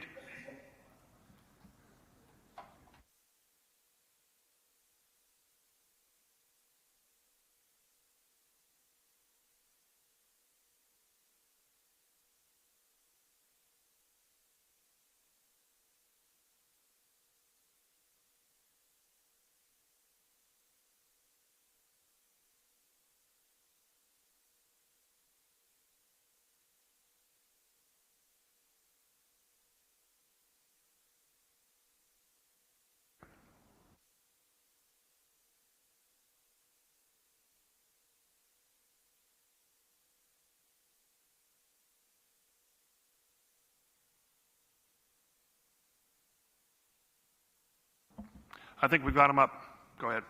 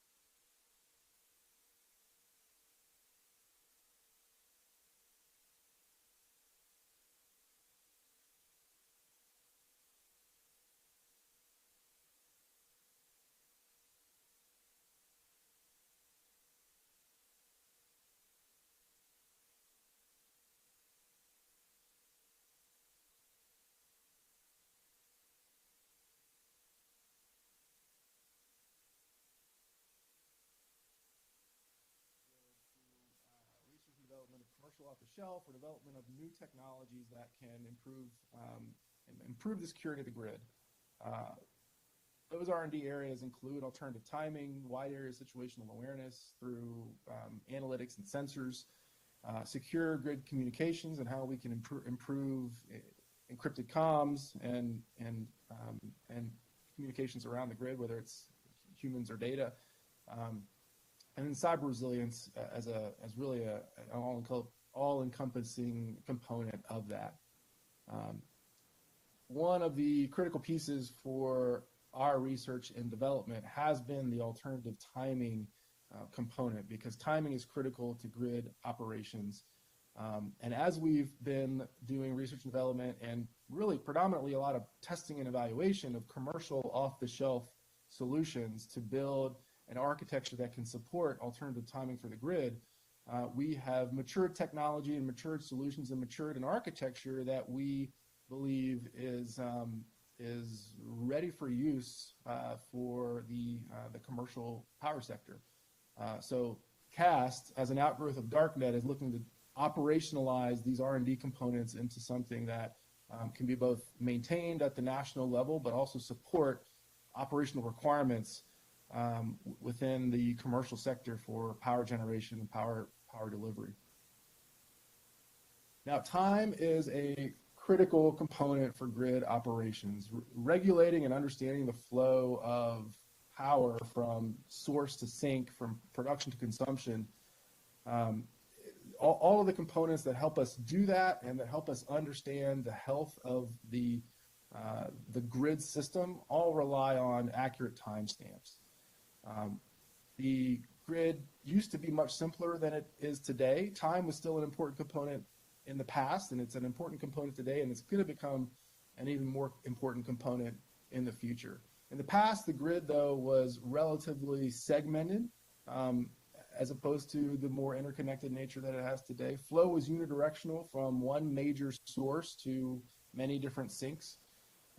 Load provisioning was really based on what was understood to be the case based on past usage, and the overall architecture was very hierarchical from a one-to-many system, and that's shifting.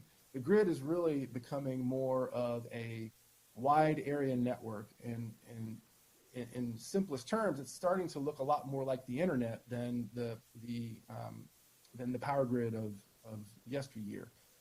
So in that regard, the grid is a lot more interconnected. There are interconnects across geographies, but the grid is much more connected than it was in the past. The flow is multi-directional. You and I can be power sources at our house through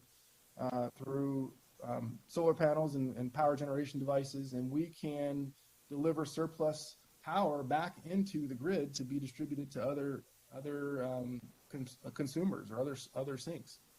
And today and going into the future, load balancing is going to be based much more on real-time data and predictive analytics than just assumptions that are made based on past behaviors.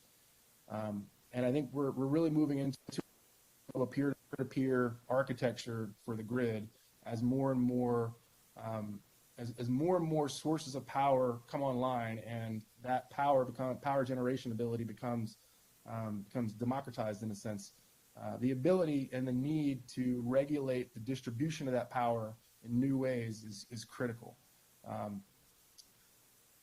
One of the ways that power companies and that the Department of Energy seeks to understand and regulate and monitor the flow of power across the network is through sensors. And one of those sensors, a predominant one, is called a phaser measurement unit, or a PMU.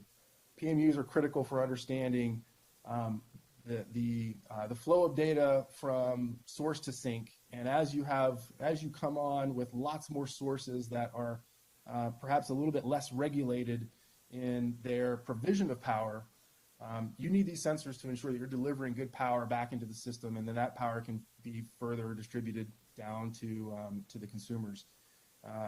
These PMUs are time synchronized, and they have specifications that, from a timing perspective, that they need to subscribe to. And so the important component of the time synchronization is that that's a timestamp that essentially feeds into a data collection stream and allows us to understand that what we're understanding to be the health of the data and the health of the network through these PMUs can be correlated in time and space, because we understand where they're located on the network. But time is a critical component of that. And the traditional source of synchronization for these PMUs is GPS. As you guys, I mean, the whole purpose of this forum here is you guys have been communicating all day on the need for us to assure GPS and assure PNT technologies for our critical operations, and timing, the use of timing on the grid is no different. I think we're all aware of some of the vulnerabilities around GPS. It's a fabulous technology, but as Mr. Wong was just talking about, it's it's fundamentally a system built on open ports. It's a weak signal that is prone to disruption, especially as 5G comes on board. Not even speaking of the potential intentional disruptions to that. And the signal is not encrypted, and there's other things in there too, but ultimately leading to a conversation around what alternative sources of timing can we bring to bear for the power grid to help us augment the use of GPS and improve grid resilience. So that brings us to CAST, the Center for Alternate Synchronization and Timing. And I've talked about the genesis of CAST, and we're an early stage program at the Department of Energy, but have our sights set on, I think, some really big goals around delivering an alternative synchronization service for the power grid community, where the community, which is largely run by commercial entities, can integrate into a federally operated network and have an alternative source of timing in the event that GPS becomes compromised. So our key components to the design of CAST: redundant, resilient, secure, scalable, and precise and traceable. So redundant, resilient, we are, from a connectivity and communications perspective, SATCOM backed up by terrestrial links across our master nodes, we call them. These master nodes are authoritative clocks within the CAST network that are fully synchronized among themselves, and we want resilience and redundancy from a comms perspective and resilience and redundancy from a hardware perspective. So if one of those clocks fails, if the hardware fails for some reason, the network persists, and the best master clock algorithm is operating to ensure that those subscribers downstream of those master nodes are resilient and don't lose timing. Secure, we're architecting CAST to be resilient in the face of jamming, spoofing, cyber concerns, and physical security concerns. So the terrestrial redundancy, having a point-to-point link between our master nodes, is a critical piece to avoiding both the jamming and the spoofing components of this, but also layer 2 physical layer encryption of the timing signal is a component, is a key component to ensuring that time that's delivered is the exact time that's received, and there's no potential for man in the middle or any disruption to that signal. And then, of course, we keep things secure at Oak Ridge with governed access to these master nodes, and and that would be a requirement for these other master nodes that are part of the network. From a scalable perspective, we're building this in the sense that it would be a hierarchical design that, like I mentioned before, our intent is to maintain a federal network of master nodes, but also provide the blueprint for establishing this distributed timing architecture for the commercial sector to build within their networks and integrate into our federally maintained system. So ultimately, we're able to propagate time from our CAST network down into the commercial subscriber commercial subscriber networks and their own private networks, so that again, in the event that GPS is disrupted, they have an authoritative source of time. Precise and traceable, standards-based. We're targeting PTP as a IEEE 1588 is our standard, but traceable or at least verifiable back to NIST through two-way time transfer through satellites. So as I mentioned, our goal is that CAST is a network of synchronized grandmaster clocks, and these are managed, operated at federal entities. Currently, we have operational clocks at Oak Ridge and Western Area Power Administration, and we are working with beginning to discuss with the other PMAs or Power Marketing Administrations and how we can expand this concept into their regions as well. But we're architecting these grandmaster nodes to live in multiple geographic zones, specifically at least one in each time zone, so that we have geographic redundancy and the hardware redundancy that I already mentioned. So that the comms redundancy, SATCOM, and terrestrial links between all of these nodes, and verifying these system clocks to UTC through SATCOM connection. Our GMC nodes, GMC Grandmaster Clock nodes, would propagate time downstream to both federal and commercial infrastructure that is integrated into that CAST network, and that would supply timing to sensors, or synchronized time to the sensors, to OT, and to IT operations. And we've already been engaging with and working with and partnered with several power grid operators, and are looking to kind of grow this into a larger system as we mature the program. So the big potential of CAST, I would view it in three words: augment, insulate, and improve. So augment the grid, the grid's utilization of GPS with a second resilient timing source. Insulate the grid from bad actors that have the potential to disrupt GPS, and improve resilience through improved anomaly detection and wide area time synchronization. If we can guarantee, or at least provide, an authoritative, trusted synchronization source across the interconnected grid, we have a much better opportunity to understand or the grid operators have a much better opportunity to understand the interdependencies and movement of power across their networks.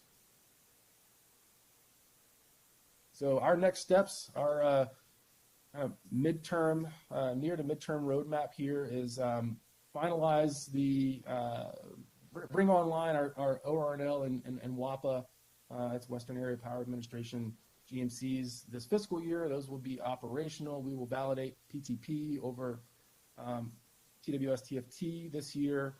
Next year, the architecture and when I say it's BOM there, the bill of materials, kind of the physical architecture, but also the logical architecture for other PMAs and for commercial additions to the CAST network is ready for early adopters next year. And then we're hoping that by FY24 we're fully operational with a nationwide network that could be subscribed to. So to wrap things up here, the power grid is moving toward a wide area network, and a critical piece of that is resilient time synchronization to ensure operations persist.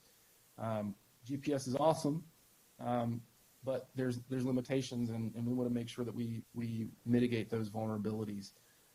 We believe that a network of terrestrial grandmaster clocks that are synchronized and redundant can be the solution for that for the power sector. And so here we are, we're working through CAST now, and are excited to find some new partners to help us grow this solution to a real operational system for the United States. That is my slideshow, and I will be happy to take questions. Yeah, this is Thad Allen here. I want to make sure I understand the business architecture here. This is a utility provided to the electrical power generating industry by the government, correct? That's correct. There's no fee associated with it. I'm sorry, you broke up there for me. There is no fee, no charge for the service. So we're still working through that component of the business model. Our program manager and Office of Electricity, we've been working with him on, and he's been on the DOE side as to how we would maintain the architecture and what any potential subscriber fees would be for those commercial subscribers. And that would be operated through you as the national lab providing the service then, correct? As of right now, that's the plan. And I think, that's the plan right now, is that Oak Ridge maintains, works with DOE. Oak Ridge and our partners, we do have other national lab partners that are engaged on this, but that we maintain the system as part of, under the program for the Department of Energy. And I had one final question, and we have some others here. How much do you have to parse the time for your synchronization requirements? I know from working with the financial sector, they're down to picoseconds on timing and synchronization of financial transactions. What level of parsing are you down to? So our goal is 100 nanoseconds for our Grandmaster clocks, and that's our target for accuracy. But in the field at the distributed sites, I think where we're at is 1 microsecond. So as long as we can maintain 1 microsecond of accuracy at distributed sites, we're okay. Our goal is 100 nanoseconds from GMCs at the source. Thanks. So Dana, did you have a question? Yeah, thanks, Admiral. So good presentation, Carter. Thanks. And so to expand on the Admiral's question, so there are federal sections of power grid or installations that are going to get this for free anyway, right? So you've already got some adopters because they're essentially federal facilities. And then as far as the other grid operators, you're still sorting out how they get incorporated to that, right? That's correct. And our goal, and one of the key components and research areas of DARKNet, that sister program to ours, is really working through how we ensure as efficient, cost-efficient adoption can be for those commercial providers. Because at the end of the day, if this isn't a strong value proposition for them, they wouldn't choose to adopt it. And so a key piece that we want to make sure is that any costs for adoption for them is low, and that the return on investment is very high. And you said a federally operated network. So I think you repeated that just a minute ago. You envision Oak Ridge operating this as an operational network rather than hiring out the operation of the eventual network to somebody else. I guess I probably shouldn't speak to that. I should defer that to our sponsor.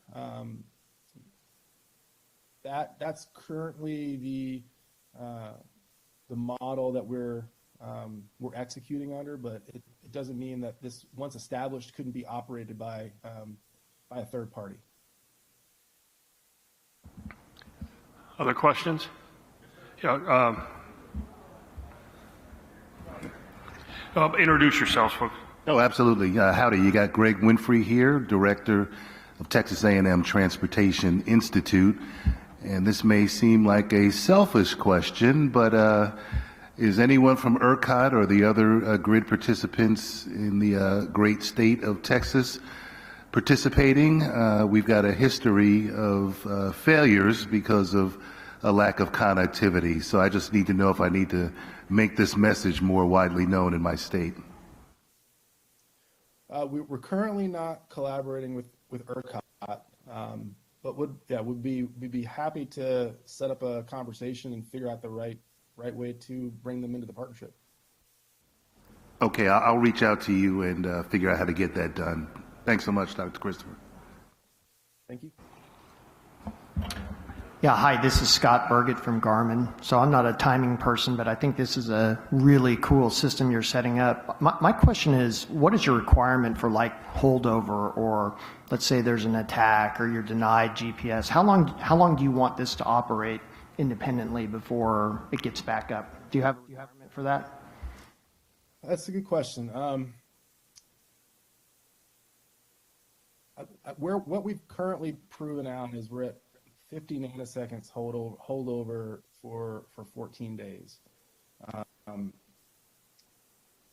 don't know. I can't speak to. I need to do my homework on what our requirement for holdover is. I think that exceeds it, but I do know that that's where we are right now. I think 50 nanoseconds for 14 days is pretty nice. So well done. Any other questions? Yes. Very good presentation. Vahid Madani, I have a lot of utility background. I know your focus was on synchrophasers, and I understand the tolerance because at this point it's really human in the loop, even though we do have a lot of contingency analysis and other automated systems. As you probably are aware, we do have also traveling wave systems, and traveling wave system requirements are near 400 nanoseconds. I just wanted to put the number there because these gentlemen are writing some of these numbers down as you're presenting. But to my knowledge, and right now you're looking at somewhere around 400 to 500 nanoseconds for traveling wave. So if a utility is using traveling wave, they may have to maintain both the GPS as well as the cast. But again, thank you very much. Dana? Once again, showing my ignorance, Carter, and building on Scott's question about holdover, 50 nanoseconds for 14 days. So if you're directly hooked into NIST, why wouldn't you just have holdover forever? Why wouldn't you be completely GPS independent? It would be. But I don't think that we get, right, NIST just delivers us frequency. We don't get phase, correct?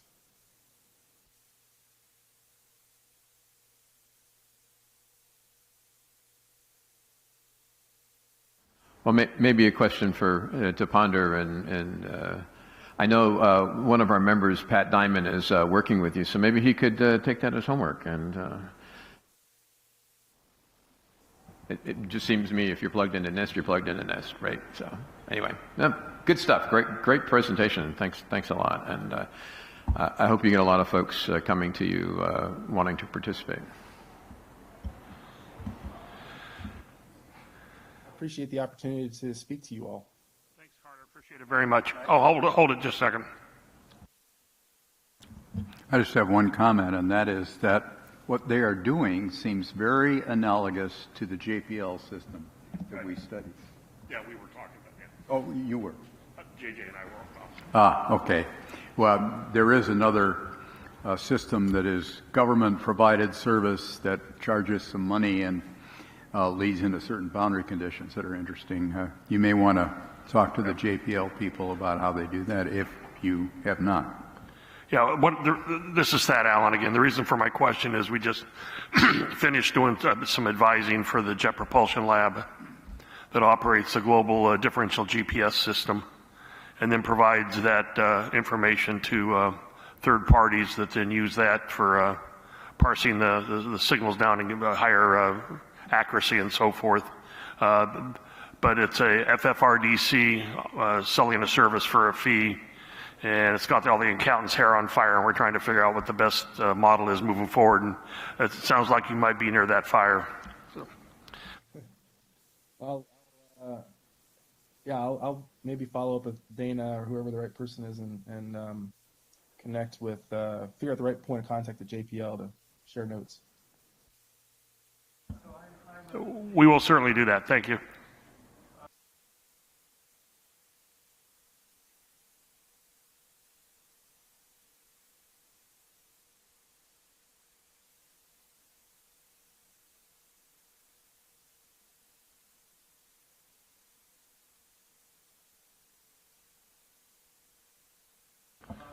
We'll take it offline and make sure you get the information to them. Thank you.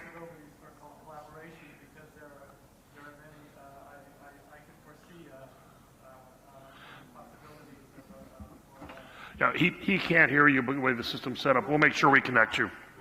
Thank you, Carter.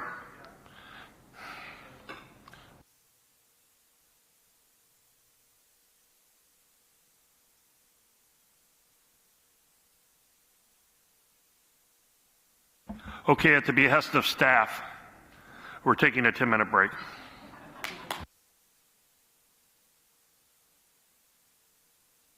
I had to twist the Admiral's arm on that one, but... So to be concrete,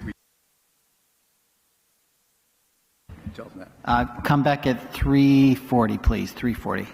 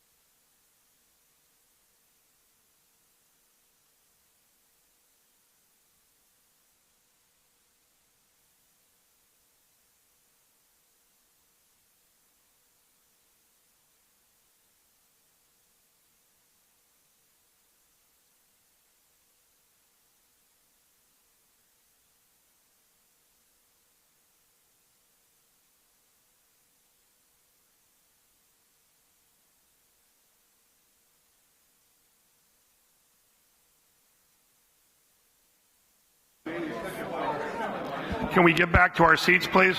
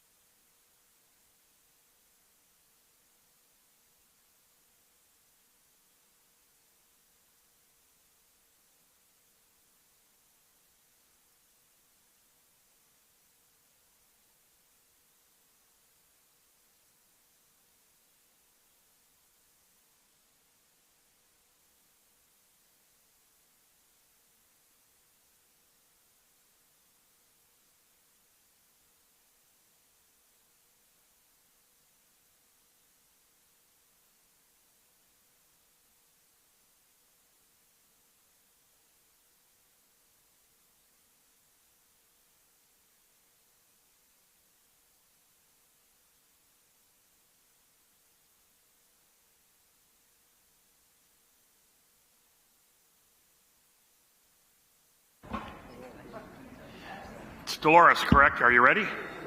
You've been standing there ready for a while. I apologize. No worries. You're bearing the brunt of all the bathroom breaks, but please proceed. I know how hard it is to get folks back in from recess. Thank you. And it looks like we have assembled for the most part. All right. Thank you for the opportunity to present as a subject matter expert on space weather. When my colleague Jade Norton suggested the title for this talk, I said, but Jade, there's no PNT in here. And she says, you'll find a way to put it in. And she's right, I did. As I was assessing some of the vulnerabilities that went with the Starlink operations. So these opinions are my own as an expert in space weather in terms of what happened with the recent Starlink launch and in some cases failure to achieve the mission for about 40 of their satellites.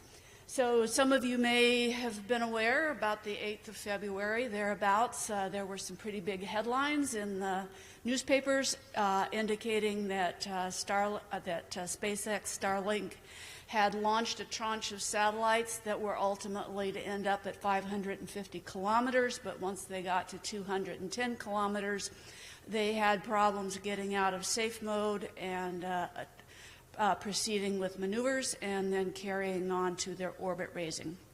So I'd like to tell you a little bit about that and how it may reveal other vulnerabilities, perhaps in other constellations where there is assumptions have been made about the benign behavior or the availability of information. So these were ripped from the headlines. I will talk to you very briefly about space weather. Everything you need to know in 3 slides or less. So, overview, space weather and what it is, and then a little bit about how space weather and space environment affect Starlink, and then we'll come back to space weather in terms of vulnerability and opportunities for all types of constellations that will operate in LEO. Down at the bottom here, I show you what we have been able to record about space weather since about 1700, when we really started keeping records of things called sunspots.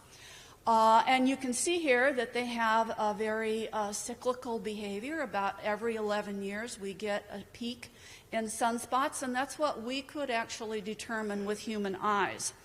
But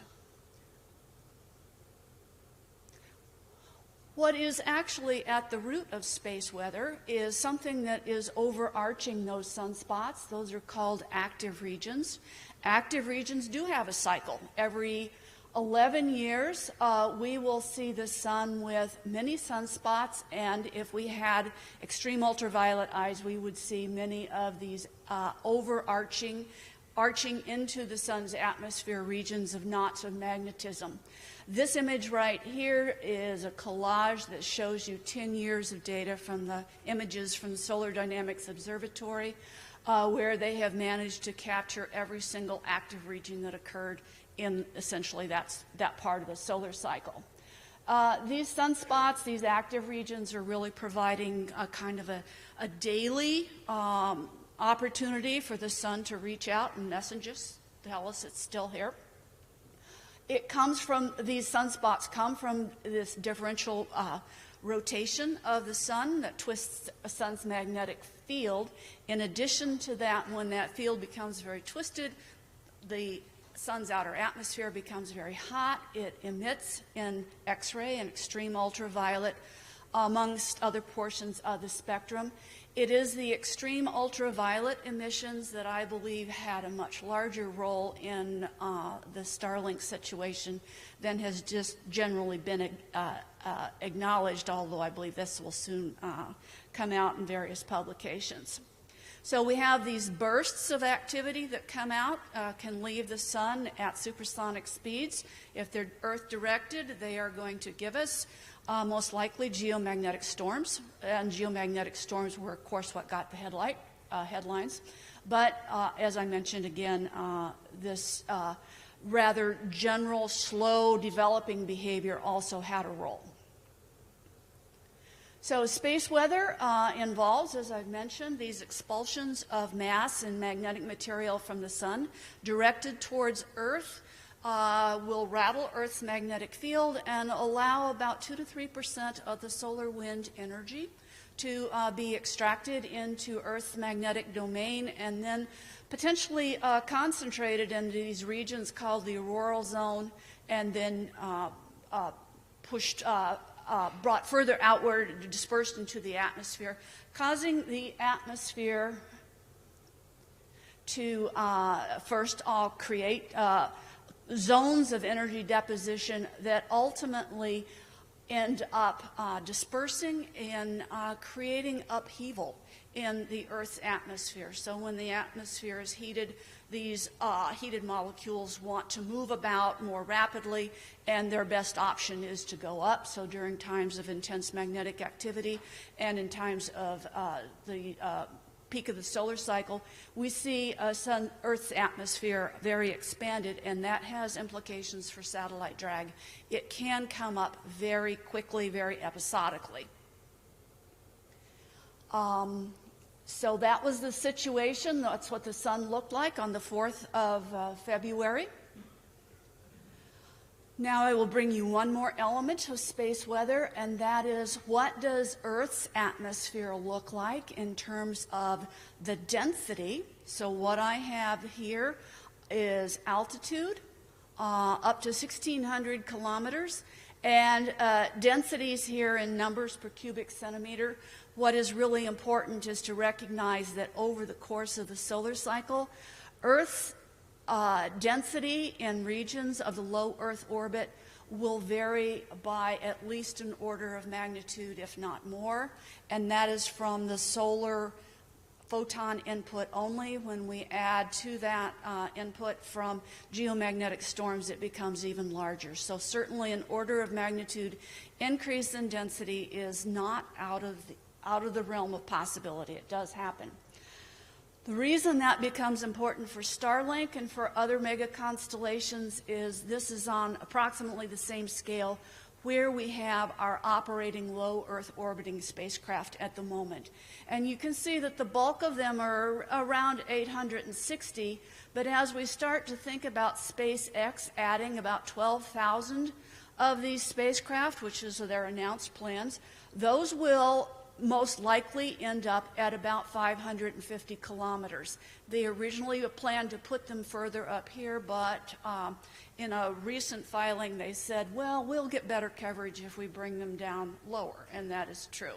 So we can expect that there will be a much larger number of spacecraft operating in this region where the atmosphere certainly rocks back and forth with its density. The problem that developed with SpaceX in early February was that they have a beginning altitude where they start their orbit-raising operations at 200 kilometers.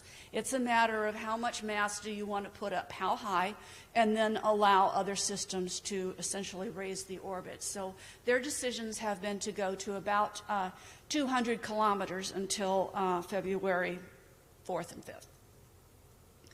I will just mention that drag is, which is essentially what's going to happen as spacecraft encounter these changing density. Even though it's close to a vacuum, the spacecraft are still encountering these molecules, and drag becomes this dominant non-conservative force.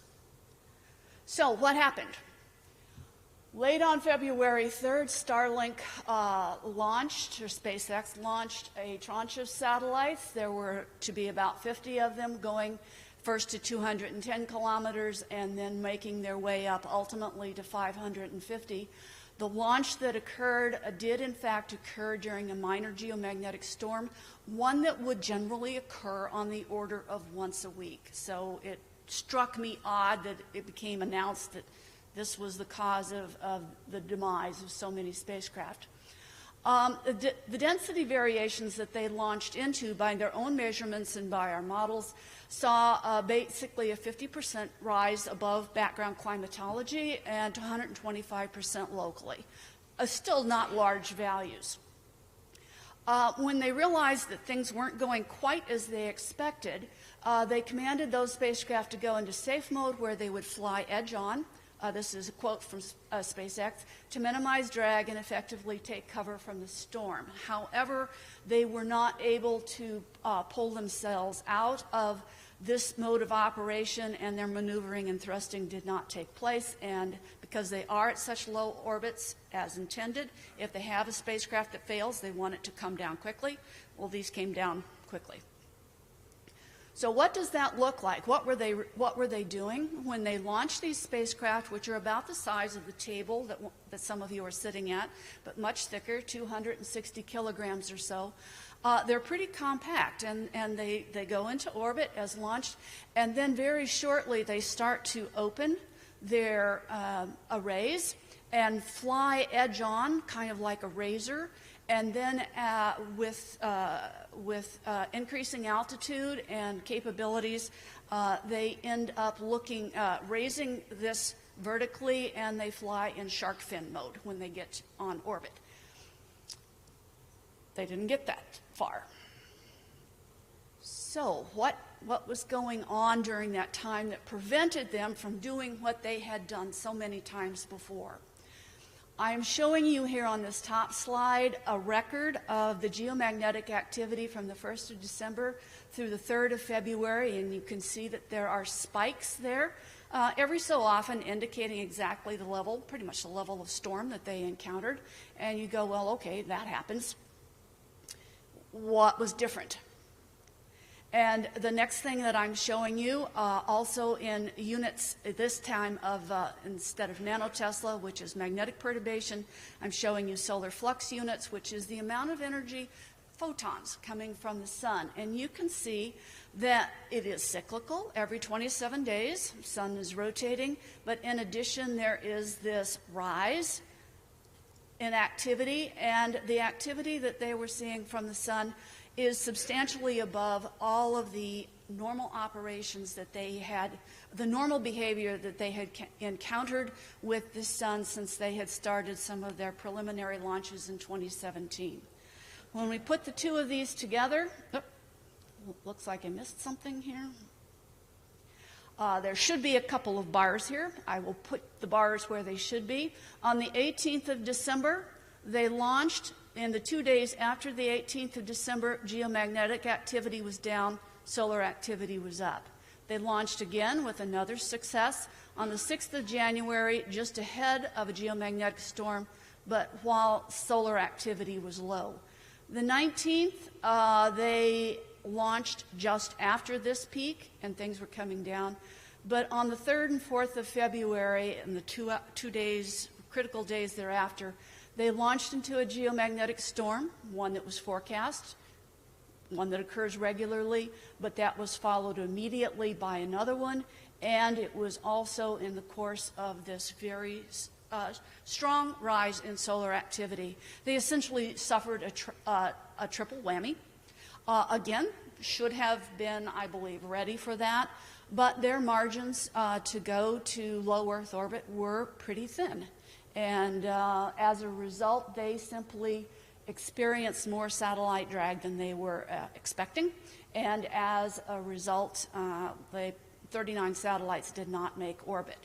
I will point out to you that they launched again in about 2.5 weeks, this time to 310 kilometers. Success. I expect that they will be launching to 310 kilometers from here on out. The margins at 200 kilometers are just too thin. So the space weather insights from that, it was actually multiple things going on. The words that came out immediately was that it was a minor geomagnetic storm. It was more than that. It was a combination of things that they had not previously seen in their low altitude operations. I will point out one other thing from a viewpoint of operating at 200 kilometers, 210. That environment is very poorly characterized, and we expect that in the future that SpaceX will actually be providing additional information about what is going on with their 12,000 satellites, so that we actually all get to learn a lot more about what was going on and what does go on in the space environment. What might we learn from this in the future? Space weather internal to Earth's atmosphere does in fact produce impacts on signals, GPS, GNSS signals in particular. Perhaps the most challenging are those impacts created by bubbles of plasma along the geomagnetic equator.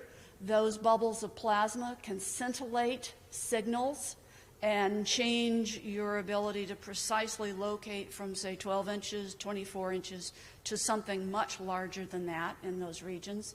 We have, in fact, seen that happen. It's prevalent at dusk, but can be driven at other time sectors. It can expand into mid-latitudes. The implications of that are that GNSS is going to be used in crowded LEO operations much more so in the future than it has in the past, simply because LEO will become much more crowded with 12,000 Starlink spacecraft and Kuiper and others. The possible and likely roles of GNSS signals, when taken individually are not perhaps so large, but if, as I expect, many of these spacecraft are going to be doing a lot of internal data processing on orbit, they are going to be trying to do all of these things, and they will be relying on GPS, GNSS signals.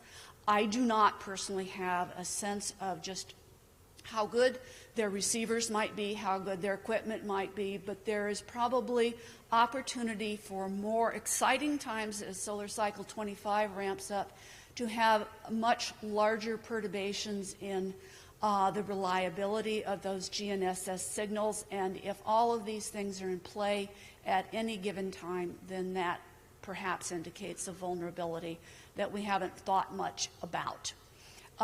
The good news is about GNSS and crowded and LEO operations is that we may get to learn a lot about the nature of the GPS signal environment and what is happening as a result of all of these variations in the ionosphere.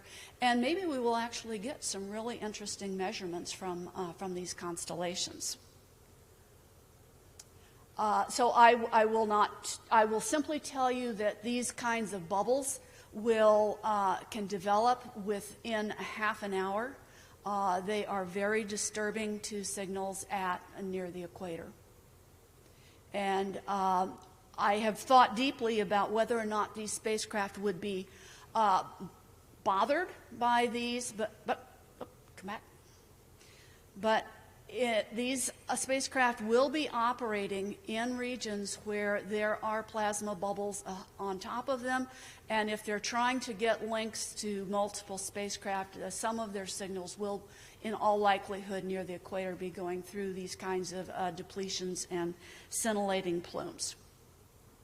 So just to tell you that I think the potential for some disruptions associated with a crowded, very busy, low Earth environment that we have not experienced before is probably a likelihood. There may be further interruptions with operations on spacecraft that are doing radio occultation operations, so their signals are intentionally making long passes through atmospheres that has very large plasma variations.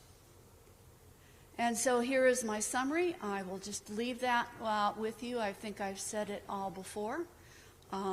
Again, 200 kilometers was perhaps not the best for launch to altitude for this rise in solar cycle. They do have the opportunity to go much higher, obviously did. The most recent launch, they were able to carry 3 less satellites than they did with the satellite launch that failed. And if you have questions, I would be happy to try and answer those or do so later. There is an image from ISS, and it may not be so obvious, but there were 16 spacecraft along that arc, just rising over the horizon. Thank you.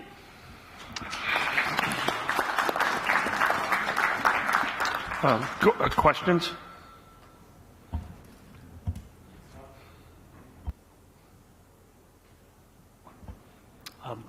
Yeah, great briefing, really informative. So I'm going to talk to the operators and get the GPS signal data on that day, just because now you've piqued my interest. So we'll see how the signal did. It will be very interesting. Yeah. I don't think we know a lot about some of the minor perturbations that develop in coordination with this rising solar cycle and minor storms. We know we know more about the really big events because we've paid attention to them. Got it. So I'll go look into that, and I'll close the loop with you if I can release it to you. Do you have any other concerns with any other RF signals on a downlink in this environment? I am probably not the best person to talk to about that. I think Jade is your local expert. In this environment, I would say that's my biggest.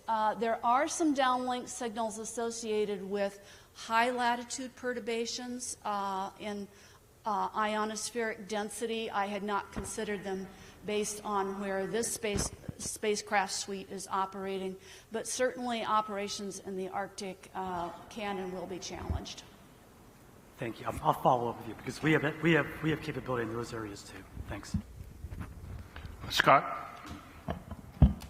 Great presentation. That was super interesting. I maybe didn't quite catch it, but the reason why Starlink could not go into their orbit raising operations is because they lost contact. The radio was cut out, or what exactly prevented them from doing that? That is a great question. That is a great question, and I'm still muddling over that. They simply said that they did not.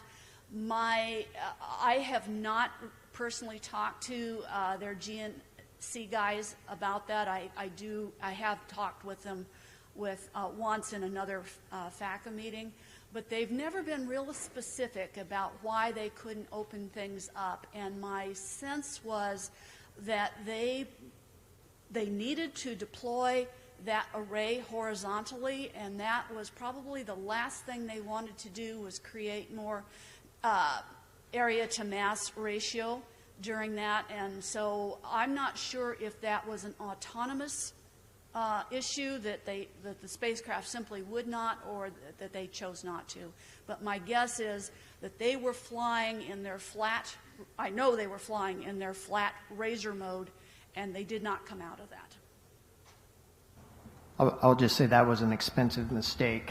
SpaceX is used to taking risks, and I really admire that, but that was quite an expensive mistake for them. I am with you completely. I have the greatest admiration for being out there doing something different. The one thing that I find even more admirable is within 2.5 weeks they sorted it out. Thank you very much. That was really interesting. Appreciate it.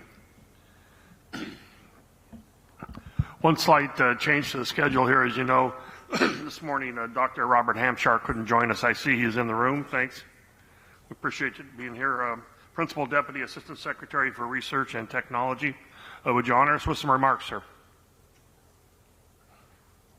You can do it from there up, wherever you like.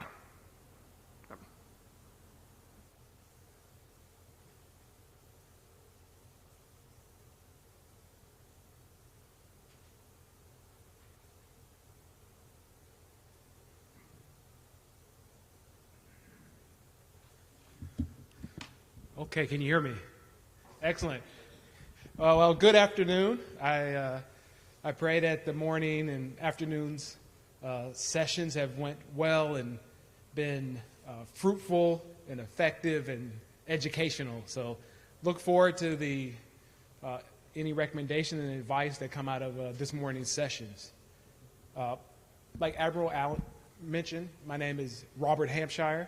I'm the Deputy Assistant Secretary for Research and Technology at the Department of Transportation.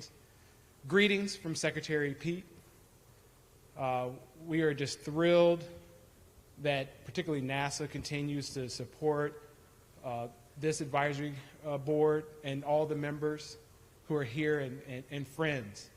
I won't go on too long. I know our Director of Spectrum Management at the Department, Karen Van Dyke, provided some opening remarks earlier this morning, so I won't derail the agenda too much, but to let you all know that Department of Transportation, I know we've been the civilian lead for PNT and GPS for some time, and we're really looking to really move into that leadership position that we have, co-leadership position, particularly with the ESG and XCOM.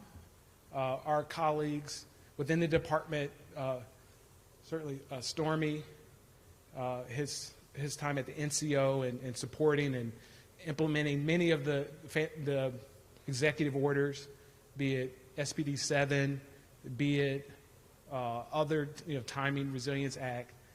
Really thank you, NCO and Stormy, for all of the fantastic support.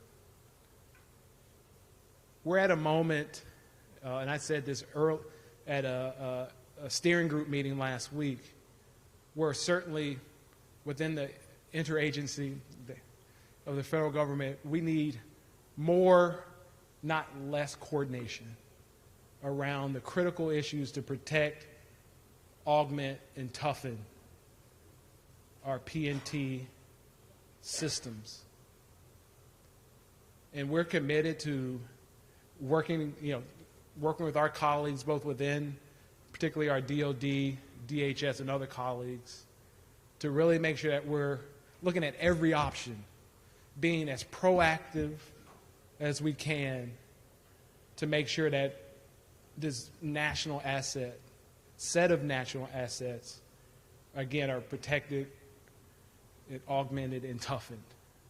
I won't go on too much. Like I said, I know that Karen provided some backdrop, but I know it's been the work of many of you, my predecessors, this has been a bipartisan issue, of course, throughout multiple administrations, the commitment to really make sure that we have choose my words carefully, a world-class leading set of capabilities.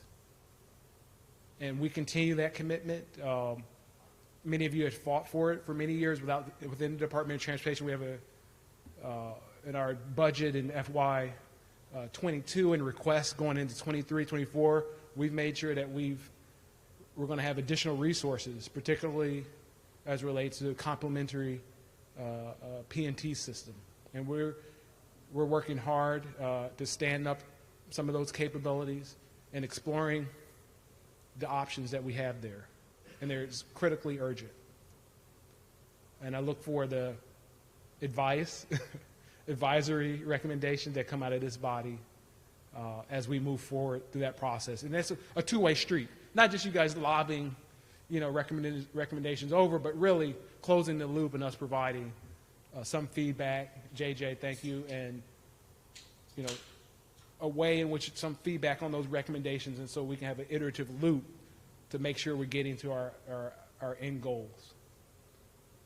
So with that, I just really want to thank you all for, again, I see JJ there, Admiral, sir, to continue to host this, to continue to lead on this. And within the Department of Transportation, you have a true partner.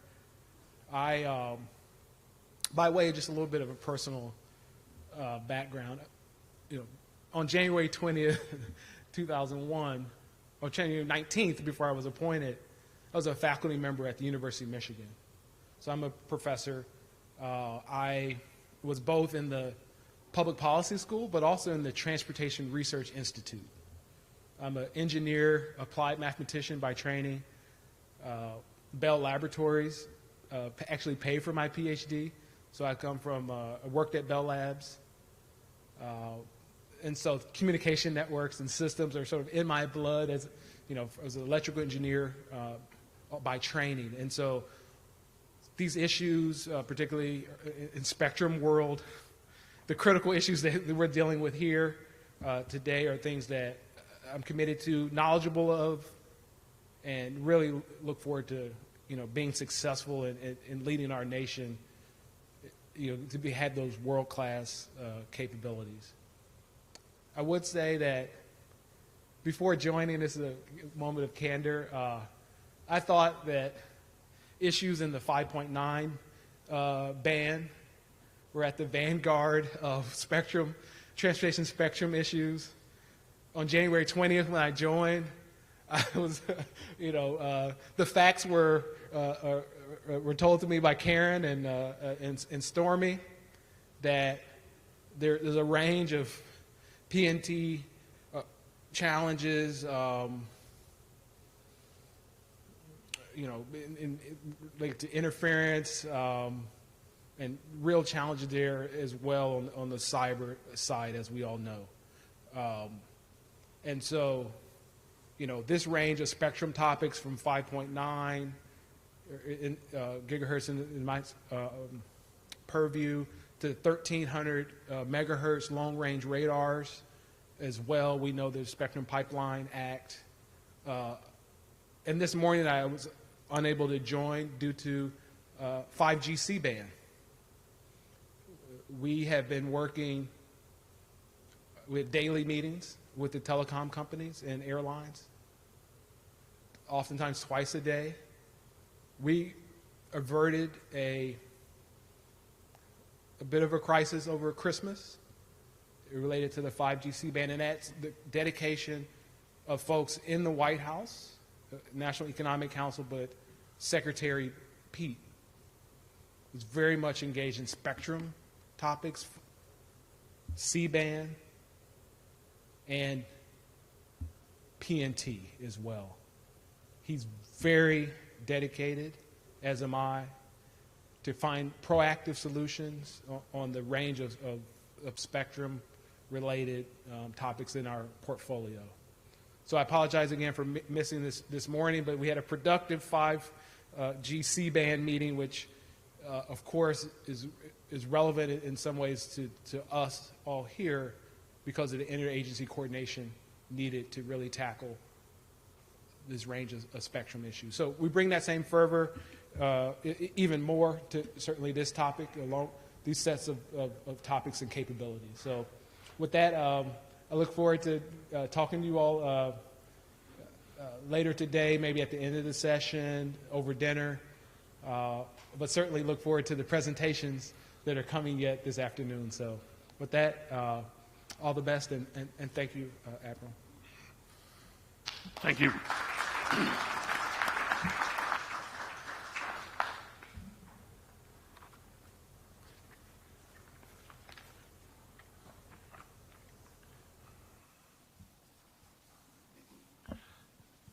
So next on the list, we have David Castillo.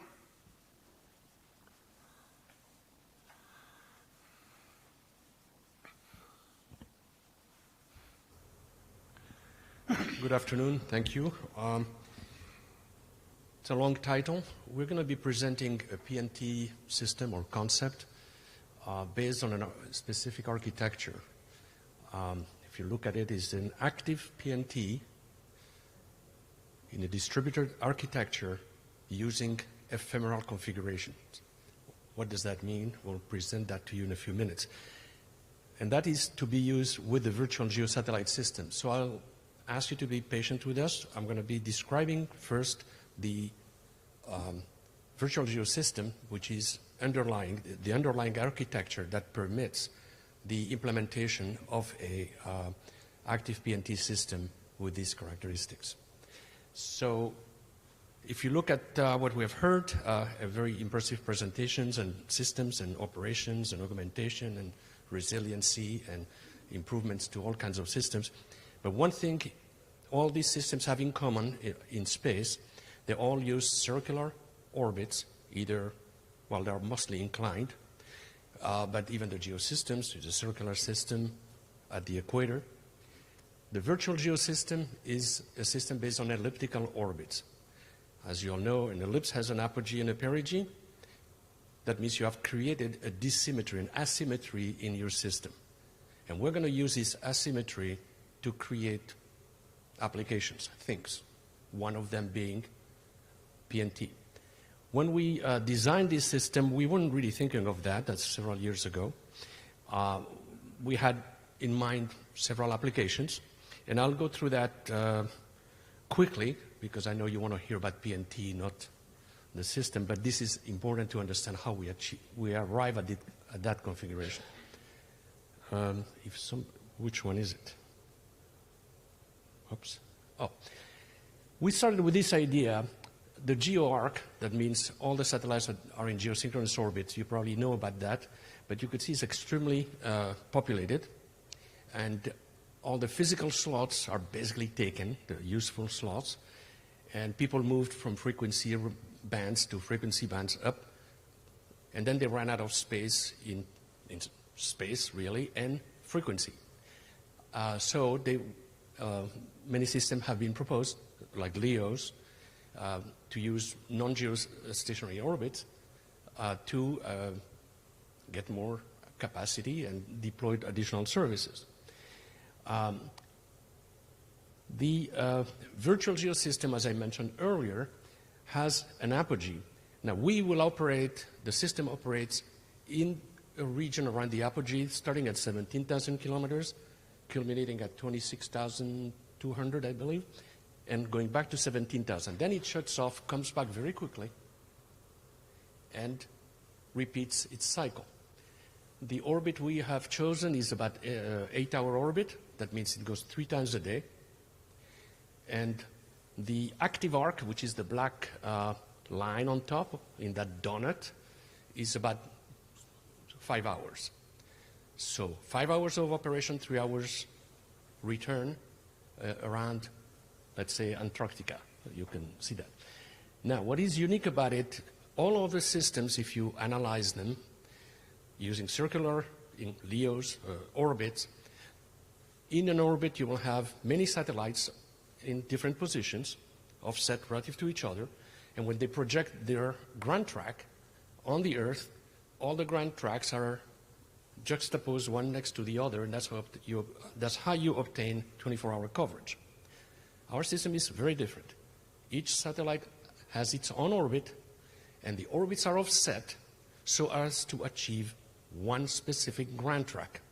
And if you place that ground track for apogees over a specific landmass, well, it appears that it doesn't move because it's a common ground track for all the satellites, hence virtual geo. And then we obtain a geo effect at about a mean altitude of about 60% of the geos. That's interesting. So we were all excited about it as engineers, but there are many important elements. If you look at the area of operation, you see that these 2 red arrows, you have about 40 degrees from the geo arc of angular separation.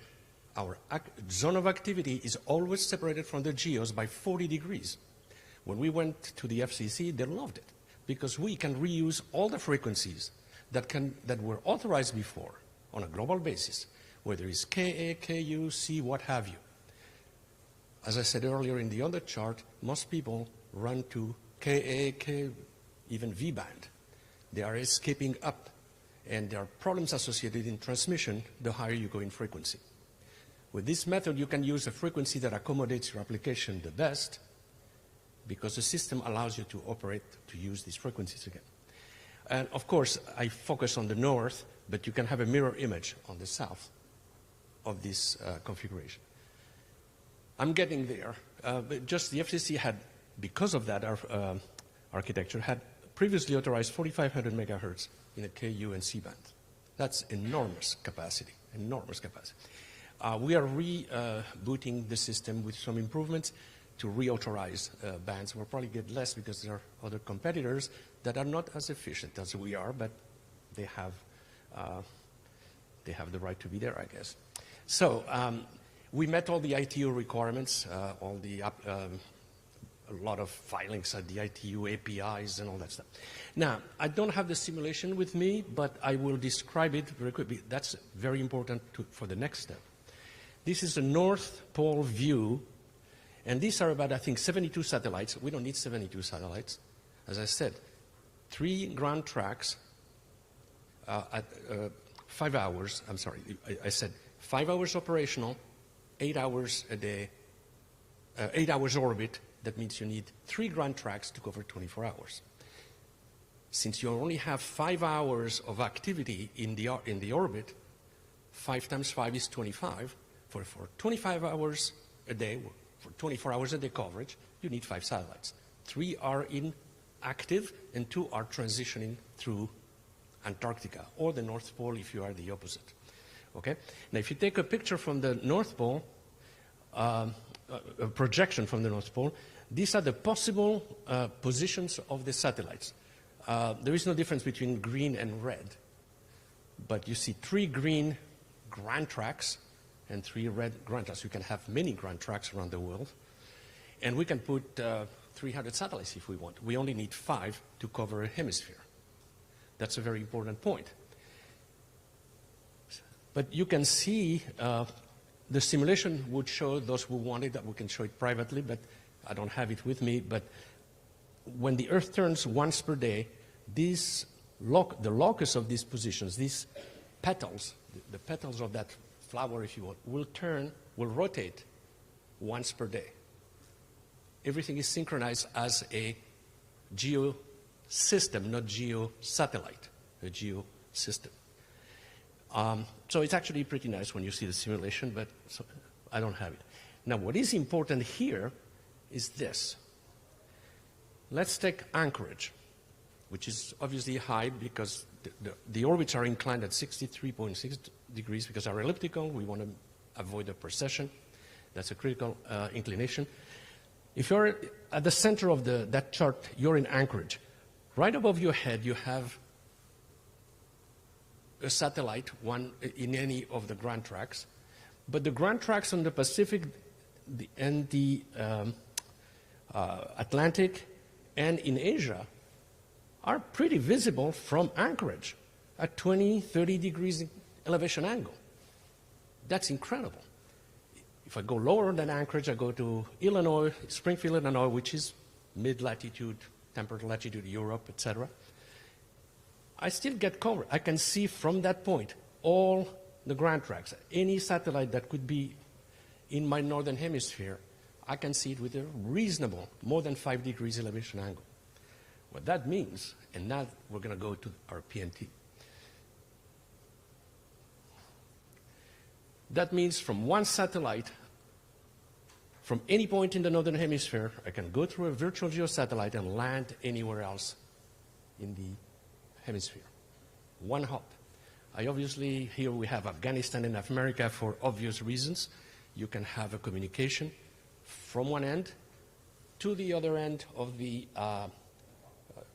northern hemisphere in one single satellite hub. No other satellite does that. If you look at the GEO satellite, it will be screened by the Earth. If you have LEO satellites that are very low, well, it's hopeless because they'll have to communicate among each other. So when people say low latency, which is a very good point, low latency communications, you're very low, but when you're very low, you are in a very tight footprint. If you want to communicate with another footprint, you need many hops. So your latency is gone. You have increased manifold that your latency. Now, what is important here, when we were designing this, well, what can we apply that beyond communication? Well, you can have somebody who needs, maybe we should change Afghanistan to China because that may be more current, but you can have a single hop communication from one end to another in the same hemisphere. So we said, well, what can we do with that? Well, obviously there are applications, like maybe defense applications, but we stumbled recently into other applications. I think I heard the word earlier today, somebody talking about crypto. Well, crypto is the blockchain application, requires these blocks to be exchanged with everybody and going in and out, and there is a lot of spoofing and a lot of cheating, because if you spoof your position and your timing, you can pretend to be somewhere else, and you know the transaction that that gentleman placed, although I'm next door to him, but I'm pretending to be somewhere else, I know what his price is, and I can bid against him and make money illegitimately. But with a single point of single hub over a hemisphere, all the validators, all the blockchain validators, nodes, etc., all go up and come down at the same time. You can spoof all you want. We don't care where you are because everybody goes down. That's a great application. The second, and we're working with blockchain companies to develop that as an application for our system. Another one is PNT. Since you have, let's say we have 3 satellites or 10 satellites, we can put as many satellites as we want because we don't interfere with a lot of others. Since they're all visible from any point in the hemisphere, you can have additional precision, additional measurements, additional position fixes, because they're all there. Now, one is higher and than another, but they're all there. And what we conceived, we obviously do not want to replicate GPS, the GNSS systems, but we wouldn't do that. But we created some very specialized application in which we would use the system as a communication system in a two-way street.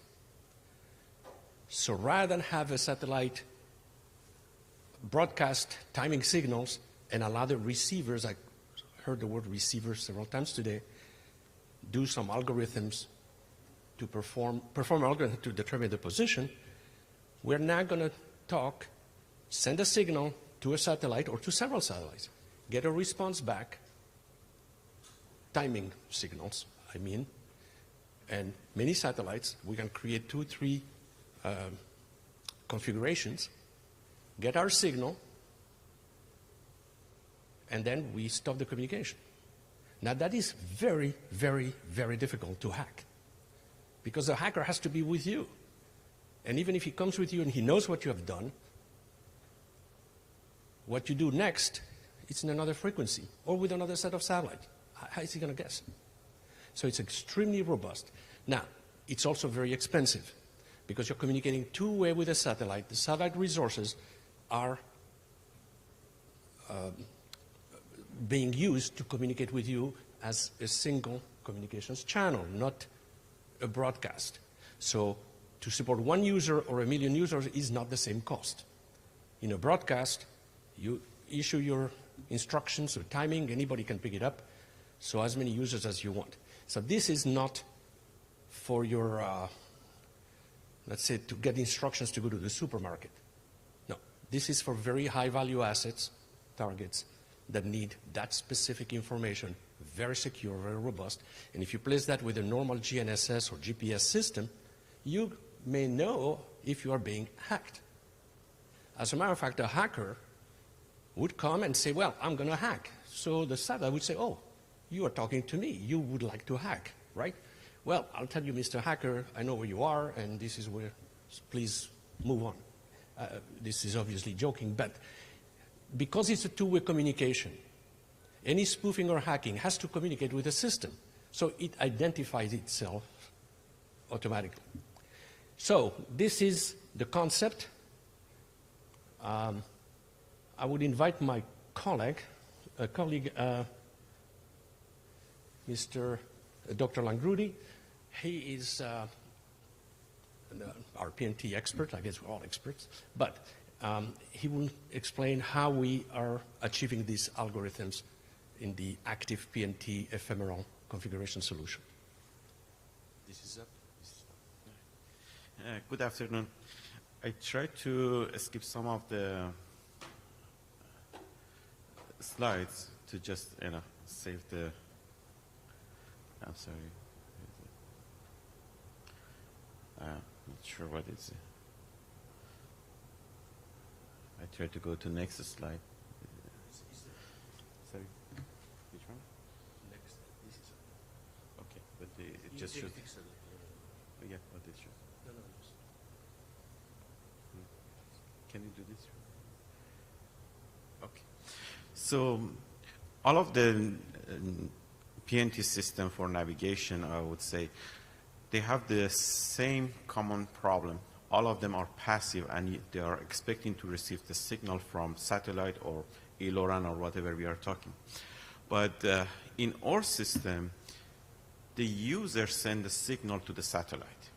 And if we go to the chart,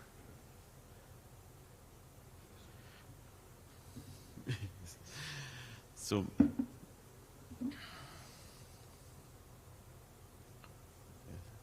okay.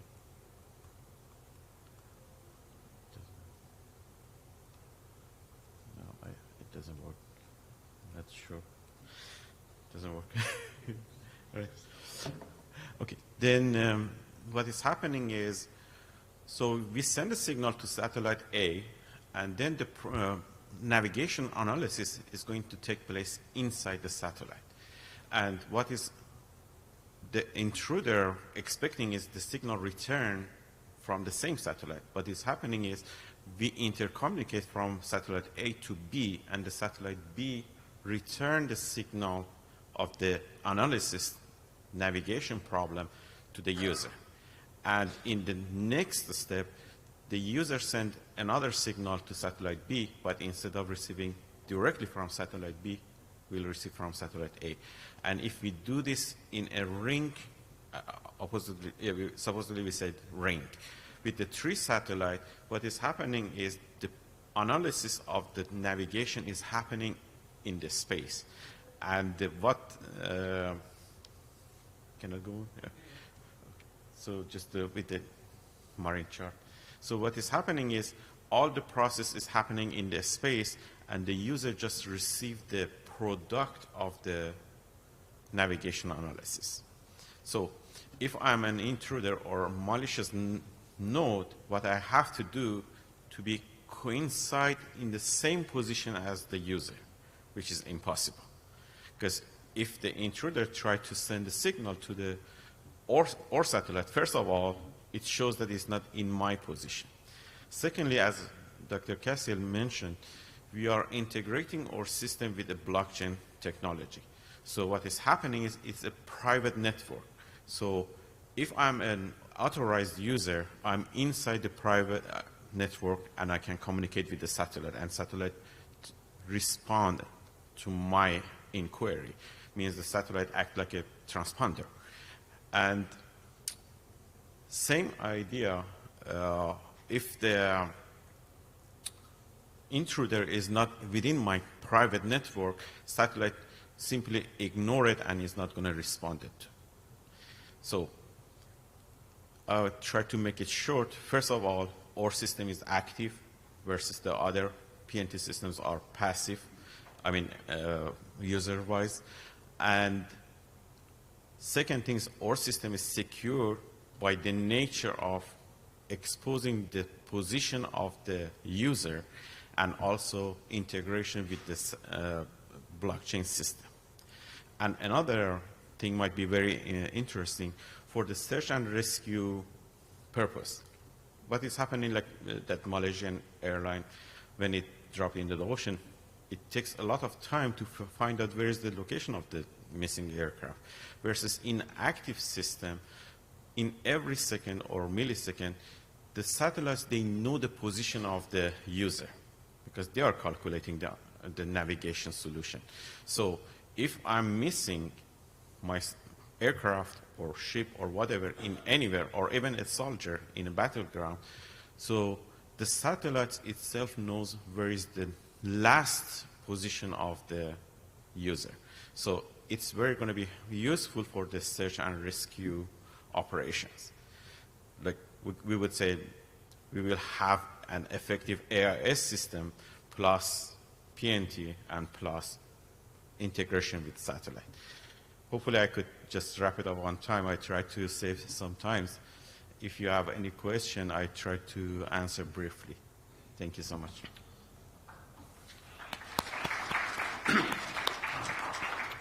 Any questions from the board? Thank you, sir. Very provocative. We appreciate it. Thank you so much. Thank you.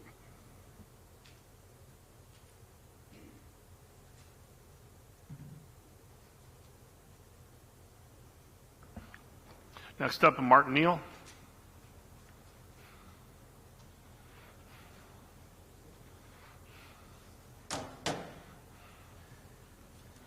Thank you very much, Admiral. My name is Martin Neal. I'm the Vice President at Astronavigation, Inc. I don't have health warnings about ideas.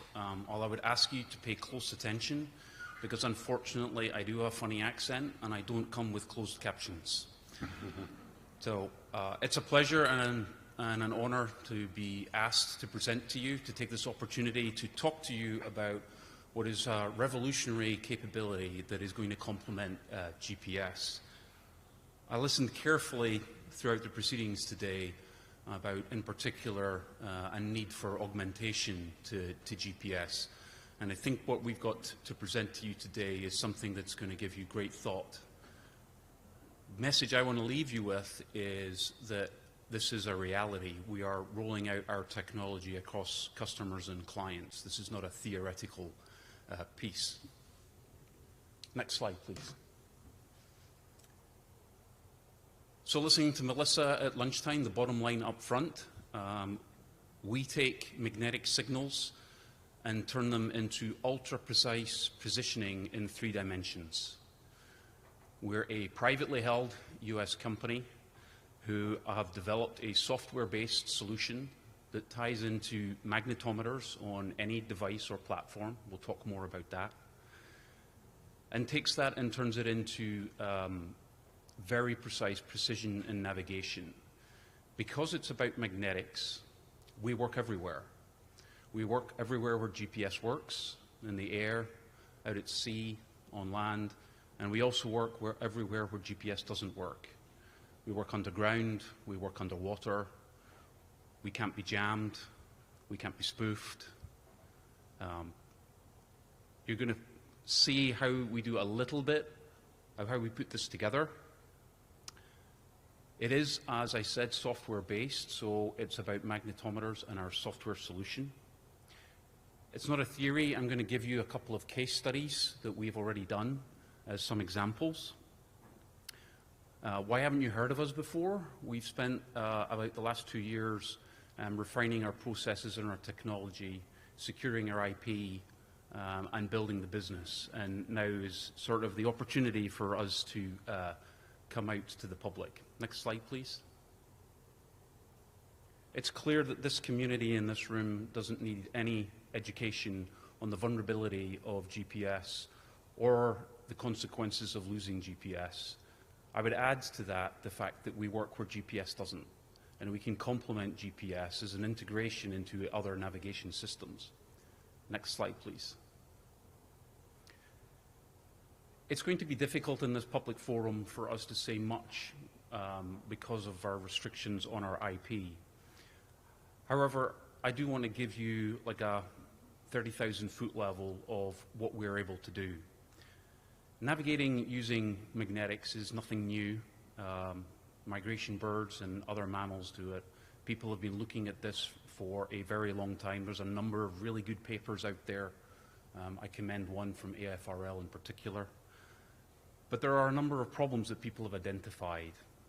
The ability to isolate the ambient magnetic field, the ability to get around device heterogeneity. If you use one device, one platform, and one magnetometer, the seeming impossibility of then using a different magnetometer to also do the positioning and navigation.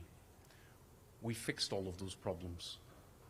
We've done it with some pretty exceptional math, and as a physics major, I can't possibly understand it. It was a long time ago. We use machine learning to be able to identify changes in the magnetic field, to be able to identify the difference between fixed and transitory magnetic fields.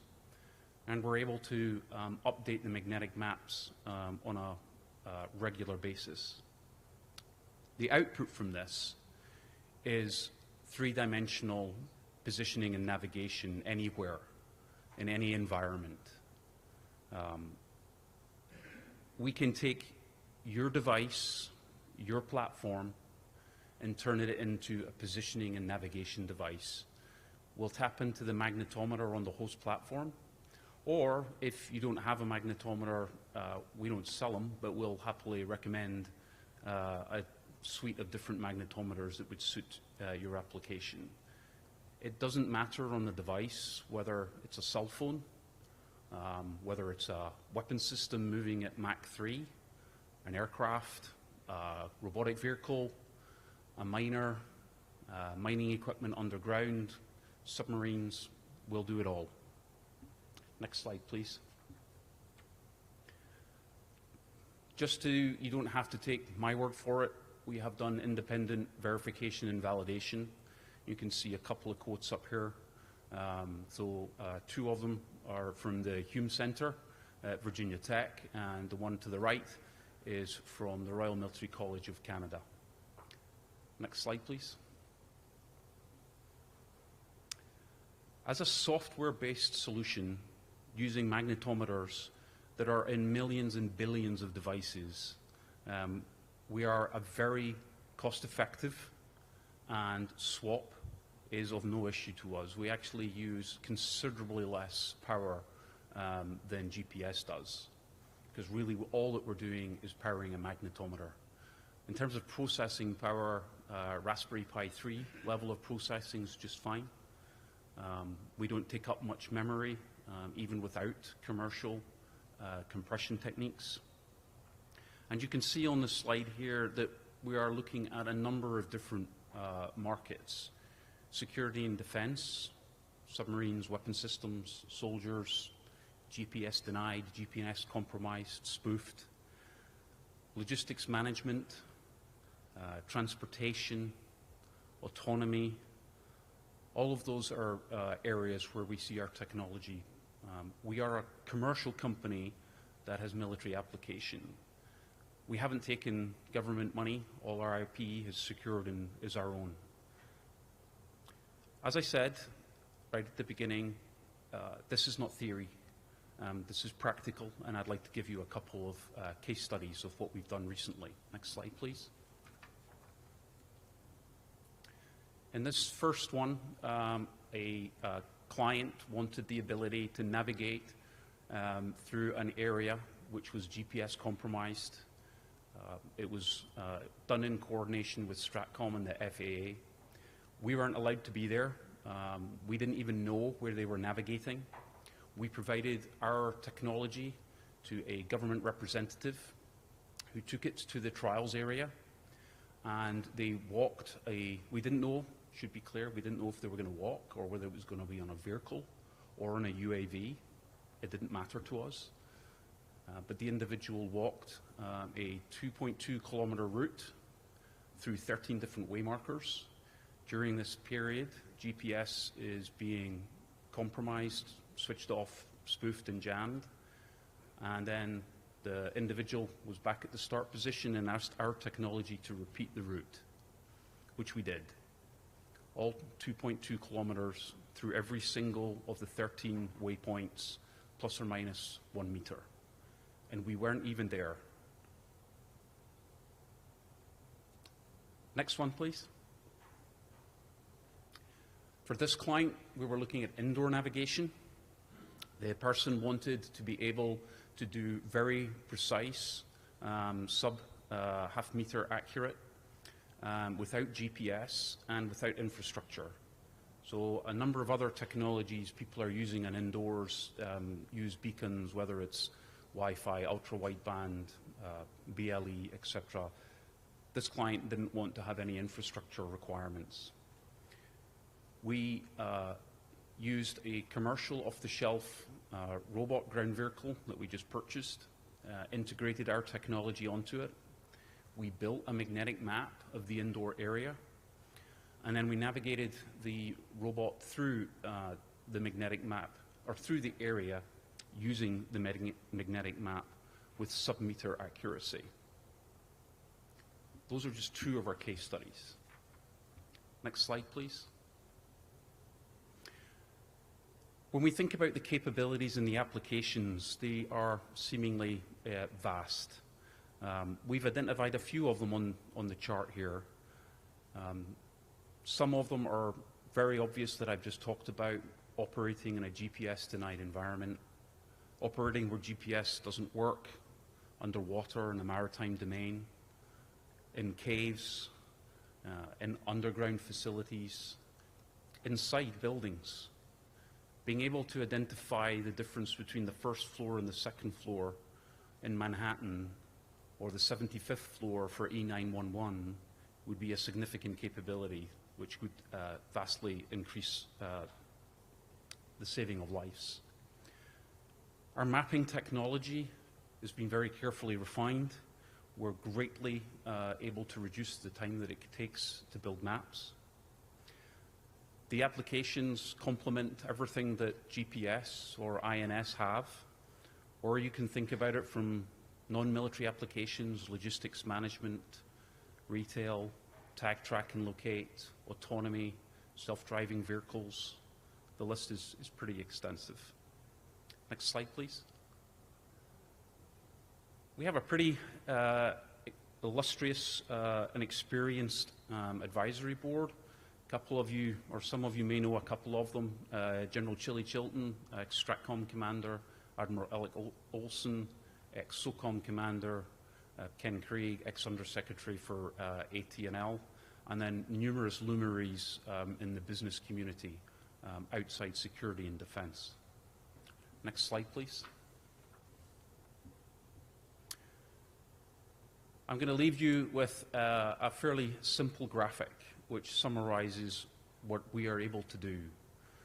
We're able to provide precision navigation on a software basis using existing magnetometers. We don't mind on the magnetometer. They do not have to be expensive. The one in my cell phone works just fine. I have an Apple iPhone 11.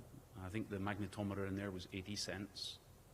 The one that we put on the ground vehicle, we spent a lot of money on that one. We spent $1.60. And they were more than capable of providing the level of accuracy that we need. You'll be able to move seamlessly from underwater to above ground, into caves, into buildings. We'll be able to tell you if you're on the 76th floor or whether you're in the sub-basement. But it will work everywhere you need it to be. It's reliable, it's continuous, and it's secure. And what I want you to go away with is the fact that this isn't theoretical. I have other case studies, but given the time that I have, I wanted to introduce just 2 of them to you.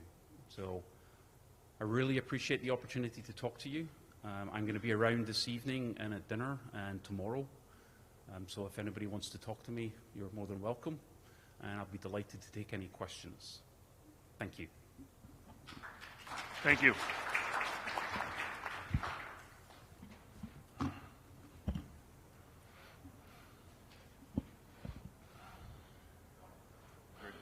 Wrong button. Fantastic presentation. Thank you so much. And my head goes off to you for getting the accuracy, which is sub-meter. The question I have is, you did say you have to map, right? Map first your environment. And there is an AI-based system which gives you additional intelligence, so to speak, in the system. I just wonder how often, if at all, you need to remap if there are changes, and what changes in the environment would require for you to go and remap? Great question. So let me put some context to that. If it's an indoor environment, if you map this ballroom, the magnetic map is phenomenally stable. And unless you were to do something very significant in this room, you wouldn't need to remap. Things like the movement of the Earth's magnetic field, we deal with at a macro level, and that's well publicized. In a more open space, where think of Manhattan, somewhere like that, where you're moving around, we use data on a regular basis to update the maps. So the sheer fact that somebody's interacting with the environment provides us the opportunity to update the map. And significant items that would affect us are buildings going up, and very fortunately they don't go up overnight. And other things that we would be able to see that would affect the magnetic field, we're able to identify whether they're fixed or transitory. Frank? Thank you, sir. Renato Filjer from Croatia. Fantastic presentation. I agree with Dorota, but I would like to ask you a question that we are concerned here with satellite navigation as well.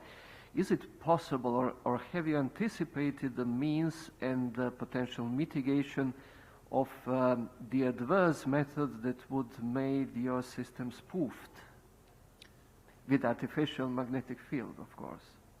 Right, so you're talking about so what would be the threat to our, it's a great question, and all I would say in this open environment is yes, we have, and we're very confident that we can't be spoofed. Sorry, it's a very vanilla answer. Dana? Yeah. So, thanks again, Martin. How about some place where you've never been? We talked a while back about I'm flying into the Formosa Strait for the first time. How accurate are your models? So you can, what should I expect in terms of nav accuracy based on just a model projection? Well, you have to have a magnetic map and to be able to navigate using that magnetic map. The first time you go into a space that you've never been in before, then you obviously don't have that magnetic map. That said, in the air, there's a publicly available, through the NOAA website, EMAG2, data, and you can use that in airspace, and we can give you very good accuracy. I would be hesitant to state what that would be, but in that environment, yes, with that map that's available, we can do that at altitude.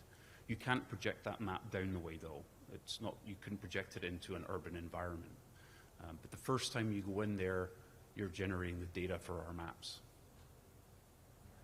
Thank you. Frank?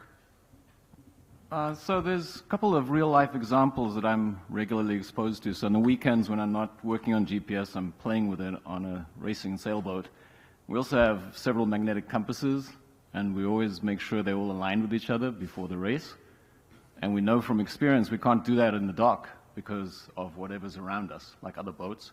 You have to do it when you're out away from them. So can you reconcile that with your assertion that indoors it's very stable and it doesn't change? And another thing that comes to mind is if you look at you can look at the magnetic fields in the phone, and if you walk near a speaker, there's a very strong magnet in that speaker. And so here we have speakers, and tomorrow they'll be gone. Can you explain how your system could provide meter accuracy in the presence and absence of these speakers without rescanning the space? So I have a long answer for that, which I'll give to you offline. A short answer to that is yes, these things have very localized magnetic impacts. We're able to identify those, and also the calibration that you're talking about on the magnetometers, we're able to deal with that. I can't tell you how, unfortunately, it's proprietary, but we are able to deal with that. So your example of being on a ship, etc., you wouldn't have to be away from the port for us to be able to calibrate that.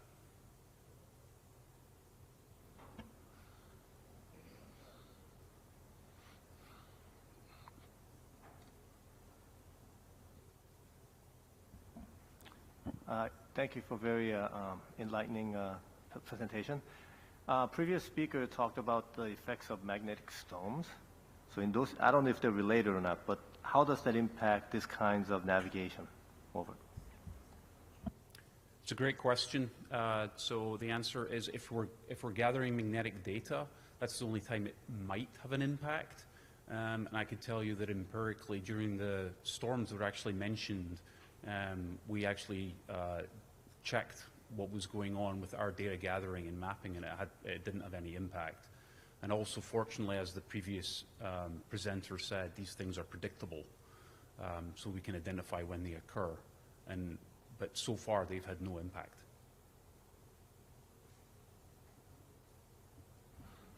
Del? Yeah, thank you. Good briefing. In terms of your demonstrations and your prototyping, who have you talked to in the DoD?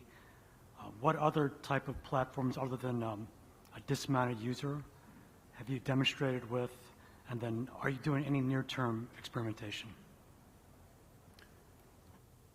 So I would like another long answer to that offline, but a short, we've put in a number of platforms, including UAVs, successfully. So we've mounted them, dismounted, and ground and air platforms. So we've done all of that. We're not really doing, this sounds terrible, we're not really doing experimentation anymore. We're a proven technology. There's NRE required for, integrating onto some specific platforms. But in terms of experimentation, we don't have any more planned. We're now rolling it out with our clients.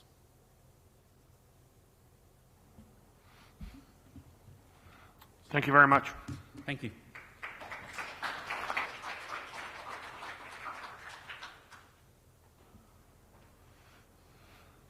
I'm going to have trouble with this name.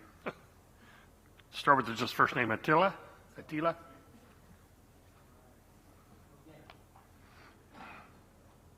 Komjati? Is that close? Okay.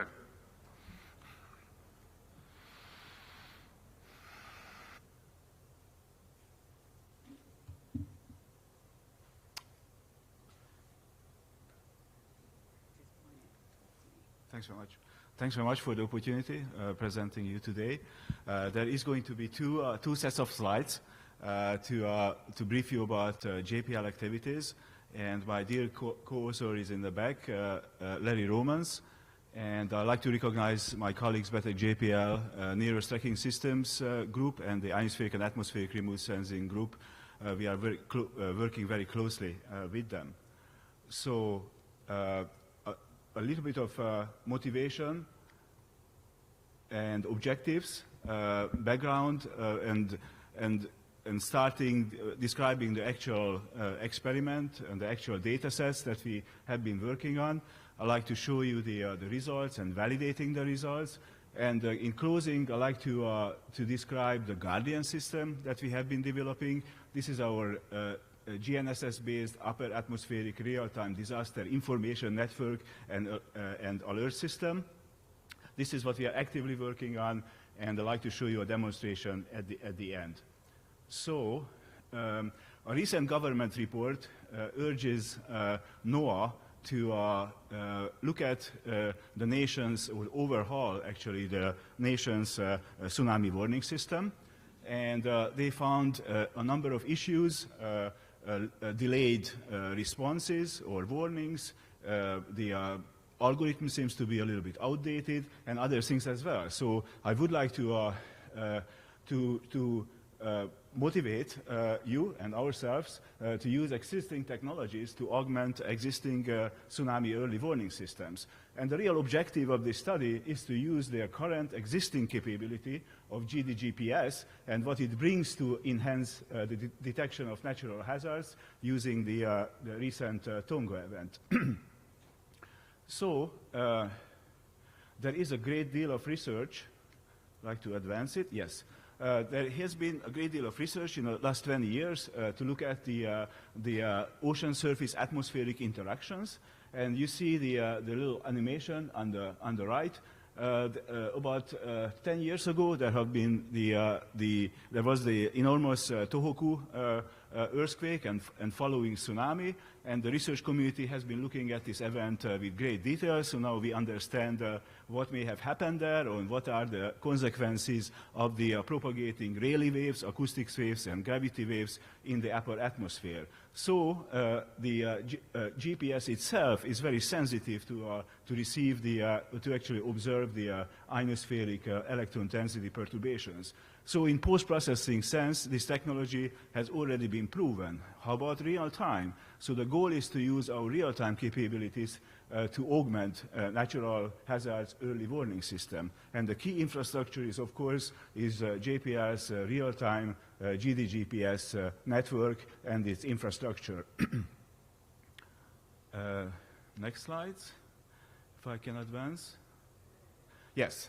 So we use NASA's global GNSS network. There are about 60 sites that goes into our processing scheme, and there are also other GDGPS operated sites. And we also take advantage of about 100 globally available sites, IGS public sites, and these are all streaming sites. So we are taking advantage of about 200 plus sites in real time. In comparison, there is about 6,000 or so stations available in the world, but these data sets usually available next day, so they would not be very helpful for any kind of early warning system. So let's focus on real time.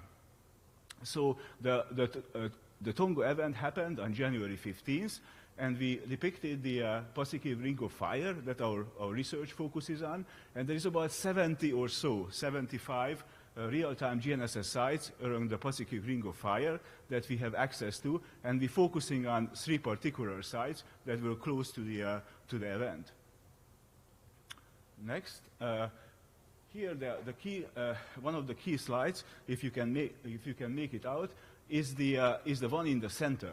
So this really depicts the real-time application of GDGPS. So at 4 UT, enormous volcanic eruption happened, and we were able to see the signal, the ionospheric disturbances on the GLONASS constellation, GPS constellation, and Galileo constellation about 4 to 10 minutes after the event. So the processing scheme, the processing algorithm is fairly simple. We actually have a IEEE paper under review right now, hope to come out in the next couple of weeks or months. the advantage of the system is that it really uses one single station. So if you put a station on Tonga or on Samoa or one of the other nearby islands, there is a good chance you are able to detect this very coherent and very significant. The amplitude is about 4 TAC units. Just to remind you, one TAC unit corresponds to about 16 centimeter range changes fluctuations on L1. So this is a plot that comes out of our processing scheme. On the very vertical axis, you see the distance of the ionospheric pierce point to the actual eruption epicenter. On the right, on the horizontal axis here. So what you see here, the slopes are the actual propagating waves that come out of the processing scheme. So we identify 3 areas of interest. The first one is the closest one. This is the shock wave generated ionospheric TAC perturbations. This can be seen in about 4 to 5 minutes after the eruption. The second one is further away, about 600 kilometers away. That represents the shallow water tsunami generated ionospheric perturbations, and these are far field events, the open ocean generated ionospheric TAC perturbations. These were actually captured in Hawaii or even further on the west coast of the United States. Next plot. This is a plot that comes out of our paper that just submitted to the Journal of Science. Again, this is on the left you see a radial distance to the eruption, and these are detended 3AC. What you see here is really the long wave gravity wave captured by the GDGPS system, and again the gravity wave near the eruption and the shock wave generated ionospheric TAC perturbation. So what you see here also the range, about plus and minus 3 TAC units. So just to show you, the sensitivity of the system is about 0.03 TAC units. So we have a signal-to-noise ratio about 100. So this is a very strong signal. Obviously, it was a very large event. It was very easy to see. But what's really interesting is, and what powerful, you can see this in real time. So some of these islands in the middle of the Pacific, they have no warning system. They approached us. They are very interested in seeing this system installed and using the already available technology to help them provide them with a timely warning. So is the signal real? So we ended up also processing using our main processing engine at JPL. This is a Gypsy-based GIM processing scheme that, if I could maybe play the movie, if I can start it somehow. If I could click on it, this would play. So this would actually show a movie as the ionospheric perturbation, thank you, as the ionospheric perturbation propagates. This is a global movie about 600 sites showing at about 5 UT. I will point you to that. Right here, this is a big depletion. The device spot represents the volcano eruption generated big void, TAC depletion. This is really generated by a mechanical displacement of electrons, and the TAC, the integrated electron density, went literally to a minimum. So this really shows that this is a real event. Again, I show you here this big depletion at about 2 hours after the event. In comparison, you also see that you don't see that a day before. So comparison on the day and the day before, showing that this is a real event that was captured by about 600 GPS stations, multi-GNSS processing. Don't want to describe all the techniques behind it, but just wanted to show you that this is really seen by other processing schemes as well in a post-processing mode. So in a post-processing world, we understand what happens, but it's really, this is about the real-time application. And now I'd like to introduce the Guardian system, which is our next generation tsunami early warning system. Here, if you log into to this particular Guardian website, this is at JPL. Right now, it's actually undergoing cybersecurity review. Next, I'll show you the capabilities of what this technique has. Real-time processing of GNSS data based on the GGPS data processing techniques, real-time analysis of TAC data, and we are rapidly developing a prototype automatic detection of TAC signals generated by tsunamis and volcano eruptions. So the next slide is a movie. If you can help me show this movie. This was generated by my team members.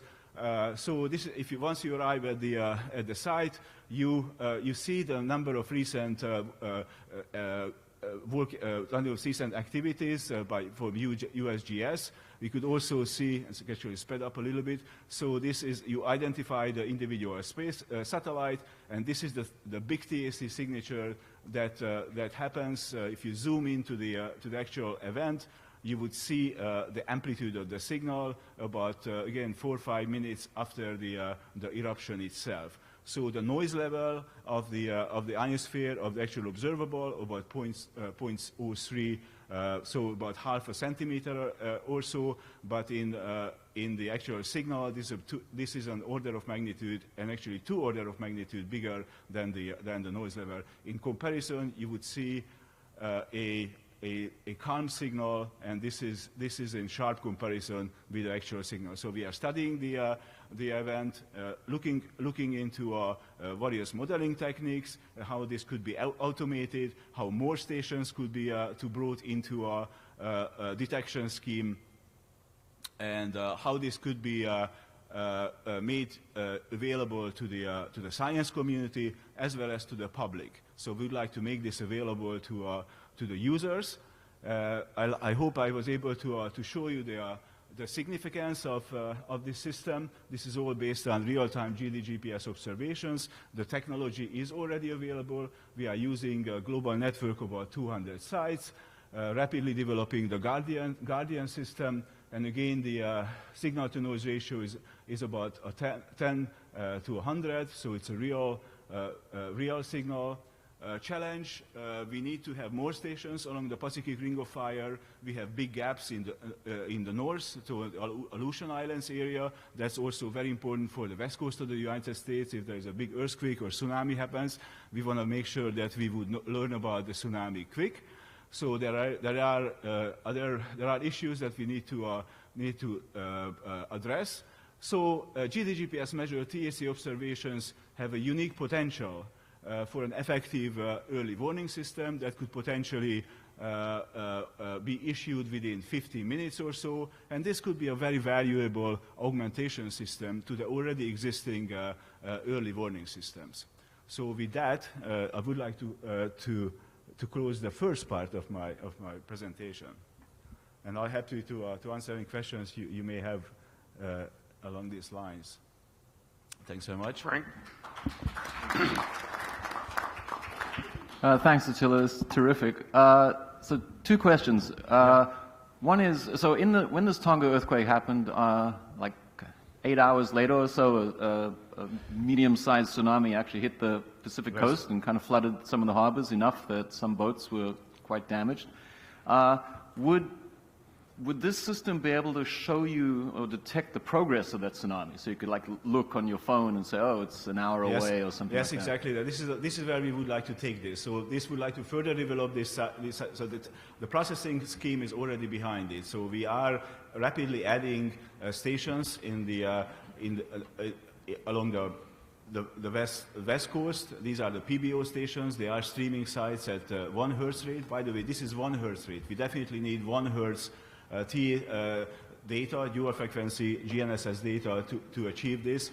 And this is how far we would like to take. Yes, we would like to show how the actual tsunami propagates and even issue potential timing when it would hit the west coast, when it would hit the Cascadia region or the Aleutian Islands. And this is very useful because it takes about 8-10 hours for the tsunami to reach so we have plenty of time to for an algorithm to work out all the timing. There's a fair bit of modeling work that we also doing in the background. There is physics-based modeling. We are learning a lot more about the coupling between the surface and the atmosphere. This is part of the study. So this is not just a neat application that really can revolutionize or the tsunami warning system, but it's also there's a great deal of science that we learn along the way. And this is really NASA's interest in this. How can we learn more and understand the coupling between the surface and the atmosphere? So there's a win-win.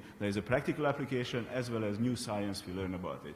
Right, thanks. And then a related question is, what kind of other perturbations to the atmosphere would look the same in the short term, and like what's the amount of time you would need before you could differentiate between a false alarm and an actual? Yes, there is also, obviously there is this big field. There's a couple of postdocs that are working with me, working on this, how to discriminate signals that are non-natural hazard related. So there are, as Dolores pointed out very eloquently, there are other signals in the atmosphere that masking this signal. You know, there's a geomagnetic storm that was going on actually near around the time when this Tonga event happened. How do you discriminate that signal from a tsunami generated signal? It is an open question. There's a lot more science that we can learn from that, but it's a great question. Thanks so much. First, I'd say Kesanem Zepin, Orvosh. Thank you very much. Had a quick question, though. It kind of follows on Frank's question. There was a map in the New York Times that showed the reflection of energy at the surface level. As the energy reverberated around the planet, it would meet somewhere near Addis Ababa and then come back around to Tonga. So just following on Frank's question, is there a potential for an overlay with that surface data with what you found ionospherically? That would be possible to overlay yet. Yes, absolutely. If we are looking at also infrasound signal, by the way, there's another program that that's going on in my group. We are looking at infrasound data that reverberates several times around the world. And so the ionosphere as L-band signal as well as the infrasound signal are great resources. And we are hoping actually to bring the two together at some point. Very nice. Thanks very much. Matt, did you have a question? Yes. So the TEC disturbance was purely due to the initial eruption. So both. You're inferring a tsunami, or you're actually seeing a tsunami? We are seeing the tsunami. The number 2 here, the further away, those are tsunami wave generated gravity waves, and the gravity waves ended up in the ionosphere. Right. Yep. So there are shallow water tsunamis as well as deep ocean tsunamis. But the near one, the very close one, those are the shock waves. As the shock wave generated, those are fast propagating, about 1,000 meters per second, 1 kilometer per second, ends up in the ionosphere very quickly. That's why you see that in GPS so very clearly, and very characteristic signal. Also other AFRR has been looking at the studies for other purposes. It's a very clear signature. And sort of a related follow-on is, I've read in the past use of troposphere to see the dust and the potential for dust. Were you looking at that at all as well? We have not looked at the troposphere. We could be looking at the troposphere. There's a way to atmosphere, troposphere data, of course. We try to estimate it. It's an ongoing research. Yeah.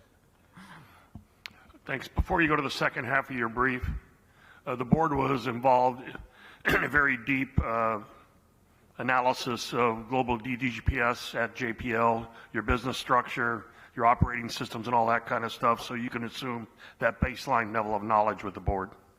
So proceed with your second brief. Thanks so much. So the next presentation, ongoing collaborations. Thank you.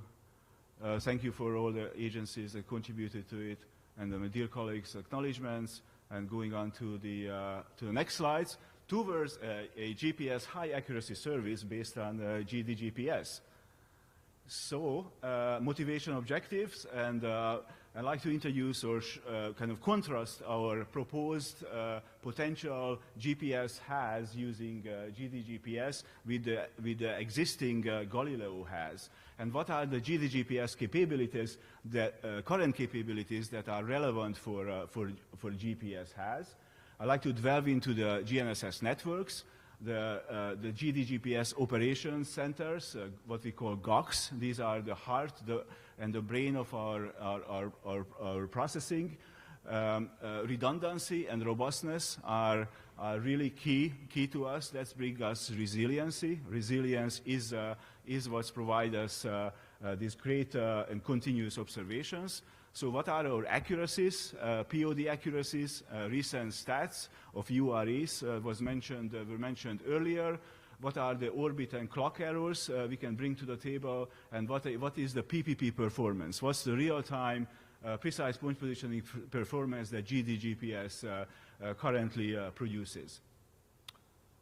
Again, motivation and objective would come up. Motivation, find an owner within the government community to support and sustain GPS has capabilities using GDGPS as part of PNT committee. Objective, show the current capabilities that JPL brings to the table to enhance GPS performance by adding the high accuracy service using GDGPS observations. So Galileo high accuracy service does exist, and they are made up of three segments: the ground segment, space segments, and the user segments. They have a signal in space capability, and they also distribute the corrections via internet. Service level 1, service level 2 are defined. They are providing global coverage, potentially. High accuracy corrections, orbits, clocks, phase and range biases, and they do provide GDGPS corrections both for GPS and Galileo. In service level 2, they would also provide atmospheric corrections, and they would reduce the convergence time from 300, so from 5 minutes to about 2 minutes or so. In a recent paper, just a couple of weeks ago, it came out by the GNV group from Spain. They are the key contributors to the Galileo HAS system. They defined phase 1 and phase 2. Right now, they are in this column. They are providing service to the EU from the European Union, clocks, orbits, range, and the phase biases for GPS, for Galileo and GPS. The horizontal accuracy about 20 centimeters, vertical accuracy requirement about 40 centimeters. They use about 14 tracking stations right now.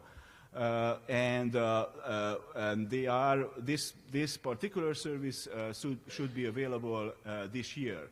So later on, they would go global, and they would also increase the number of tracking stations, and this is anticipated to be by 2024. So how does GDGPS, how does the potential GPS has using GDGPS looks now? We are providing the global service. It's a global system. Clocks, orbits, phase and range biases for Galileo, for GPS. Our horizontal accuracy, as I will show you later, is less than 10 centimeters globally, and less than horizontally, and less than 20 centimeters vertically. And we are, again, using about 100 stations globally. A few features, key features of the potential GPS has using GDGPS. It's a global network, as I mentioned. There are 3 independent GOCs. They are geographically separated. We have redundant hardware installed. Computational redundancy is a big plus for us, and this really, all of this really provides resiliency. So I would state that the GDGPS is technologically fully capable of providing a high accuracy service as potential GPS has. This is really based on last 20 years of innovation and reliable service.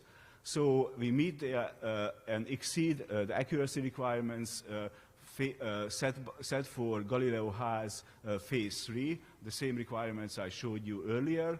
Our latency is about 6 seconds or so, including internet distribution, consistently measured at about 6 seconds. So what are the differences to the Galileo? So we don't have a signal in space.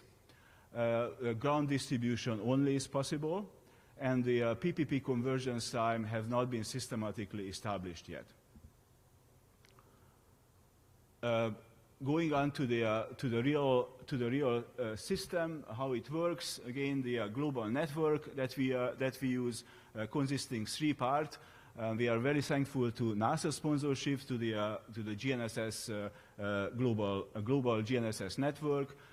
We are using GDGPS stations also specifically installed on key locations where NASA does not have great coverage, like we are installing one in the Eastern Island. There's a big gap in the Southern Pacific. And again, we are taking advantage of the IGS streaming sites. So about 200 sites we are taking advantage of. So the GOCs, so these are the 3 key locations we have. We have 3 independent GDPS operation centers using separate internet service providers. This really, the geographic separation provides us to the resiliency to the single point of failure, considering any technical outages or natural hazards. About redundancy and robustness. We are running about 50 GPS or GNSS filters using various combinations. What you see in the left, I don't have a pointer. Or you have a pointer. So various combinations of the constellations at 3 locations. Each location has multiple filters fed by redundant data servers. So at each GOG, we have about 20 high-end computers. So in total, we are running about 100 computers at the 3 different locations. Going on to, these are our baseline requirements. So we are processing all 6 constellations, but for our GPS has using GDGPS, we would be focusing on obviously GPS and Galileo only. We define orbit errors, clock errors, and user range errors to see the performance of our system, and they are less than 15 centimeters, 10 centimeters, and 8 centimeters for the user range error. So the actual GPS performance will be discussed in the next couple of slides. So here we looked at not just showing you a table of requirements. This is what the system is like as we speak. So we looked at the March 2024 entire months of data, GPS data and Galileo data. So the blue line represents the mean RMS of the UREs, the user range errors for GPS, and for GPS is right now it's about 4 centimeters. For Galileo, it's about 2.53 centimeters. We also plotted with orange and green the 95 and the 99 percentile of the errors. For context, I put with dash line, the blue dash line represents the Galileo has published GMV results. So this, right now the GPS is about 7.5 centimeter RMS for them, and the Galileo is about 4.6 centimeter for all of them. So in summary, I would say the GPS derived UREs, both for GPS, GDGPS derived UREs, both for GPS and Galileo, compares favorably to the Galileo published results of their phase 1. Phase 2 comes later for them. So that was the URE. Here I would like to show you for the entire months again, the orbiter errors, clock errors, and UREs, how they compare to the actual baseline requirements I quoted earlier.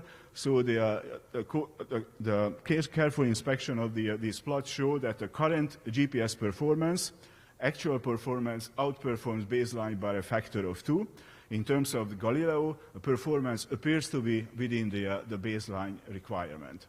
So for technical context, for low, we are providing orbital states at every 60 seconds and clock corrections at every second. And we compare the truth is actually our post-processed rapid products using the GPCX filter that we run at JPL. Next. Yes, and how about PPP performance? This is what the user would experience. The real-time PPP accuracy. These two plots are for our colleagues, Willy Bertiger's recent paper. They processed using RTGX, the real-time engine of our processing software. He processed 125 stations globally. On the left, you see the horizontal accuracy, PPP accuracy. On the right, you see the vertical accuracy. The red points represents the ambiguity, the float ambiguity solution, so no ambiguities have been resolved. The black represents the ambiguity resolved, both for the horizontal and the vertical components.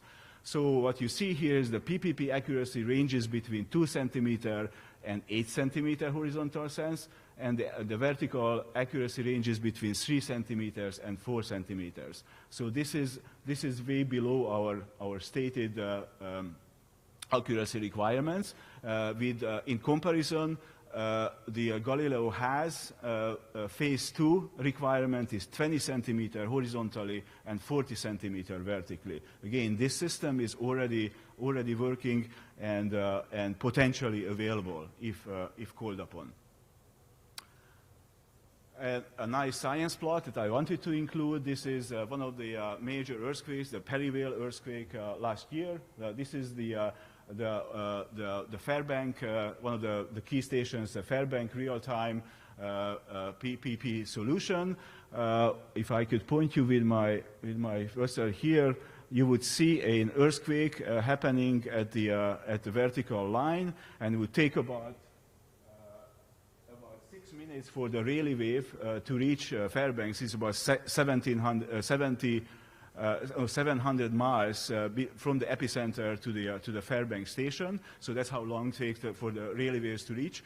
And once they reach it, you would start seeing the fluctuations in the horizontal component as well as in the vertical component very clearly. So, and this is what I just went into our monitoring site.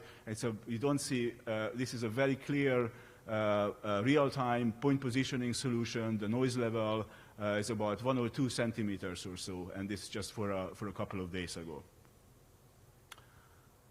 Conclusions. A potential GPS has using GDGPS has unique advantages. Again, the unique advantages include the global GDGPS network that we are operating. The network is designed specifically for resiliency and robustness using redundancies at multiple levels, both from filter side as well as hardware side. And again, the current accuracy is shown to be in par or higher than the phase 2 Galileo has performance anticipated by 2024. Significant challenges remain. GPS has no signal in space component, which contrasts poorly to the Galileo system, and no access to uplink stations for GPS. Distribution of the correction is only possible via the internet. So in closing, I would say that GDGPS is technologically fully capable of providing high accuracy corrections to GPS and Galileo if requested to support a Galileo high accuracy system. Thanks very much. I think that was my last slide. Thank you. Thank you. I would just note this is pretty consistent with our work that we did in support of the JPL, but let's see if we have any questions. Thanks so much. Reina. You are stated, Dr. Committee, and I am privileged to meet you finally in person after a long communication through the emails and after this excellent presentation. Just a quick question. Sure. How do you anticipate the deployment of your service for the, say, smartphone-based GNSS receivers? Very good question. So, first of all, JPL, we are not to directly engage the private sector, so we would need a government sponsor, government owner of the system, Department of Transportation, DOD or NOAA. The previous application I mentioned, the tsunami detection is certainly NOAA's turf. So, and then if the government can freely provide those corrections, we already know how to do that. We have been working with the private sector. We have a number of customers that we are to phase out as we are going further, and we anticipate NASA funds coming in and other funds we are hoping to attract. And that would facilitate for us to provide this service to the government, and the government can distribute it as they wish, and certainly via the internet. And maybe others could speak to that, Frank and others, how we can facilitate that potentially. Very welcome. Thank you. I think there was somebody over here. I didn't see. Go ahead, Loretta. Thank you. Yeah, just a quick question. First of all, thanks. Great work and great presentation. Question about your PPP solution. What's the time to convergence? For convergence. Maybe Larry, would you like to address that convergence time?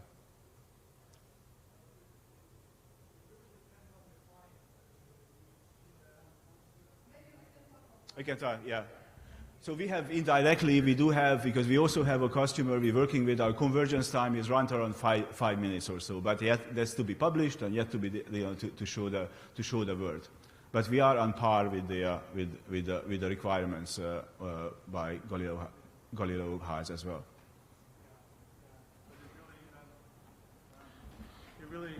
It really depends on the client. I mean, our basic solution is comparable with others, but it varies quite a bit with some our own client that we coded in RTGX. The conversion time, the convergence time isn't really brilliant. You know, we're seeing maybe 10 to 20 minutes to see to get to the levels that we sort of advertise. But our customers who are using our results, you know, we hear much better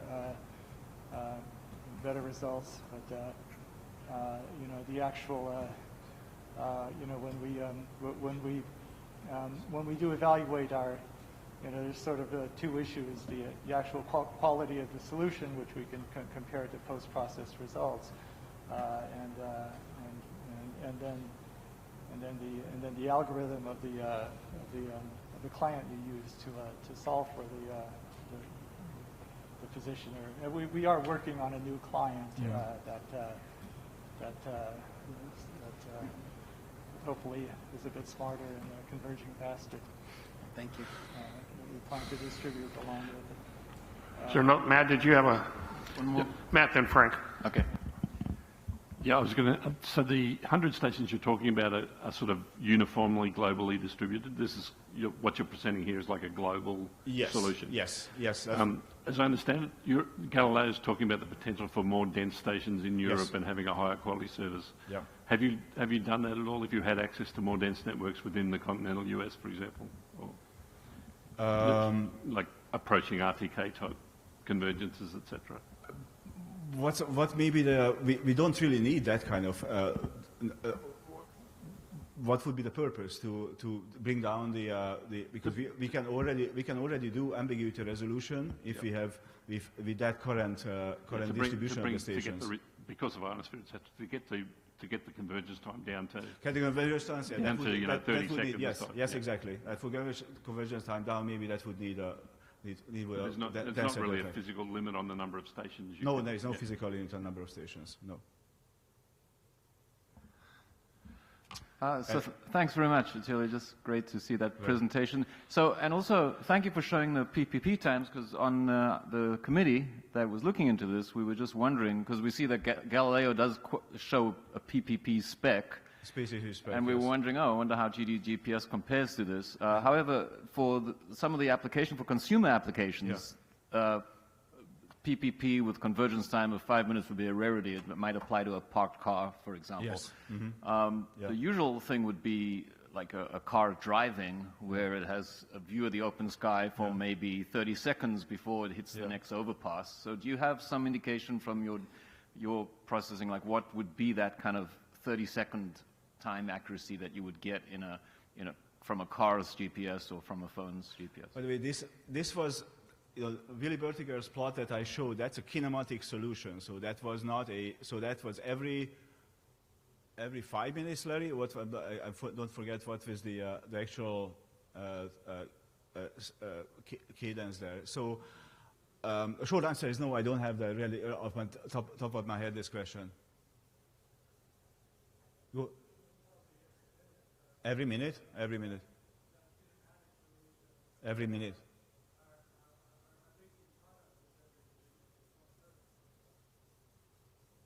Yeah, and that part I mentioned that needs to be studied.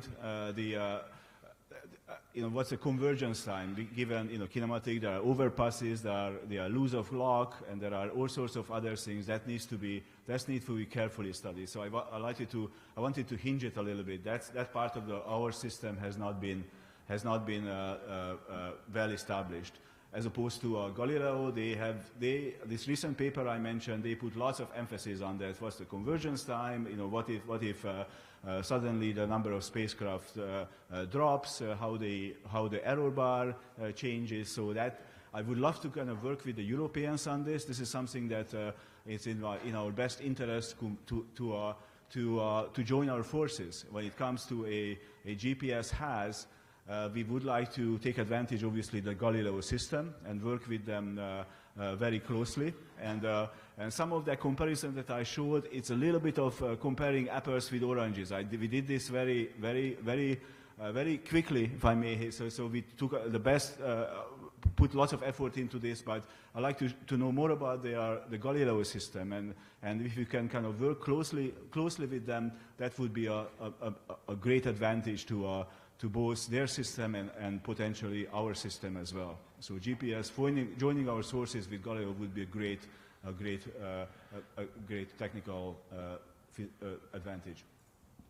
Thanks. I would recommend. Stormy, did you have a question? Okay.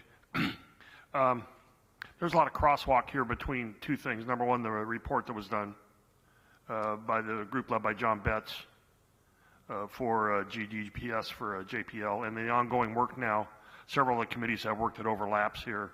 Yeah. I would just recommend that the subcommittee chairs, I think you have free gangway to reach out, touch these folks, and have that inform your work as you go along. We appreciate the update. It's new, novel use that we hadn't considered before, but we appreciate it, and I, again, would encourage the subcommittee chairs to go ahead and interact as you think necessary to enrich your work, if you will. Thank you very much, Thanks. Admiral. Thanks very much, everyone. Yeah. Thanks so much. Okay, just a couple comments. JJ's was working this problem on the NASA side, so we can give you a little background on the context on this, and then remarks as far as where we're going for dinner. Okay, so with the chair's prerogative, I'll use my DFO prerogative. First of all, I think everyone knows that Attila took over for YOAS on GDGPS, so they've worked together for many years, and YOAS is of course still very busy at JPL, but we will take it offline. Some of the things, some of the limitations that were mentioned, we've already done some testing. We actually ran GDGPS through TDRS, and we call that TAS, or Tedros Augmentation Satellite Service. And, you know, Badri's here to my left. He's in charge of running all the communication satellites for the agency. So we do have a lot of opportunities to look at some potential applications as we move downstream. And of course, Attila, I work very closely with ESA, and you and I can take that offline. So let's get to the fun part. We had a really, really long day, and I can't thank everyone enough.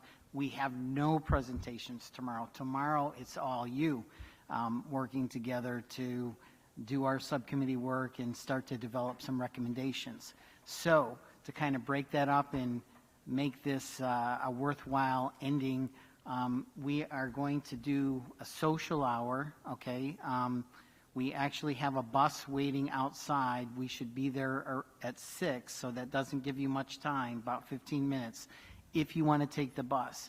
It's only about an 8-minute ride, so if you want to take an Uber or some other transport, you're welcome to, but it's the, if I'm pronouncing it properly, Severn Inn.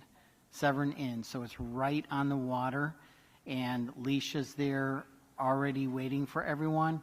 So we truly look forward to seeing everyone there to socialize and, you know, relax from the day. And over to you, Admiral, to close us out. Thanks, JJ. Thanks for your patience and your endurance today. Tomorrow when we talk, I want to tweak something. Let me just put it out right now so you all can be thinking about it.